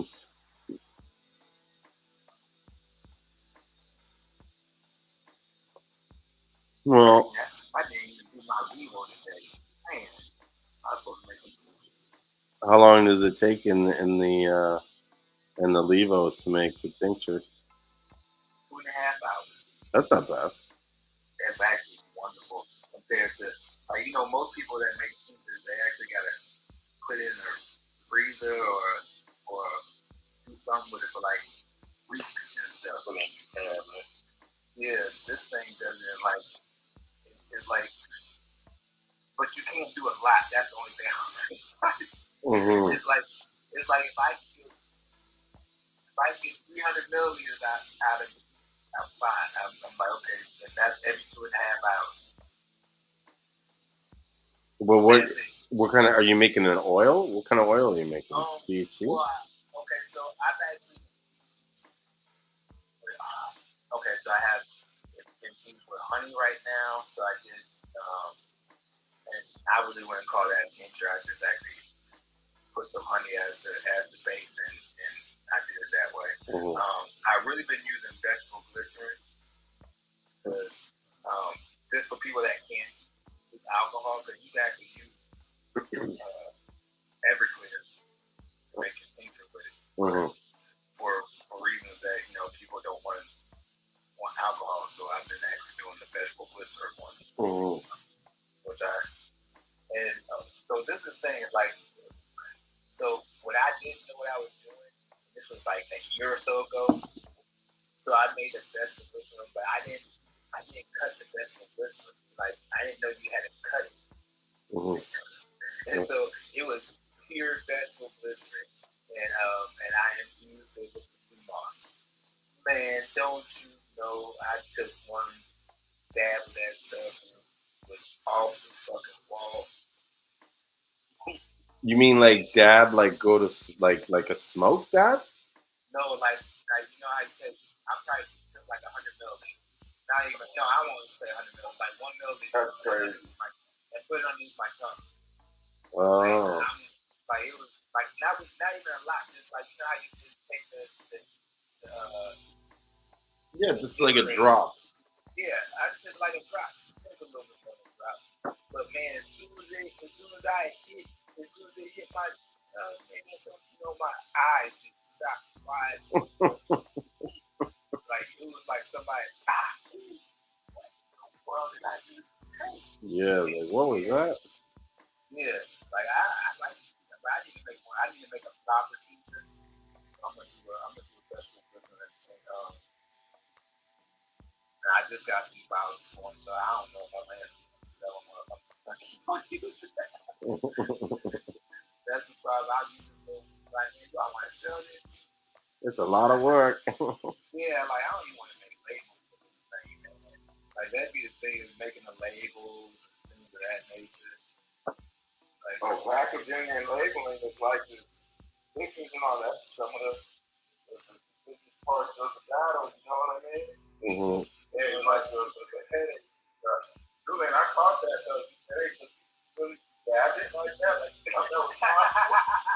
Thought that was possible? Yeah, I was freaking out. You know how many people? You know what though? Now that you got, I do want to take. We talked about discipline earlier. Mm-hmm. I do want to take the discipline and use it with the Seamoss. That'd be crazy.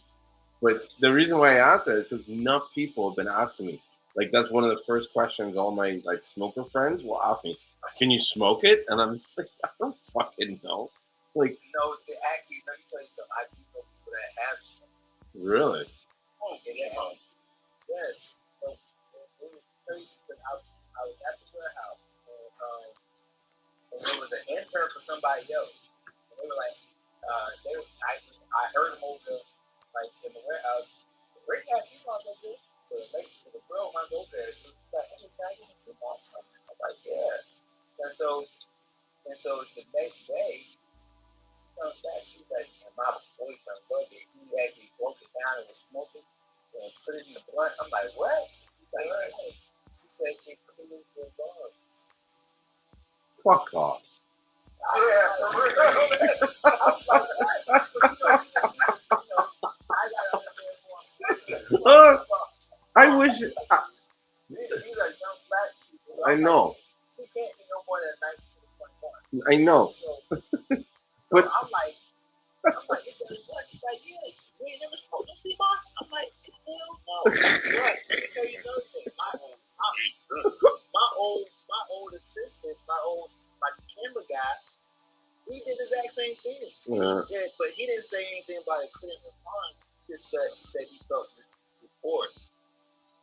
He said it gave him a very important feel. What were you guys saying about this? You guys are talking about CBD distillate or THC distillate? whatever. THC distillate. Well, yeah, really THC distillate, but yeah, that's crazy. Smoking it. I don't know. That like Yeah, that. like that's what I said too. I was like, I can't even see myself just taking the powder, just sprinkling on a Bring it on the go. yeah. That's gotta be nasty. That's so nasty. Listen, That's so nasty. if there's one guideline I use as to whether or not I should do something, it's like if I how do I put it? If I have difficulty going face to face with someone and explaining what I did, I'm not doing it. Do you know what I mean? Like, why did you do that? You did what? Like, no. Some things just don't make any sense. Yeah. Like, Like, okay, what made you smoke it? this is what I'm saying. So one of the things I say to kids, because I mentor some kids at the church, and so some of them are young, like really young, right? And I would be like, "Well, why did you do this?" And they'd be like, "I don't know." And I said, "Listen, I'm going to teach you a lesson in life. Don't ever do something that you don't know why you do it. I don't care how dumb it is or how smart it is or whatever. If you don't know why you're doing it, don't do it. Like, I don't want you ever coming to me and telling me I don't know why I did it. Like, if that was the case, then you shouldn't be like, you should always know what you're doing, even if it's wrong. You should know what you're doing because it's you that's doing it. If you don't know what you're doing, then you've got a problem. You're doing stuff that you don't even know. that's you know what I mean? So don't do that. Yeah, just that's a warning. If you can't explain to someone why you did it, then don't do it. So that's it. Like if someone said like you did what? Why would you smoke the Seamoss? I don't know. Don't do it. At least say I wanted to see how high I would get. But I don't know. Still, that's like I'm just worried something could damage your lung. Like there's just not enough previous experience, and that's what always confused me. Like, how many failed experiments do you have to do before, like, say for something like cocaine? How the fuck did they make cocaine and figure out? Okay, let's take this coca leaf. We're gonna pour some gasoline on it. Then we're gonna add this alkaloid on it, and then we're gonna let it dry, and then we're gonna powder it. Like, what? Yeah. And it's Hey, no, I can do it in less time. There was a process. There was a process before that process. We just don't know what that process. This is what I'm saying. Like, how did don't know what that process was. how many guys had to die in the forest before we knew don't eat those berries? Because there's some berries where you're like, don't eat those; those will kill you. How do you know? You know what I mean? So yeah, the questions I ask myself at 2:30 in the morning. That's a good question, though.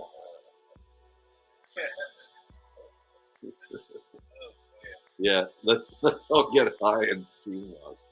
We should have a smoke session and just blunt it up. Like, and that's fucking kids nowadays. Like they're just like, oh, just throw it in the blood. Hey, but see, this is the thing that she told me, yeah, it cleared his lungs. I'm like, how you know it cleared his lungs? What, bro? If there's one situation where I would have loved to be a fly on the wall, it would have been in that time to see the look on your face and the body language and the reaction as you're like, what? Like, Because actually, I was actually in the front area of the warehouse. That's like the central area where everybody's at. And so she was like, yeah, I smoked. I'm like the fuck? What? She's like, yeah, I smoked it. I'm like, but I really couldn't say nothing because we bought another bag from her. Yeah. Like, oh, here you go. Smoking. Yeah, well, dude, you're gonna turn on CNN and there's gonna be a bunch of like kids from some project in England all messed up on the spice. That's right. Yeah, that's around band Seamoss. These smoking and like, hey, so we had a band on Seamoss. He's in high school smoking. He's good. He was like, oh, fuck. What? Like, damn. Like, Seamoss is good. And y'all just turn that to motherfucking. It was crazy. Boy, I tell you. Yeah, but what I heard, but the crazy thing is, like, my assistant, he was like, man, yeah, I smoked it. He said, and matter of fact, I'm gonna tell you, he's like, he got horny. And he said he felt euphoric. I was like, what the fuck? You about to die. Yeah.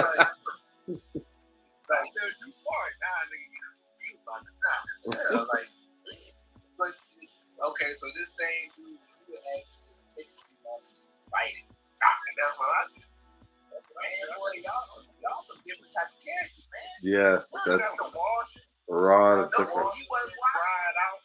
Nah, he tripped. That's why he felt that. I'm telling you. Like, so, he actually, like, he got addicted to just taking my green Seamoss. Like, he would come to work and pop some green Seamoss off and just start chewing it. Unclean, just straight out the box. Salt and everything. Straight out the box. Crazy. Boy, straight out the box. That's insane. That's insane. Yeah, I was like, boy, but they young though. Like, when you're young, you can do stuff like that. When you old, you know what I'm saying? You gotta worry about the consequences of the next day. Come on, man. You're gonna be the first person to have blood pressure. Exactly. Like, I was like, damn, so. You know there ain't no coming back. Yeah, man. When you go down that road, there ain't no coming back. That's so crazy. You guys are I used to nuts. say that people saw on his truck. That shit coach is coming good, man. I'm telling you. That shit coach is coming good. I'll wait, come back on Sunday and you talk about, yeah, man, I tried the raw Seamoss. Like, Oh, by next Sunday, you're gonna see I don't me. want to hear nobody talk about they done smoked it, man. Well, this is the thing. You're gonna see me on Sunday. I'm all gonna be like itchy and like pooky or something. You know what I mean? They're like, "Yeah, guys, what's going on? Hang on, I'll be right back." Like every 10 minutes, I gotta leave to go take a puff of Seamoss. They hit my moss. Yeah, I'll be back. One break, 1 minute. I'm gonna take a break. Like, where you going, Julie? Don't worry about where I'm going. Don't look at me. Get out of my business. No one will know. Oh, man. I'm gonna get up in the morning, man. It's a doggone shame. Man, What'd you say? I'm supposed to get up at 6 o'clock. It's 2:35, man. It's like, man, my girl still looking at me crazy. I know we were talking about leaving half an hour ago, but it just didn't. We just started laughing again. God came on and started talking. Oh shit! It's all your fault, Todd. We're gonna blame Todd. Like, yeah. I'll get on in a minute. I'll start to get a piece real quick. Could you imagine, like, if they really did have like conventions and Zoom meetings, and then we all blamed Todd for something, and so he got brought up at the Zoom meeting, and so when his wife comes back from the meeting, she's just looking at him like all disgusted. You're like, "What did I do? What did I do?" We know about you, Todd. We heard at the meeting. It's like, what's funny though is like I go to a lot of people's houses and I'll bring up the joke about them having a convention, and they always give me this look like, how does he know? One day I'm gonna open a door somewhere and I'm gonna walk into the room and they'll have charts and everything. Shut the door! Get him out of here! They'll never know. Okay, so I'm gonna end it all because otherwise we're gonna stay up and laugh. Yeah, we're gonna start talking and We don't laughing. have nobody else to blame now. No. Todd's done. So what's up, What? Oh, he's making a joke. We ain't going down that hole. Like, that's a whole nother hour when you say what you think about. So and so, yeah. Well then, I got this herb too, for real though. I'm serious. I got this powder herb. When I get home, I'm gonna send some to you, bro, so you can try. It's an herb from Africa. Oh yeah. Yeah, I seen. So I sent you your boy a link on Instagram too. I appreciate you, fam. But I sent you this because I got like 2 pounds of this herb. You know, it's for male enhancement, shit like that. Yeah. So I sent it to you to try. You probably heard of it. Damn, I forgot the name of it. That's it. I think there needs to be like a male enhancement tea, like a nighttime tea that you can take. You know what I mean? That would be cool. That's what I'm saying. So we got with the Bravo Day, Bravo Day at nighttime. Oh yeah, I got to see the boy Monday. Yeah, I need some of that too. Julian got to hook me up with something, man. Yeah, as soon as I get more. Yeah, or get him, send him Yeah, some. I'll send you some. I got some extra. He's got way more than I do. Yeah, I know Julian going low. Yeah. Oh man, I'm about to go crazy since y'all told me I can reuse them. Mm-hmm. Man, I've been throwing them things out. After Yeah, you you can use them like probably. You can borrow them like probably 3 times or 2 times. Yeah. How long you borrow it. What I even do. I made a whole gallon. I just made a whole gallon of some stuff, and I took it. I took it at home. I was like, shit, I ain't telling my wife about this. I'm just taking it. You sound like me. Yeah. I give me a swing every night. They don't know what's up. They're like, something's different about you. This feel like 10 years ago. Like, now my girl knows. She's like, boy, like when I don't take it. Yeah, she's like, what happened? Oh shit. She's like, what's wrong with you? I had a rough day. Stress. Seamoss life. Let me check this herb before I go to see what it's called. Because I made my own little PDF about it. Oh, in Africa they call it white ginger, and they call it Medina. Medina white.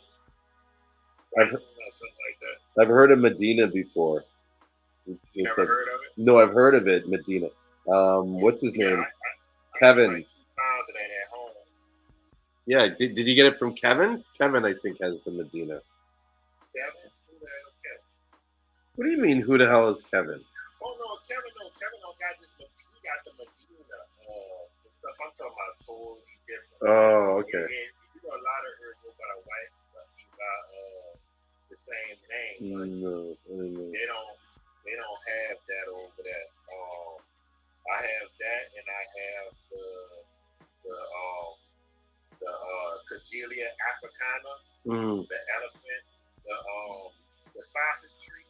The sausage fruit. I have that as well. I miss Kevin. You know he. If you don't know what those 2 things do, y'all gotta look it up. Yeah. Yeah, you gotta have me. It's called sausage fruit. Look it up. These fucking names. It's called sausage fruit. Well, it's got to be a male enhancement. Hey, that sounds like some. Well, that's what I'm saying. If that's not a male enhancement, they just wasted a good name on it. Exactly. But I got like 2 pounds of that at home as well. Yeah. I was just saying earlier, I miss Kevin. I'm really hurt that he blocked me and like banned me from this thing or whatever. Yeah, Kevin was mad. He was like, man, I don't want to talk about the guy, man, but man, what this deal we was doing and blah blah blah. Julian's a good guy, but man, it's just fucked up, No, listen, he tried to fuck with me. You know what I mean? And in the end, like, not that I say that I fucked with him, but I covered my end. That's it. Like, I'm not taking a loss when I'm helping you. You know what I mean? How am I taking a loss?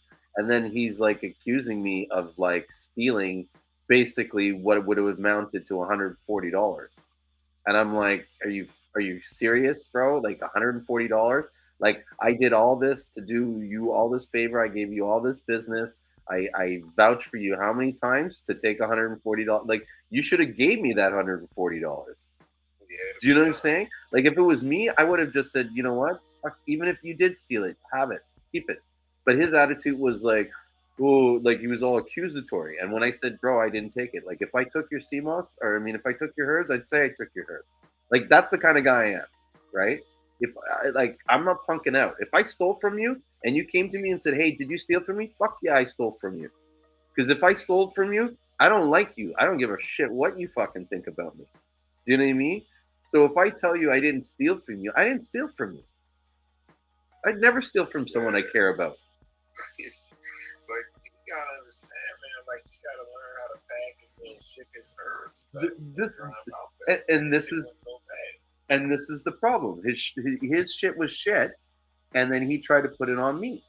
You know what I mean? Say it was my fault or I did. Dude, you got fucking branches in your shit. How are you selling herbs with branches?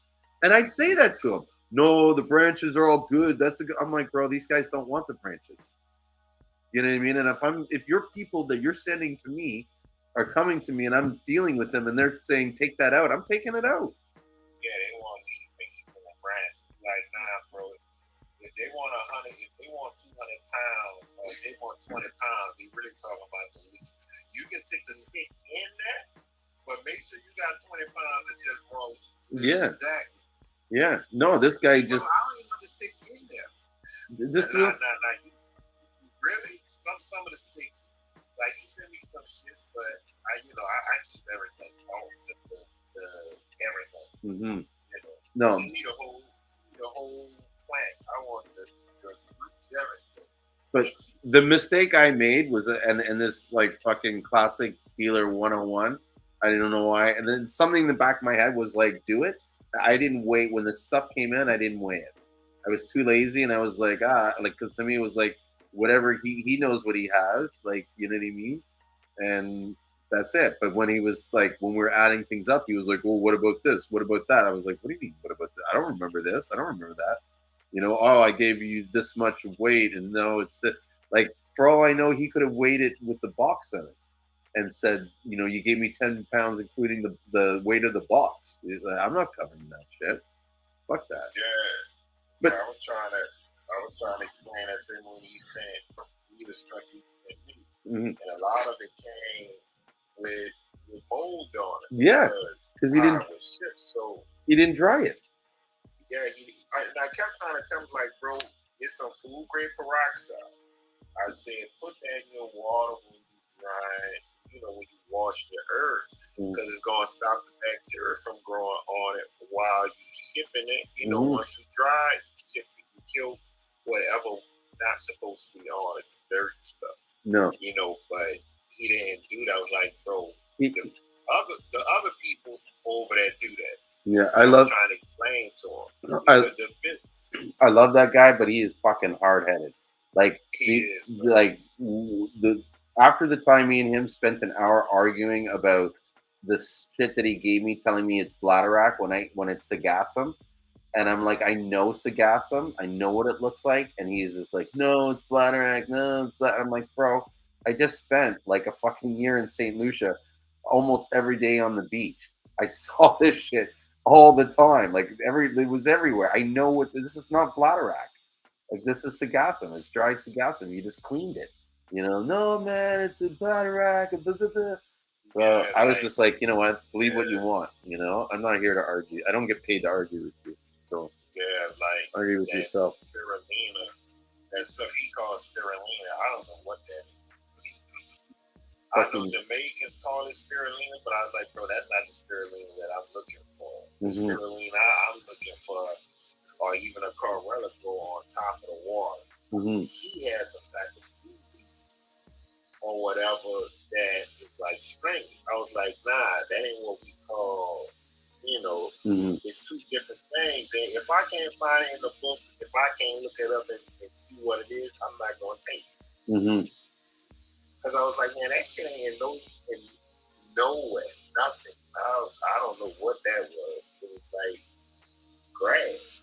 It looked like thin long pieces of grass. That's the sea hair. Yeah, and he called it spirulina. It's just like fucking dirty moss. You know what I'm talking about? That clump of green shit that comes in it. It gets trapped in all the Seamoss. It's gross. That stuff. Yeah. Yep. That's not spirulina. It's like, yeah, and I keep trying to tell us like, bro, y'all call that spirulina over there, but y'all call everything the wrong name. Yeah. But you know, I love the guy, but you know, cool. Yeah, he's cool, man. He's cool people, but he hard headed, bro. He is, and he's just, you know, he's got sort of a language barrier. Like English is still hard to try to explain. So hard to understand him. Yeah. I still don't understand him. But I remember one time, I can't remember how it happened, but there was some chick that he was dealing with, and I warned him not to do business with her, right, or not to give it to her on credit. And then he ended up giving the Seamoss to her on credit, and she ended up ripping him off. And I kind of got in there to kind of help him get some of his money back and some shit and kind of calm her down. And during which she kind of revealed to me like, oh, you know, Kevin talks shit about you. You know, Kevin does this. You know, Kevin. And I know the guy. I know he does. But I, like, for jokes, I confronted him, right? And said, so, you know what I mean? And it's just like, his attitude was just so funny. Like, I'm just thinking about it. Oh, no. I'm like, fuck, bro. I know how you are. I know how you Jamaicans are. You don't like my shit. You know, whatever. This, that. Fuck you, bro. Like, you don't even know what you're talking about. But, you know, he's come from a really tough life. They, like, killed his brother and shit. And he was in a very, like, gang kind of attitude, like environment, and he's trying to like better his life and make things better. And to me, that's where I guess I connected with him because I wanted to help him out, and I felt that God put him in my world for a reason. You know what I mean? So I guess I feel bad that this happened. You know what I mean? And that we're no longer friends, even though he talked shit about me, even though I didn't really care. You know what I mean? I wanted to see him succeed, if that makes sense. Yeah. You know what I mean? Like, because I don't care a shit what he thinks about me. Just seeing him make it and his life change would have been a blessing. So I'm just sad to see that won't happen. It is what it is. And I think with that, we really got to end this. Unless you guys want to say anything more, I'm going to kick you guys all out of the house. Let's not talk. All right. Yeah. All right. So I'll catch you guys next Sunday. That's when I'll be back. You have a good night. All right. All Take right, care. have a good night, brother. All right. Good night. Wow. What a long session. So I think we were doing that for what? I started 10 o'clock. So 10 o'clock, 12 o'clock, 4 hours, almost 5 hours of, 4 hours, 47 minutes. I got to find a way to do these shows smaller. But it was a good time and had a lot of good jokes with these guys. And we talked a lot about a lot of different stuff. But as always, all good things need to come to an end. And so, well, not an end, but a temporary stop until next Sunday. I'm going to try and start earlier this upcoming Sunday, and maybe we'll do it like 8 o'clock or so. So until then, hope you guys have a lovely week. Make sure you take your Seamoss and get some questions for this Sunday. Come and ask me some stuff. Let's share some knowledge, or maybe you can find something that can stump me. Find something that I didn't know about that you can talk to me about Seamoss. So yeah, and with that, I'm gonna let everybody go, and we'll chat later.